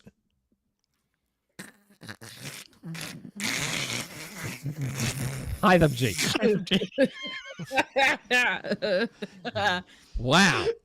Who would have known that stuff on shelves comes true, like that Luden statue on Phil's shelf, which indicates Death Stranding coming to Xbox, which is really true, along with the OD game, what world we live in. It's true. We all just thought that Kojima statue would relate to a game being with Xbox. Turns out, Death Stranding. Phil The Spencer way plays the people long really game. are laser focused on that man's shelf. Yeah. You know what's on his shelf? It's amazing. Yeah. Our book. XboxEra book. This is on Yeah. Phil's Yeah, shelf. our book is on Phil's shelf. It's the best When are thing we on there. coming to Xbox, baby? Wait, Never. Yeah. They never invite When are us. they going to buy us? Oh, yeah. P.S. Although the statue in Phil's shelf is true, but as for the Switch, we will see. Maybe since it looks like so many Darkwing Ducks, but we'll see what the MS and Nintendo partnership is in the feasible future. canceled. I don't think we will, mate. I think that deal is off. I fully expect to see Sea of Thieves as a launch title for the Switch too. Oh, we'll see Actually, a shit ton of I- Microsoft games on Switch too. We'll see Sea of Thieves as a ton of launch games. title on Switch 2 for sure. I wouldn't be reckon. surprised New if we see the Banjo Master game Chief only on collection. Switch. Wait, man, do you know how broken? I wouldn't be And it will surprised sell if the Master 300,000 Chief collection is copies on at the Switch most. too. Nah, Banjo would be massive on Switch. Astrobot wasn't massive on the PS5. But that's Did because okay. PlayStation gamers don't buy those sorts of games. They didn't buy Ratchet either. Yeah, They which really hurts buy my Mario feelings. on Switch. Nah, I reckon Banjo would be big. The huge sellers on Switch are Nintendo's games, though. I would like to see what would happen if they just decided to just make a new Sly Cooper game. I would be curious. I would really just be curious to see, would it sell better than the most recent Ratchet games? I reckon it would. Sell better than Even as someone that loves the Ratchet games, I reckon Sly would sell more. I feel like I love all of those platforms. Jack, Daxter, Jack Ratchet, and Dexter was great. Sly, but if you had asked me which of those three I like the most, Sly Cooper. Sly Cooper. Can you imagine the hype levels if Sony did a state of play and a Naughty Dog logo came up? So everyone's like, oh, here we go, Naughty Dog's new game. And then it was Jack and Daxter. I reckon people would go fucking off their rocker. They'd be like, oh my God, Naughty Dog going back to Jack and Daxter. I reckon it'd be so good. It'd be so good. It just, honestly, I love the first one. The first one was great. Oh, yeah. I'm going to go play The it first on one was great. Vita. I love playing it. I loved when I got to replay it just on my Vita through the Jack and Daxter collection. Yeah, the first one is great. I didn't like the second and third as much. I wasn't a big fan of the second and third games. It changed a little. It was less on the platforming and more on like the action kind of run and gun shooting type open, semi-open world. Hey, John, calm down, please. You're just so into this conversations. Please just relax. It's okay. The first game was, I loved it. Just loved collecting all those eggs and shit. It was a good collectathon. I don't like collectathons. I've found out. I just really, they don't do anything for me. That's probably the only collectathon I really got into in like Crackdown was that for me. Like the first one, I got all the orbs a lot. Even in 3, I didn't go for them. I just got enough to be strong enough to win. Nah, I got them all. All the orbs in Crackdown. You've got real OCD though. I need to collect everything. Jack and Dexter getting all those precursor cells. Oh, the precursor orbs and the egg. Getting all those orbs to buy stuff and yeah. Had to get it. I had to get all of it. I had to get all of it. Yeah, you have to get it all. You just you do. It's that Pokemon. You haven't really beat the game otherwise. No, because it's like when you beat the game. It's one of those games where it's like you can beat the game, but I was like, you will find so much more gratification, and you'll it sinks you in enough where it's like you just end up completing the whole game. You know what a game is that's like that you wouldn't think? What? Stalker. Yes. No. Wait. I see that. No. I can see that. Stalker isn't a guided experience. Look, yeah. It is an open thing. You have to go and find everything, and it feels so cool as you do it. It's not super guided. You're in this map.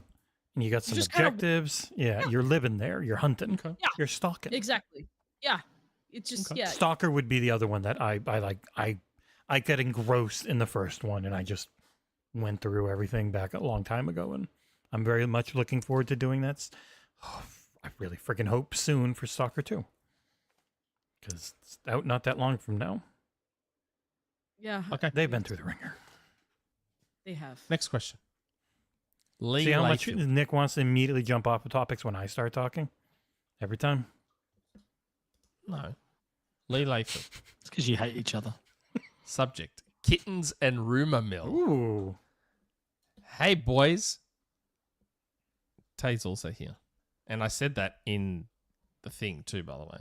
Maybe it's boys with a Z, and it's like saying guys. Yeah. It's like a gender neutral thing or something. Firstly, great job with those kittens. John, I tip my hat to you. A single lack of a letter can completely throw Nick's brain off at first. Yeah, I know. Not roll with the punches. You can't just infer. I've got a short question this week. Did Nick know about Death Stranding coming? And will you ever do the Rumour Mill again? I don't have While I enjoyed the Rumour Mill, it's been a while since there's been one, and I've not missed it. So then why are you asking? Oh, and John, the new Wallace and Grommit film is all right. Is it out? Wait, it's out? I don't know. Is it? I don't know. Is it out on streaming services? Probably I think not. it was coming to Netflix. Not Is that it I've out seen on streaming services? That's what I need to know. Oh, it's a Netflix movie. Is it out on streaming services? I don't think so. Because Vengeance Most Foul. It's Where out on is it? It's not out on Netflix till January 3rd. Oh. It came. Yeah. Apparently, BBC is airing it on Christmas. Oh, okay. Well, I'll watch it. Then. Yeah, 18th of the December, American 2024. Yeah, the film premiered at AFI last month, but BBC's airing it on Christmas. It is 100% on Rotten Tomatoes with 34 reviews. Oh man, don't tell me that, man. It's giving me FOMO. I gotta wait till January 3rd to watch it. Well, hey, Tay, I guarantee December 18th, it'll be out on streaming services. Well, it said Netflix was getting They're it filthy January 3rd. pirates. They use the word What? streaming service for piracy. Yeah. What? Who are filthy pirates? What? Excuse me, sir. You are as subtle as a steak knife to What the are thigh. you talking about? I am offended. I am offended When and I your am voices hurt. go up 15 registers, you are not offended. You are caught.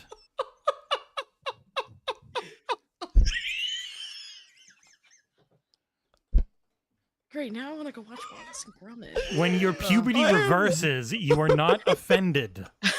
Hey, speaking of Wallace and Gromit, did any of y'all play that Wallace and Gromit game, Wallace and Gromit Project Zoo? No, I have not I- played it. It wasn't the best game, but I remember having memories of playing it a lot on my PS2. Oh man, I just An pulled a age muscle where in you my can- neck from laughing. An age where you can enjoy an IP even if it's not the best. But it's like, I really like Yes. this. I just want to play I this. just like this IP. I just want to have fun with this game. Yeah. I am offended. I am hurt. Now you're putting By on those your normal voice. accusations? Mhm. I am offended and hurt by those The accusations. moment of I said the piracy, words, sir. it's like somebody grabbed your nuts and started squeezing and pulling them down. We all know. I subscribe to Disney Plus Yep, same. and Apple TV Plus. And you've got a Don't Plex subscribe to server that with a full-on NAS. I share Netflix. Yep, I use Netflix. I subscribe to Netflix You share Yeah. your Plex and to Amazon me. Prime. I don't know what Yeah, you're talking about. I got Prime Video, Netflix, Paramount Plus. Prime. Showtime. I have Prime Video That's also. what I'm talking about, Nick. When I would talk Yeah. about streaming Subscription services. Yeah, that's what Streaming services. Yeah, it's I'm not not coming to talking any of about those. anything. It's now starting to get more sense than illegitimate. Table. It's not I coming to know. any of those until the 5th. You know the one it's coming to. What? You know the only one it's coming to. Because I just Googled it.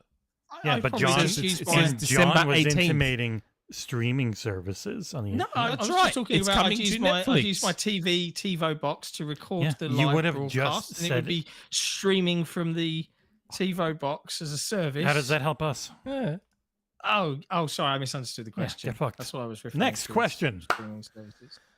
So no, I did not know about Death Stranding, and there will be rumor mills again when I have something. I'm sure there'll be Oh, something shit. Fortnite. Nick getting called out in the super chat.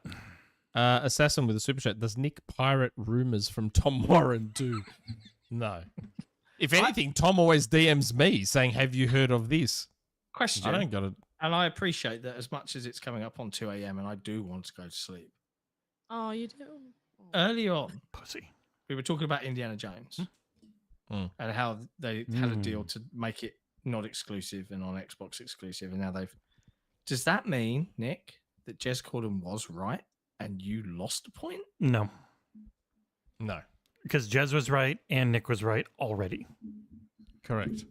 Okay. Things I change was all the just curious. time. I mean, Yeah. I think it's one of those things where it's like things just change. Things happen. And, When like, there are Jez said discussions it that- wasn't, just teasing Nick. yeah. When Ah. we I was don't. just teasing Nick. I knew the answer. I was just Yeah. teasing. When Jez said it wasn't, it fishing. wasn't. When Nick said it was, it was. Mm. And then the FTC trial revealed that technically we were both correct because it was multiplat and then became an exclusive, and now has gone multiplat. Phil again. got mad, and then they bought ABK, and they said, "Stop being mad. Go back to the old deal." That would be my guess. Yeah. We'll ask Phil in episode First- 400 if we ever get to have him on again. Yeah, if we ever, we'll see if we can get Phil on. If For we can episode get this guy to 300. shut the fuck up, maybe we'll have Phil on sometime. if John can like actually control himself before posting an article. Oi, mate, what you think Then- about Starfield? Yeah. Knew he was What do gonna you ask think it. about if I post this article? And I was like, maybe wait until we have Phil on episode 200. Maybe just wait.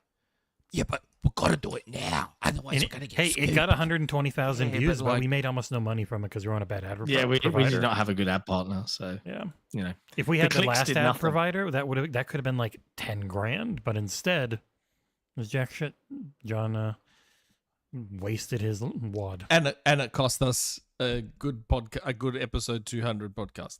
Wait, Most did likely. so he didn't want to go on after? No, nothing like that these guys are insinuating. I didn't insinuate anything. He did. It's just After I did. some people speak too much. I would say that timing then, therefore, the atmosphere was probably. It was not. We were correct. not going to be the first podcast that they were talking to while all of the Project Latitude stuff was hitting. That would be my guess. Because Tom Warren and I did a little one. We're not kind of funny with Starfield and Indiana Jones. Mhm. So, And one of them ended up being right, not him. So Well, far. what if it ended up actually? Hold not up. yet. What? Not yet. Suppose they're just waiting for all the DLC to come out for Starfield, and then they just release it as Probably. like an ultimate edition. That's what I Yes, was that deducing. All would I be said the was most post- logical. post-Shattered Space. Making it like a Post-Shattered definitive Space. collection. Well, because like it would be an easier sell when it does go to another platform, because then Yes. they're like, oh man, I don't have to buy separate things and all that stuff. So Yeah. logically, it would make sense to just wait till all the DLCs. But if they are doing wait- the yearly expansions like Todd wants, that would never end. You could never port it. well, then they would just have to wait until at the very least they could just do it 12 now years and from release now. I was going to say at the very least release it now as is, or wait until 2 other expansions come out and then release some type of season pass to circumvent the issue. Make a bunch of money and then people still get mad. Even though everyone hates that game, supposedly. Ignore how positive the reviews were.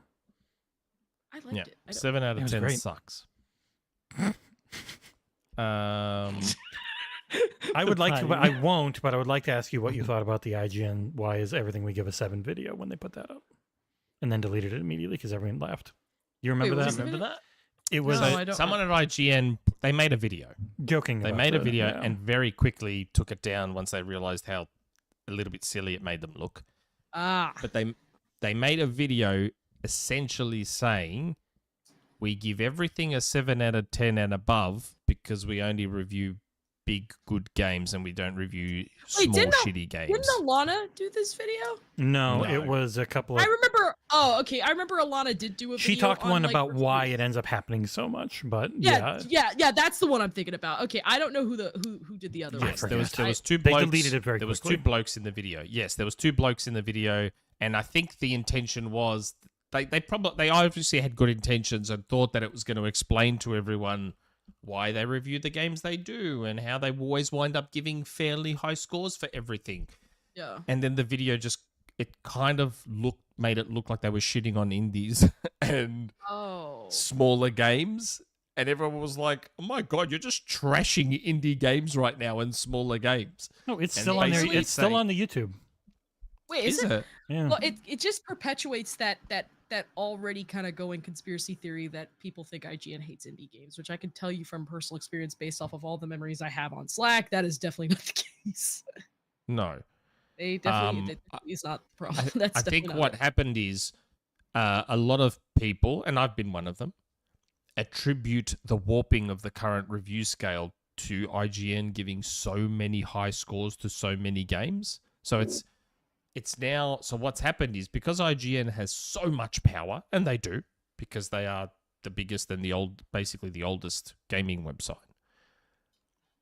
These days, anything under an 8 is basically seen as garbage. Just more widely across the Hence community. The uproar for Starfield 7. Anything under an 8 is basically, even though it's not that way in reality, Yeah, that is Starfield, how Concord, and Sparking Zero all got 7s. Now that I think about it. that is how the wider hardcore social media bubble internet community, gaming community sees the review scale. 8, not bad. 9, really good. 10, oh my god, amazing, have my children. 7 and below, absolute trash. Trash game. That's how it's warped And into. you know what's now. funny, 7 is Nick? a good on the review scale, so I'm just trying to yes. figure out. What's really Doesn't weird? matter. What's really weird? Yes. If you go back to like 07 and earlier, games were always in the 90s. Everything was in the 90s if it was a good game. Every single one. Yeah. It actually used to be way more skewed because there were also far fewer places total. So it's like it's comparing errors in a sport where the rules changed and it doesn't actually match anymore. But it's Yeah. like the old review scale was good game starts at 9, great game starts at 9.5, and then like 9.7 and above are the best games. That was the old review scale. The new review scale has shifted quite a bit, but there was like a little period of time, especially when hardware was really having a hard time catching up because AMD was pretty weak. But you know what changed, Jesse? Yes, you're right about so many more games being in the 90s, but what's changed now is it was IGN, extremes. for example, give way more 10s now. IGN never used to give many 10s.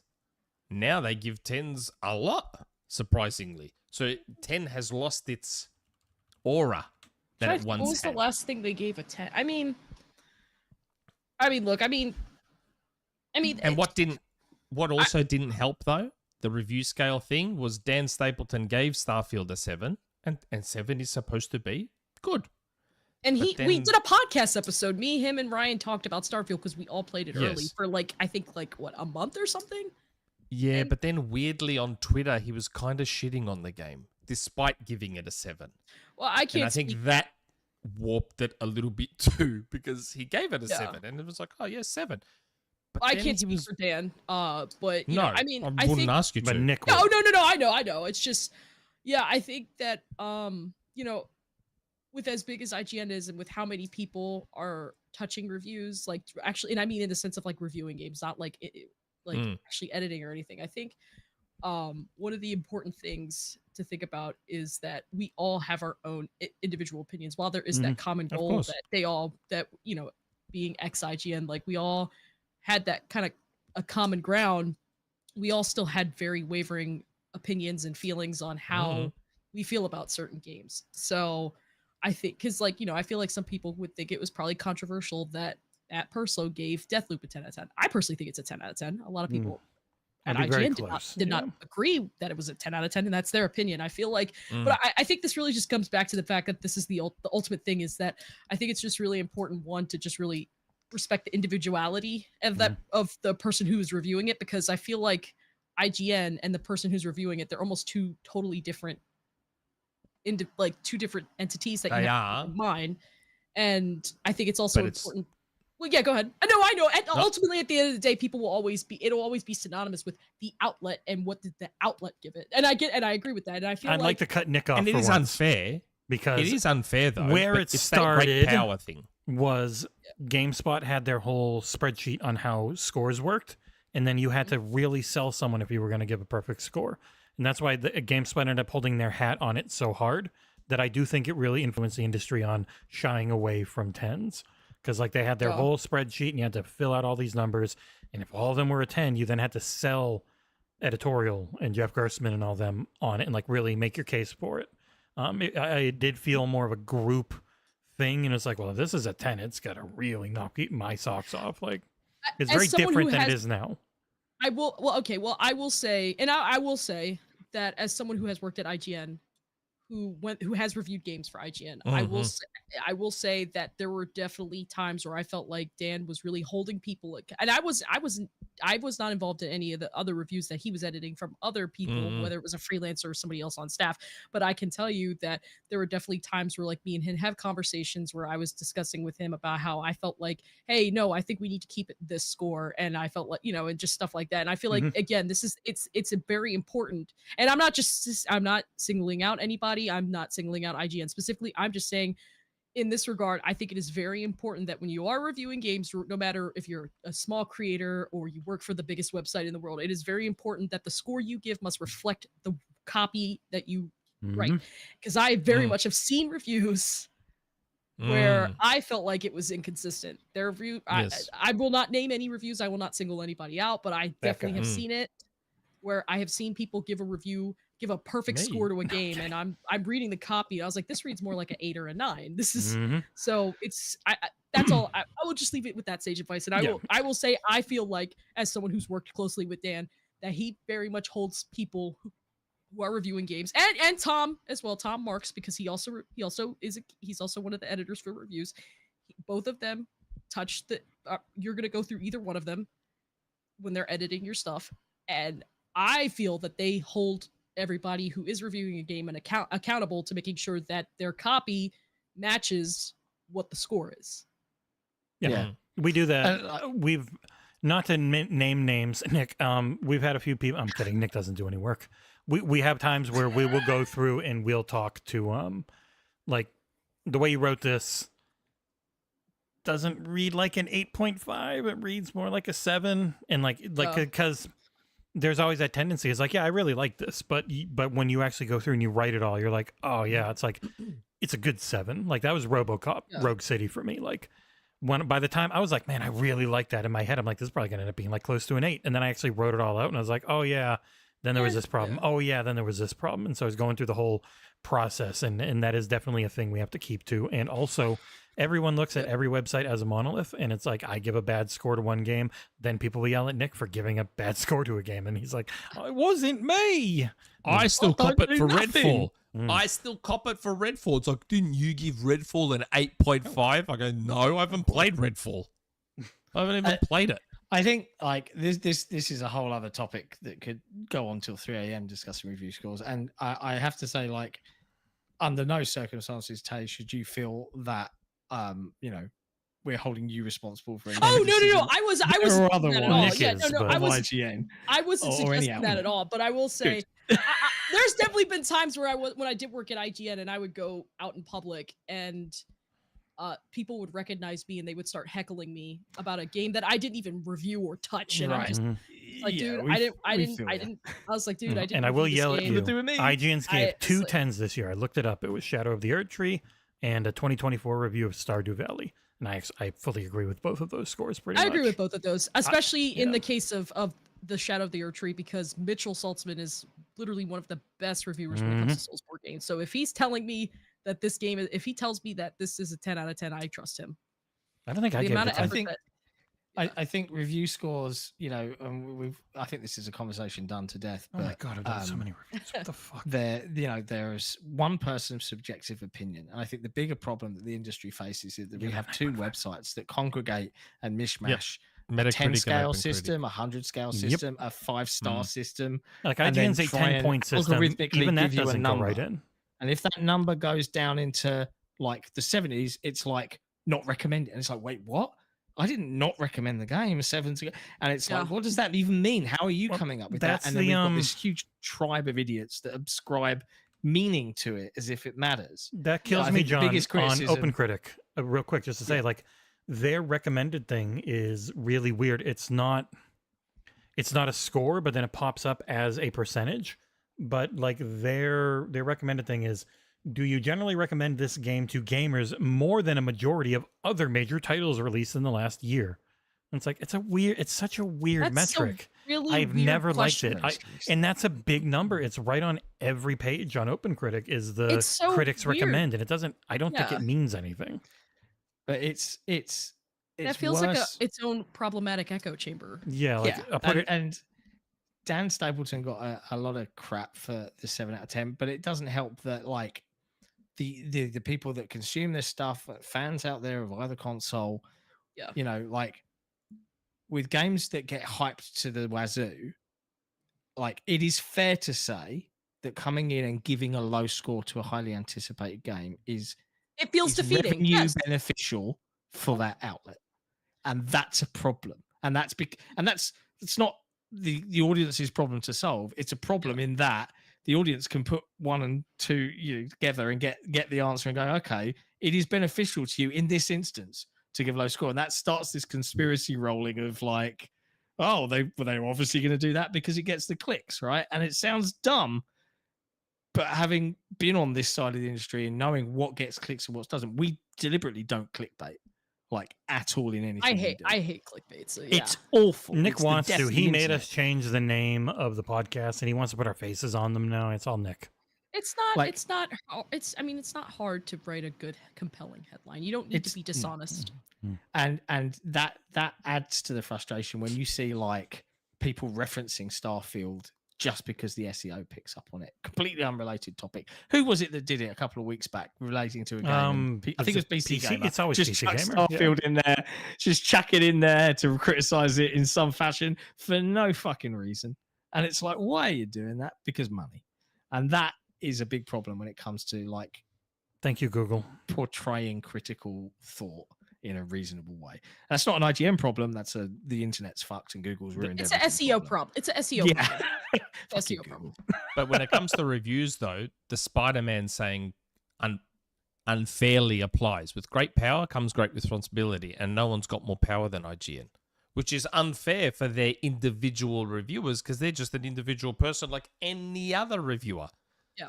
But because they're part of IGN, there's a lot of power that comes with that review. Like Ryan, I don't know if he still cops shit for it. Yes. He does. I know exactly what you're talking Yes, about. he You're does. talking about He his jokes Alien about it. Isolation review. He Oh jokes no, about it I was actually going to Oh. talk about Super Lucky's Tale.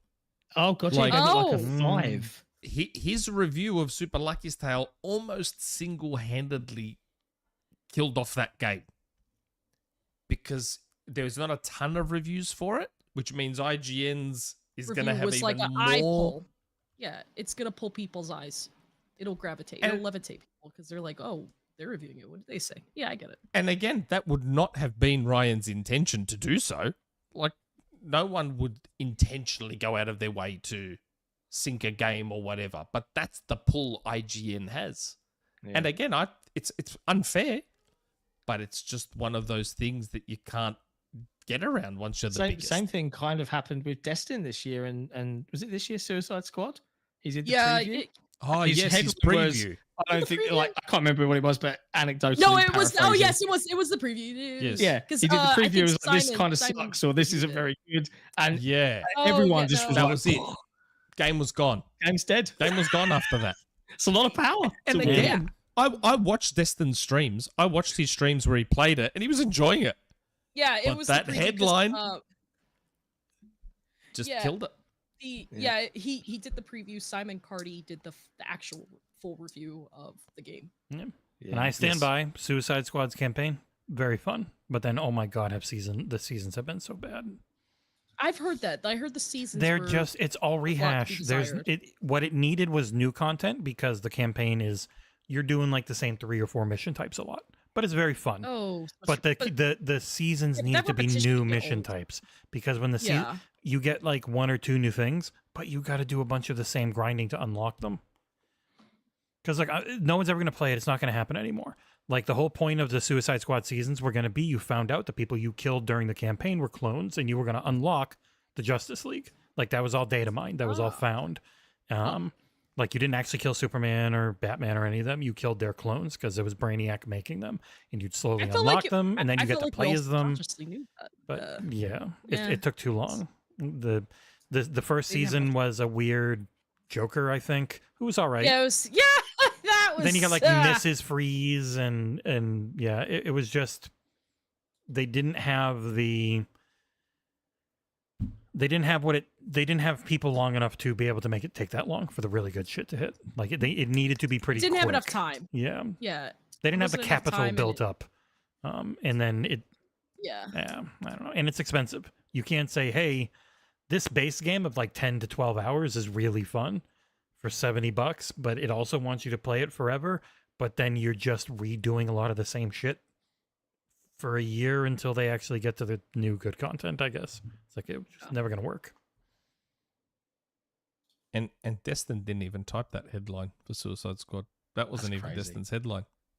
That's No, it crazy. So was- I wasn't felt his for deadline. him even more. It wasn't even his headline. You know who it was? Mine. Freelance headline writer. I don't even know That's how we great. ended up here. We were talking he's- about Wallace and Grommit. Yeah, Talking I know. about reviews, and then it was a question that it was about the question about about the 7 out of 10 joke. Yeah, I joked about the 7 out of 7. The 7 I think it was IGN thing. I Yeah. can't even remember how we got But here. as always, good conversation. I like these Yeah. kinds of like. Let's dive into the nitty gritty. It's good. That's what long podcasts. We have how many questions do we have left, Nick? It's We've got We still have a lot more. 2 or 3 real questions and then a couple of comments. And that's okay. it. This is the first time Wojtek has posted. Wotek. And the subject is changing gaming tastes. Hmm. Hi. When I first started playing, it was only first-person shooters or strategy games. I was not interested in anything else. But then came the original Baldur's Gate and introduced me to role-playing games. I surely play a lot of different genres now. Is there a genre of games that you would not play in your early gaming days, but like and play now? and what game changed your mind? Let me answer this real quick. We're all old, so there weren't really that many genres while we were growing up, and most of them have come into existence as we were adults. True. Yes. So Tay, Yes, I am an old man. how about you? Yeah, young you're one? young'un. Young one. Still in your 20s, young. You still got a 2 in front of you. In 44, 44. 42, and 40. Like, yeah, we're old. Try to think. It's hard. I know it's been a long day. No, it's just because my gaming taste hasn't really changed that much as I've. I mean, I would probably say no. Hold on. Nick's Yeah, really there's- into hentai visual novels now. Oh yeah. I can say specifically that I didn't play a ton of Japanese RPG games when I was younger, aside from Pokemon, and also Kingdom. me too. We're putting Kingdom Hearts. We'll put Kingdom Hearts in there. And when Final Fantasy 15 came out, I felt compelled to kind of go back and start playing all the Final Fantasy games. 6 now being my favorite, and I felt compelled to go play Chrono Trigger, especially since I got a really good deal on a copy that was like sealed, like plastic and all, and I got it on the DS no less, which is I don't even need to tell you how valuable that was and I only got it for like $40. Yeah, I'm a deal hunter. So I would say that like as I was younger, I was like, I mean, I played Pokemon, I played Kingdom Hearts, but it's like JRPGs were just not what I played. And then when 15 came out and I had so much fun and I saw the little references it kind of made nods to from previous Final Fantasy games, I felt compelled to go back and play the other ones. Like I saw a lot of the Final Fantasy 7 stuff and but I didn't actually sit down and play the original Final Fantasy 7 until I beat Final Fantasy 15. And then I was like, wow, I see why people liked it so much. So then it felt I felt a little bit more refreshed when I did go and play the remake, because I was like, I see why people were so impatiently excited for this game. So I would say it'd probably be that, but like honestly, a lot of my gaming tastes haven't really changed that much. Neither of mine. So I think if anything, they've been enhanced. I think I can. At first, I thought I couldn't answer this question because as I've gotten older, I've actually played less genres than I did when I was a kid. When I was a kid, it was like Red Alert, Command & Conquer, lots of RTS games, and I barely bother with RTS as a genre now. It just doesn't hold much interest for me. Similarly, when I was a kid, lots of platformers and stuff, and nowadays very few unless it's a really good Metroidvania. So, but then I thought about it as you were talking, and there's one game which was Forza Horizon 2. Forza Horizon 2, I never really was ever into racing games. Forza Horizon 2 was my first like, whoa, this is really fun. Yeah. So, yeah, I've got to give the award to that one, I think, for me. Like, and I still don't really like racing games now, but I will always jump into a Forza Horizon. So, No, I'm like that with Mario Kart and the Forza Horizon games for sure. yeah. My tastes have not changed at all. There's nothing that I didn't used to play that I play now. Nothing. Fair. Very stubborn. It's all right. I played my first-person shooters and my platformers and my sports games, and I still play them now. And my Metroidvanias, still play them now. Nice. I think Jesse already answered this, right? No, No, I've you just didn't. always played everything. Yeah. You just play everything, yeah. I play it all. Okay. Okay. Next question. Yeah. 99 Rukin. Subject. Acquisitions. Ooh, boy. Well, people, it looks like acquisitions are back on the table. Are they? I'll let you finish.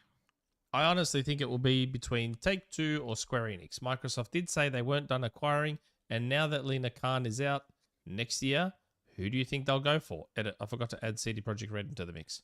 Yeah, this is basically referring to the new state of the world in... Yeah, I know, but even Lina Khan being gone doesn't suddenly mean Microsoft's going to be like, hey, let's buy Take-Two. The general mantra is it could that be a Republican easier in the government is US. more- Yeah, easier here. It still wouldn't be easier in the EU or UK. Yeah, like the CMA, I don't think would be like, hold up, you want to buy who? Yeah, Excuse me? So it's not. I don't think there's going to be a change of status quo here at all. I don't And think there it's- will be yeah. either. Also, in large part, just because they want numbers to start flying up before they start spending more again. Like they're gonna wait. Also, I seriously doubt Take-Two is ever gonna buy out. Like I No don't- chance. I think There's they no would way more just individual studios, like dreams of like yeah, if Crystal anything, they would Dynamics sell- and stuff like that. Yeah, if anything, it would be like chunks of those studios. From, Like Embracer's still bigger not doing great. Hey, you know, we're working with you on these two guys. Why don't we just, you know, Take 'em off Crystal your hands. Dynamics, That makes Eidos sense. Montreal, you know? If they were ever going to acquire again in a major way, I still think the only maybe possibility would still be Ubisoft, like I agree. Sega. Oh, Sega. Actually, yes, I see it. When you Because think about, it's Japanese, they can can- claim yeah, that they can sort of pull the "we suck in Japan" card. and Yes. it's We the need a publisher Japanese they publisher. need that they don't have to focus on, and then no one can speak the goddamn language. it's just a bigger expansion of that because it's like they can really go back and put in their track record of like, look at our rap sheet. We haven't really had a strong footing in the Japanese space. This will allow us to get some footing in there. It's almost like just a bigger argument that they had about getting King. It's just like they're very big in the mobile scene. We're not big in mobile. This will allow us to get our footing in there. So yeah, Sega And makes the most. Sega's not the biggest in Japan, so it's not like they're buying the biggest Japanese publisher either. It would be because it's.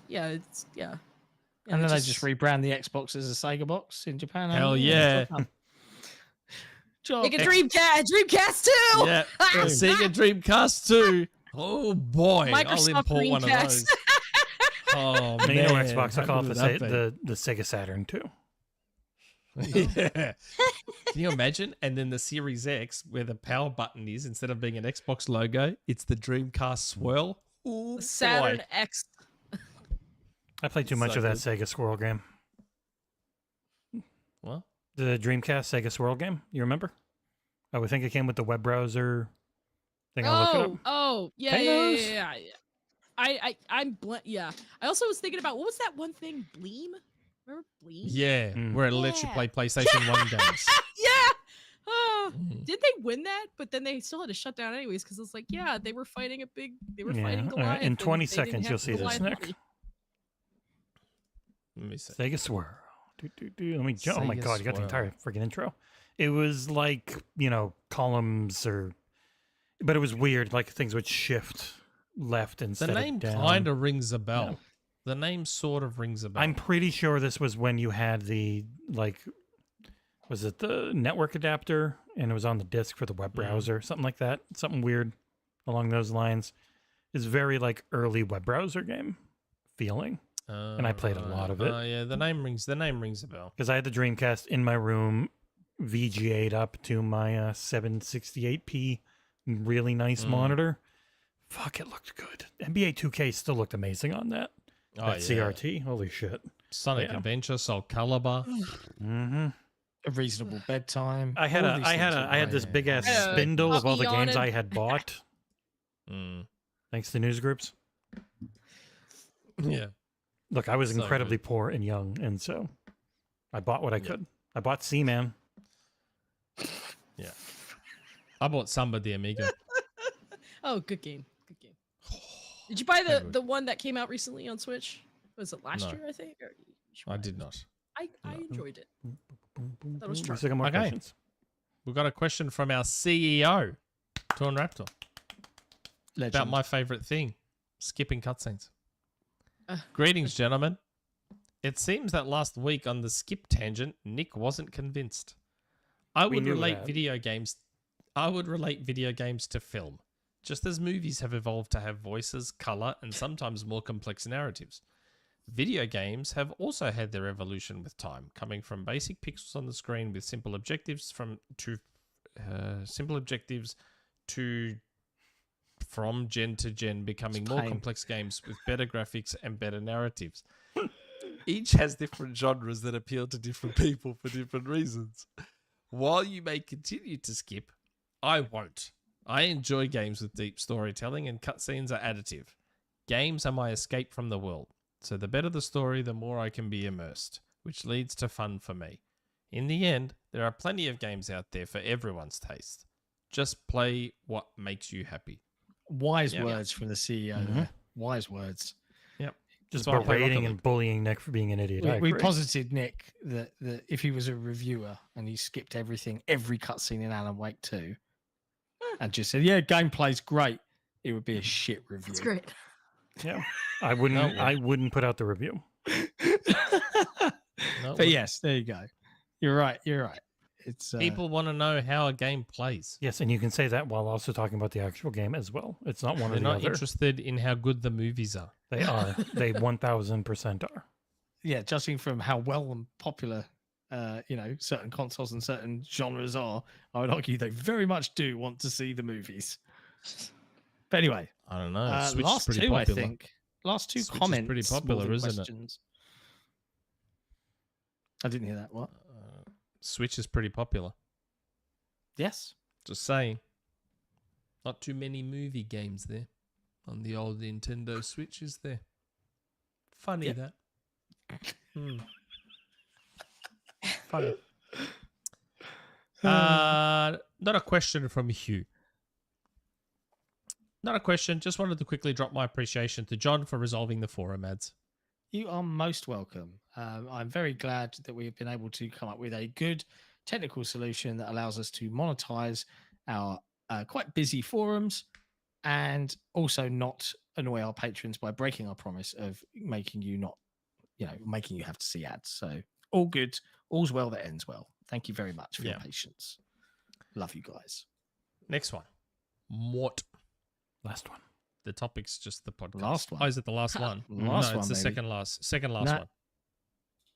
It's the second last one. Oh, we did all the other ones. We did. We it didn't do already. good old Collingwoods, did we? Yeah, that was the one where he's gone and edited it. Oh no, we didn't. We talked about it before the show. That's why Oh. John's being confused. Yeah. We should have done that at the start. Yeah, it doesn't matter. Hello there. This Hi. is starting too early, Oh. so I'll miss most, if not all of it live, unfortunately. For 5 But months. It's been going forever, so I'm sure you're here. I just want to comment on the show here. Hi, chat. John hates patrons. Cat. Nick is wrong on something. Everything. Sup, Trev. Hugs, Mort. There you go. I'm wrong on Beautiful. nothing. We did didactic. Yeah, it's just question. GOC now. I'd also Okay. argue that this question for good old Collingwood, we just did a tangent for 20 minutes. I know, we pretty much on this literally subject. just did. And we We should have must have asked this. We should have brought it up at the start or when we were talking about this. Good old Collingwood. Subject. Question for Taylor. Games journalism. Yes. Hello, John, Nick. Hello, John, Nick, and Jesse. Welcome back, Taylor. And Meow, Pumpkin, and Gizmo. So IGN gave a 7. Just edit. They gave it a 5. IGN gave a 7 out of 10 for Mario and Luigi Brotherhood, and that got an indignant yell from some fans, saying that IGN don't know what they're talking about and the game deserves a higher mark. As a follower of Destin Ligari, I know he has been asked to comment on IGN activity, but to his professional credit, he ignores those calls, and I'm not about to ask you about what IGN do, whether it be scores for games or stories. But it does spoil the reputation of gaming journalists, rightly or wrongly, a reputation that has already been tarnished over the years through coverage of games such as Cuphead and Redfall. So Taylor, how does it feel, or did it feel, That was my edit. to be working as a games journalist at this moment when it's really easy for your work to be dismissed by someone on the socials? Good old Collingwood. P.S. I did not know Taylor had resigned from IGN. This question was I written. didn't resign. I Under left. the Yeah. impression- yeah, Well, yeah. okay. Yeah, I guess you could argue. Okay. Yeah. We don't need to get Well, technical. we really did do that thing where we talked about this in depth Yeah. earlier. I mean, but answered I this could question. touch back on it like again, where Yeah, it's go. like because I did see it this week when the review went up, and I know a lot of people were really upset with because I think Logan reviewed it, and having had conversations with Logan and knowing how extensive his Nintendo knowledge is, if he's telling me that this Mario and Luigi, this new game is not good, I trust his judgment. Because one thing that I will give credit to Dan is that Dan is really good about making sure people who have the bandwidth, first off, and have the genre knowledge, he makes sure that those people are reviewing the games, because he tries to find the best person fit to review the game, which is why you see Tristan Ogilvie, for example, reviewing a lot of horror games, which is why you see Mitchell Saltzman reviewing a lot of Soulsborne games. So I trust the vetting process that Dan Stapleton has and continues to have, just because I've gone through that process. I trust the fact that if Logan did not think this game captured the spirit of what made the other Mario and Luigi game series as charming and as fun as it is, I trust his judgment on that. And like, again, like if you would disagree with him, that's totally fine. But I feel like putting that as like an example of, oh, game journalisms are on Fraud Watch feels a little unfair. It has been wildly unfair lately, where people are just always holding up the monolith of games journalists are bad because they might disagree with someone, and it's because they don't want people to be truthful. They don't want people to give their opinion. They want people to say the things that they personally want to hear about the game. That is their main goal. It's like they're like, oh, they're not being truthful because they gave it a bad score, and I like it, so they're obviously lying. And it's like, well, no, it's somebody who didn't like it. Yeah, you might like it. There are very much games that I absolutely just wouldn't shut up about at work, and people did not feel the same way about those games. And that's fine. It's fine. We're different people. We have different tastes. We have different opinions on how we see what makes a great game. But I feel really bad that Logan got a lot of crap for that, especially since I know how passionate he is about Nintendo games and how knowledgeable he is about. It's Nintendo never about games. the words. It's only about the score. I never get pushback about anything I say. I only get pushback on the score. Like from Nick, when I gave a game a 10, he had no idea why I just or cared. don't like 10s. Yeah. I just don't like 10s being given so frequently. Yep. I just don't like it. Yep. It's an That's old fair. school belief I have that to Well, me. yeah, because it's like and one of those again, things. Yeah, it's no, because I'm on that old. same thought. Yeah, I get that. I get where you're. Yeah.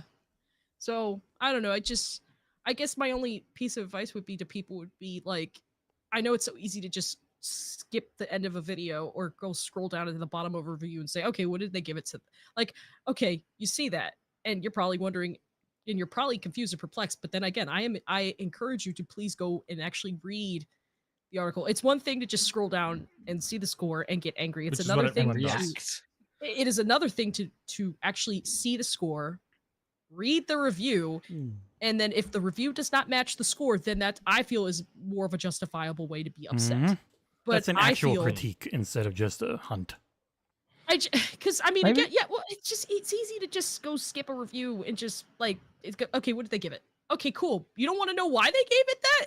I don't know. That just that's Maybe just we like should a big adjust our corner you're plugin missing. on the website that you can't reveal the score until you've spent you've 4 read it. minutes on the page.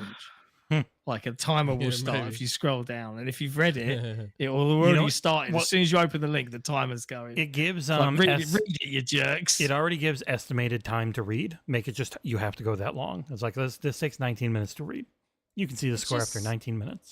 There's just a crucial step that you are missing by just going right to the score and not reading what the score actually says, or just reading the excerpt of. And the excerpt, I think, did a good job of explaining why he gave that score. And if you don't even read that, then I'm just like, okay, well, if you Do you? But It comes back to that power thing too, because IGN's Yeah. that's why they're so outraged, because it's IGN has so much power. Yet when that IB Times gave Forza Horizon 4 a 4, people weren't outraged, they were just laughing at them. Because IB Times, who's IB Times? But if it was IGN that gave Forza Horizon 4 a 4, oh boy, what that would have caused. oh god, yeah, Because IGN's got so much much say influence and power. so much weight, and so if IGN gives a game a bad score, the Metacritic's going to get seriously knocked down. And remember, Metacritic is now tied to bonuses, and Metacritic is now tied, and it's this. It's a And again, really that's bad not. system. It is, and that's not the IGN reviewer's responsibility. Nope. That's not what I'm saying. It's not their responsibility to think of that or worry about that. Yeah. I'm just saying it's the sad reality of the situation, Yeah. unfortunately. And I'm seeing a comment from Abdul in the chat. Is that true? Ryan McCaffrey was talking about how he was not allowed to give Halo 2 and Splinter Cell Chaos Theory a perfect 10 for OXM yesterday. It was an old school mentality back then. Like a 10 It is. was That's my old sacred. school mentality. Yes. Yeah, dumb old 10s men. should be... I've always felt like a 10 should be saved for like the most. You give it to Mario special of Odyssey, special of which I special. honestly couldn't Because go higher Mario than an Odyssey 8. is perfect. It's not. Mario Odyssey is perfect. It can't be perfect because I don't like it. It's as much it's as the you. end of the show. It's the end of the damn show. As soon as Perfection- Jim Super starts Mario ranting Odyssey about Mario is Odyssey. perfect. A 10 You deserves gotta, you not gotta 10. reserve Perfect. 10s for those perfect games like Okami. You know, it's funny. I forgot to tell my story about Okami. It's funny you meant as soon as you said Okami is like your favorite game ever, I was like, oh my god. I went and bought Okami when I had a PlayStation 2. I I'm went hovering to over Dick mute, Smith John. at the time, a retailer called Dick Smith. I saw Okami there. It looked cool. The box art looked cool. It is really cool. So I bought it. Sorry, Took it John. home. I know the story. I can quickly say started it if you want playing me it. to. I can just get it right After He doesn't half an hour, I took it back. Played Okami for half an hour, took it back. I was like, I don't like this game. And I took that personally. I took that personally. It just when you mentioned Okami, it reminded me of that story. I so vividly remember buying the game, taking it home, started playing it, did not enjoy it at all, and took it back. The What- moment you what about put it did you perfect not on like? 10, you're off. Nothing's perfect. Nothing can ever be perfect. That's not what a 10 is for. Perfect in your eyes. Yep, yeah. just- Pinnacle. It's the best of the What it's a about it did you not masterpiece. like though? I gotta get back on. Okay. So, what Because about when it? did it come out now? 2001? It came out towards the tail end of the PS2 era. Like that would be what, 2006? 2006? Was it? I won't look it up and make this go longer. Oh, Sorry. yeah. 2006. 2006. 8 days Yes. before my birthday. So that would make sense because, yeah, I drove myself. So I was 26 years old. Also So, yeah. came out the same year that Bully was released, which is also one of that is one of my favorite games. Yeah, I like Bully. Bully, I liked. You need I another. can't remember. Come on, Rockstar. You know what? You know what it probably was? How slow the game starts, No, it is a slow burn. The first like hour and a half is a slow burn. I'll admit that. and there was so much text, so much text to begin Yes, with, there was! and I'm like, Shut up! oh my Yeah. god, this game is not letting me play anything, and I got so frustrated. I'm like, It gets I'm so taking much this back. better. No, it gets so much better. You gotta go back and play. It probably does. It probably It does. does. I just at Play the it on your time, Switch. Just play it on your yeah, Switch. at the time, I was just like, man, this game's not letting me play the game, and it's like a real slow start. I'm No, like, it's a slow burn. It's a Ooh, slow angry DM from John. Wow, I can't believe you're saying these words in it. And apparently the PS3 version had an internal resolution of like 8K, and they had to scale it back. Yeah, Akami was this weird game where the PS3 version ran at like 8K. Did you see that the Wii version had like the box art had like what IGN watermark or something? Yes, that's right. It did too. It was so funny. All right. Hilarious. Well, okay. All I'm gonna say is just go back. Give it another shot. Ah, there it is. Not sure if many people know this, but the PS3 version of Akami HD had an internal rendering resolution of nearly 4K. Back on the PS3. I was like, wow, that's Impressive. Cool. How good's that? Not at all. Yeah. No one had 4K TVs. It's still it's cool not- that the console could do that. It's still hate it it. was still yeah. That makes Ninja me Gaiden sick. Black was 720p, I think, or 1080. So was Splinter Cell. interlaced. So was Yeah. Chaos Theory. Chaos Theory was 720 on the OG A Xbox. 9.9 out of 10 Chaos Theory. Because he wasn't allowed to give it a 10. Because he wasn't allowed to give it a 10. It's definitely. I the try end to of stop the show. Jesse giving 10s. It's I the try end to of the stop You have It's zero I'm ending power. the show. The show is finished. I'm going to I was bed. okay with Alan Wake 2's 10 though. Despite I was it, okay with that. Oh, it that does- absolutely deserves it. But he It's- didn't but watch a it's not. single cutscene, so it doesn't matter what he thinks. He skipped every one. I In skipped all Alan the cutscenes Wake in 2. Alan Wake 2. Exactly. This is why you Your don't camera's have to frozen pay again, attention Jesse. to him. Yeah, I gotta tap. I don't know why it does that. If I move my hand at it, it goes. No clue why. Maybe it's sensor-based camera. Well, it's Could be a the sensor. autofocus for some reason gets it going again. I don't know. Ah, okay. Alan But Wake that's 2's the show amazing. show. That is the show. show. Yeah. And Tay, that's thank you so much for coming on again. Yes, and thanks, for, Taylor. for the hearty and passionate and good, in-depth, nitty-gritty conversation that we like. It's good stuff. So many thanks. God, we haven't had a show this long in a long Like, It's knew been it would a be gonna beat the long. record. I was time. I was hoping it wouldn't be 5 hours. We got another It's hour. Like, I know I'm going to be up in 6, I 3.5 think, before. hours, and I'm going to be fucked tomorrow. But it is the way it is. Aren't you happy we started an hour early, or you get an extra hour sleep? Yeah, exactly. Imagine if it wasn't. It would be 20 to 4 in the morning if we didn't start at 10. It's just, And see, that's the thing. I'm not gonna Baldur's about Gate it. 3, It's like not for me, and I know that. I wouldn't review it because it's just I could not get into that game. But coming up this But it week was on a the site, pleasure. we're going to have a Rise of the Golden Idol review from me. Closer to launch, I have no idea when the embargo is. We'll have a Stalker 2 review from me. And starting right at when it comes out, I'll be working on a Flight Sim 2024 review. In early Jesse December, we'll have John's Indiana Jones and the Great Circle review. And then I will be doing the Legacy of Kain Soul Reaver 1 and 2 remaster reviews. And after that, it's just focused on Patreon.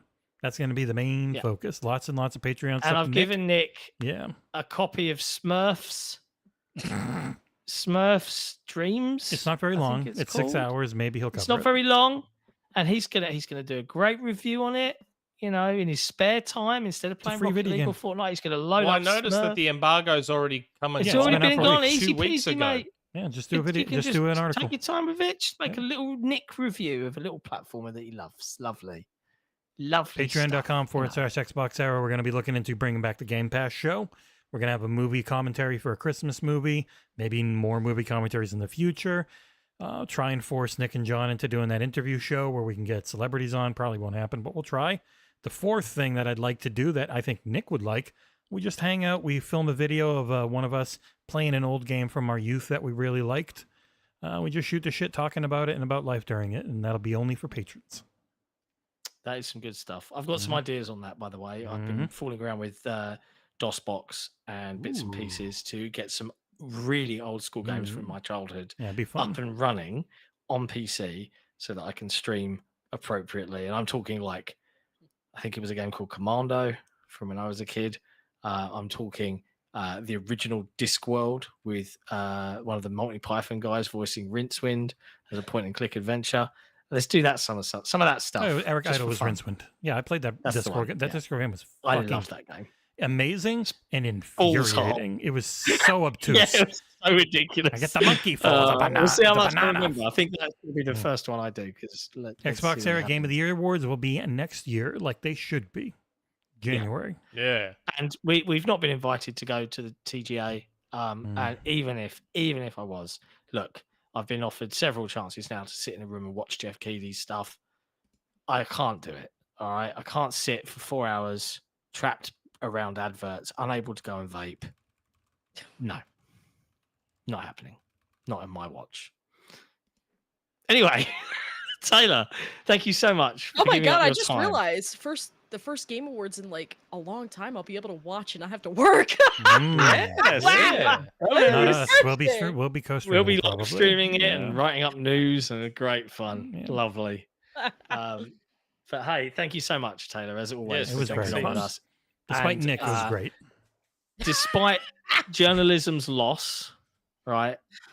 In terms of you stepping away, I like that you still want to come and hang out and do podcasts with us on the occasion. Yeah. Tay Don't be reached out afraid to to me. say, hey, you know, like I'm not when you dead. guys, if you ever want to come on, you've always got a spot and a chair here. Hey, All of now your that I targets are know dead, that but Tay you were would not. still want to do this, I'll ask more often. I just assumed that you got out and you wouldn't be interested. I mean, so if I it's never. losing 5 hours on a Saturday, it'll probably still be a once in a while thing, I imagine, for most people. Yes, we just have to stop Nick from talking. I think that's the key. No, That's because the I key solution. don't mind a good yap. Appreciate it. you and appreciate everybody in the chat for coming and hanging out. And hopefully you enjoyed the very lengthy show. Plenty to listen to for many commutes for this week ahead. Yeah, got all It will your probably drives take a taken while care to of. process. So for audio listeners, apologies, it might not appear until Monday on Spotify. Depends And when these YouTube lets me grab timestamps it. are gonna be hell. You know, John, Yeah, if you and really that's cared the about one people, thing that I like. you could just play and record the podcast in OBS. I've done that before with headlines. It would only take you 5 hours then, I know, bitch. but yeah, I'm not going to. Main friend. Much love, everybody. Ciao for now. Ciao for now.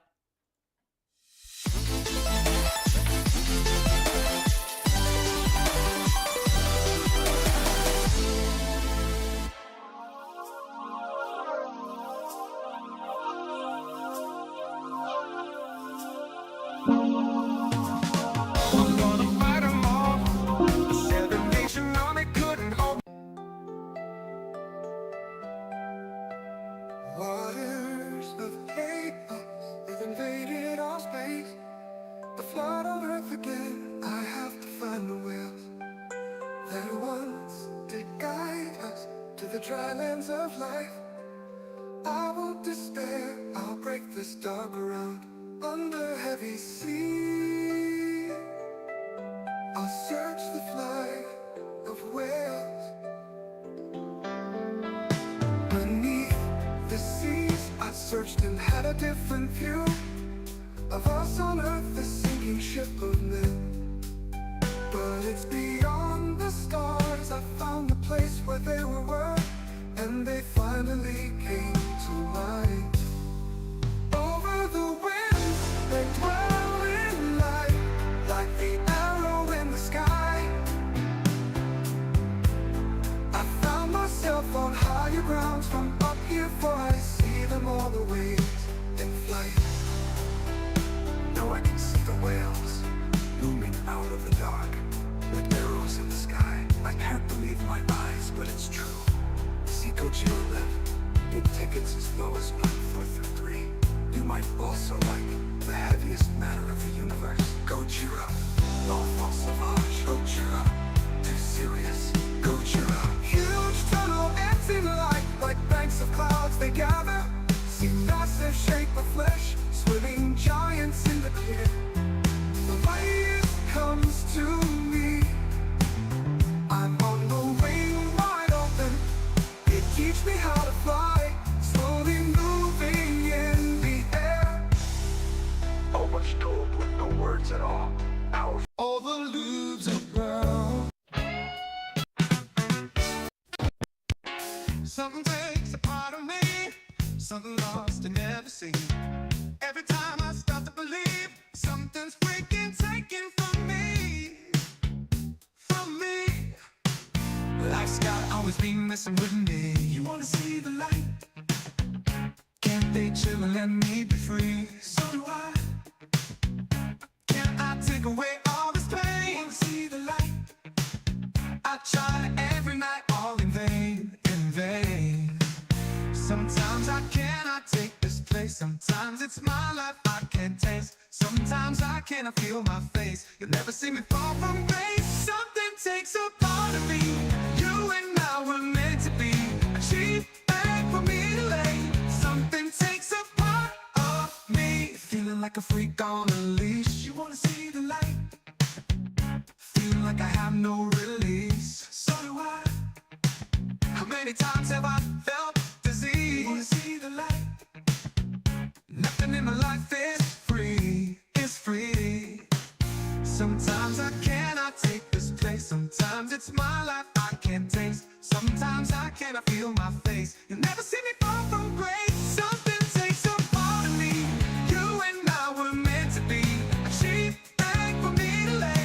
Something takes a part of me. Boom da da dum da da da boom da da dum dum da da boom da da dum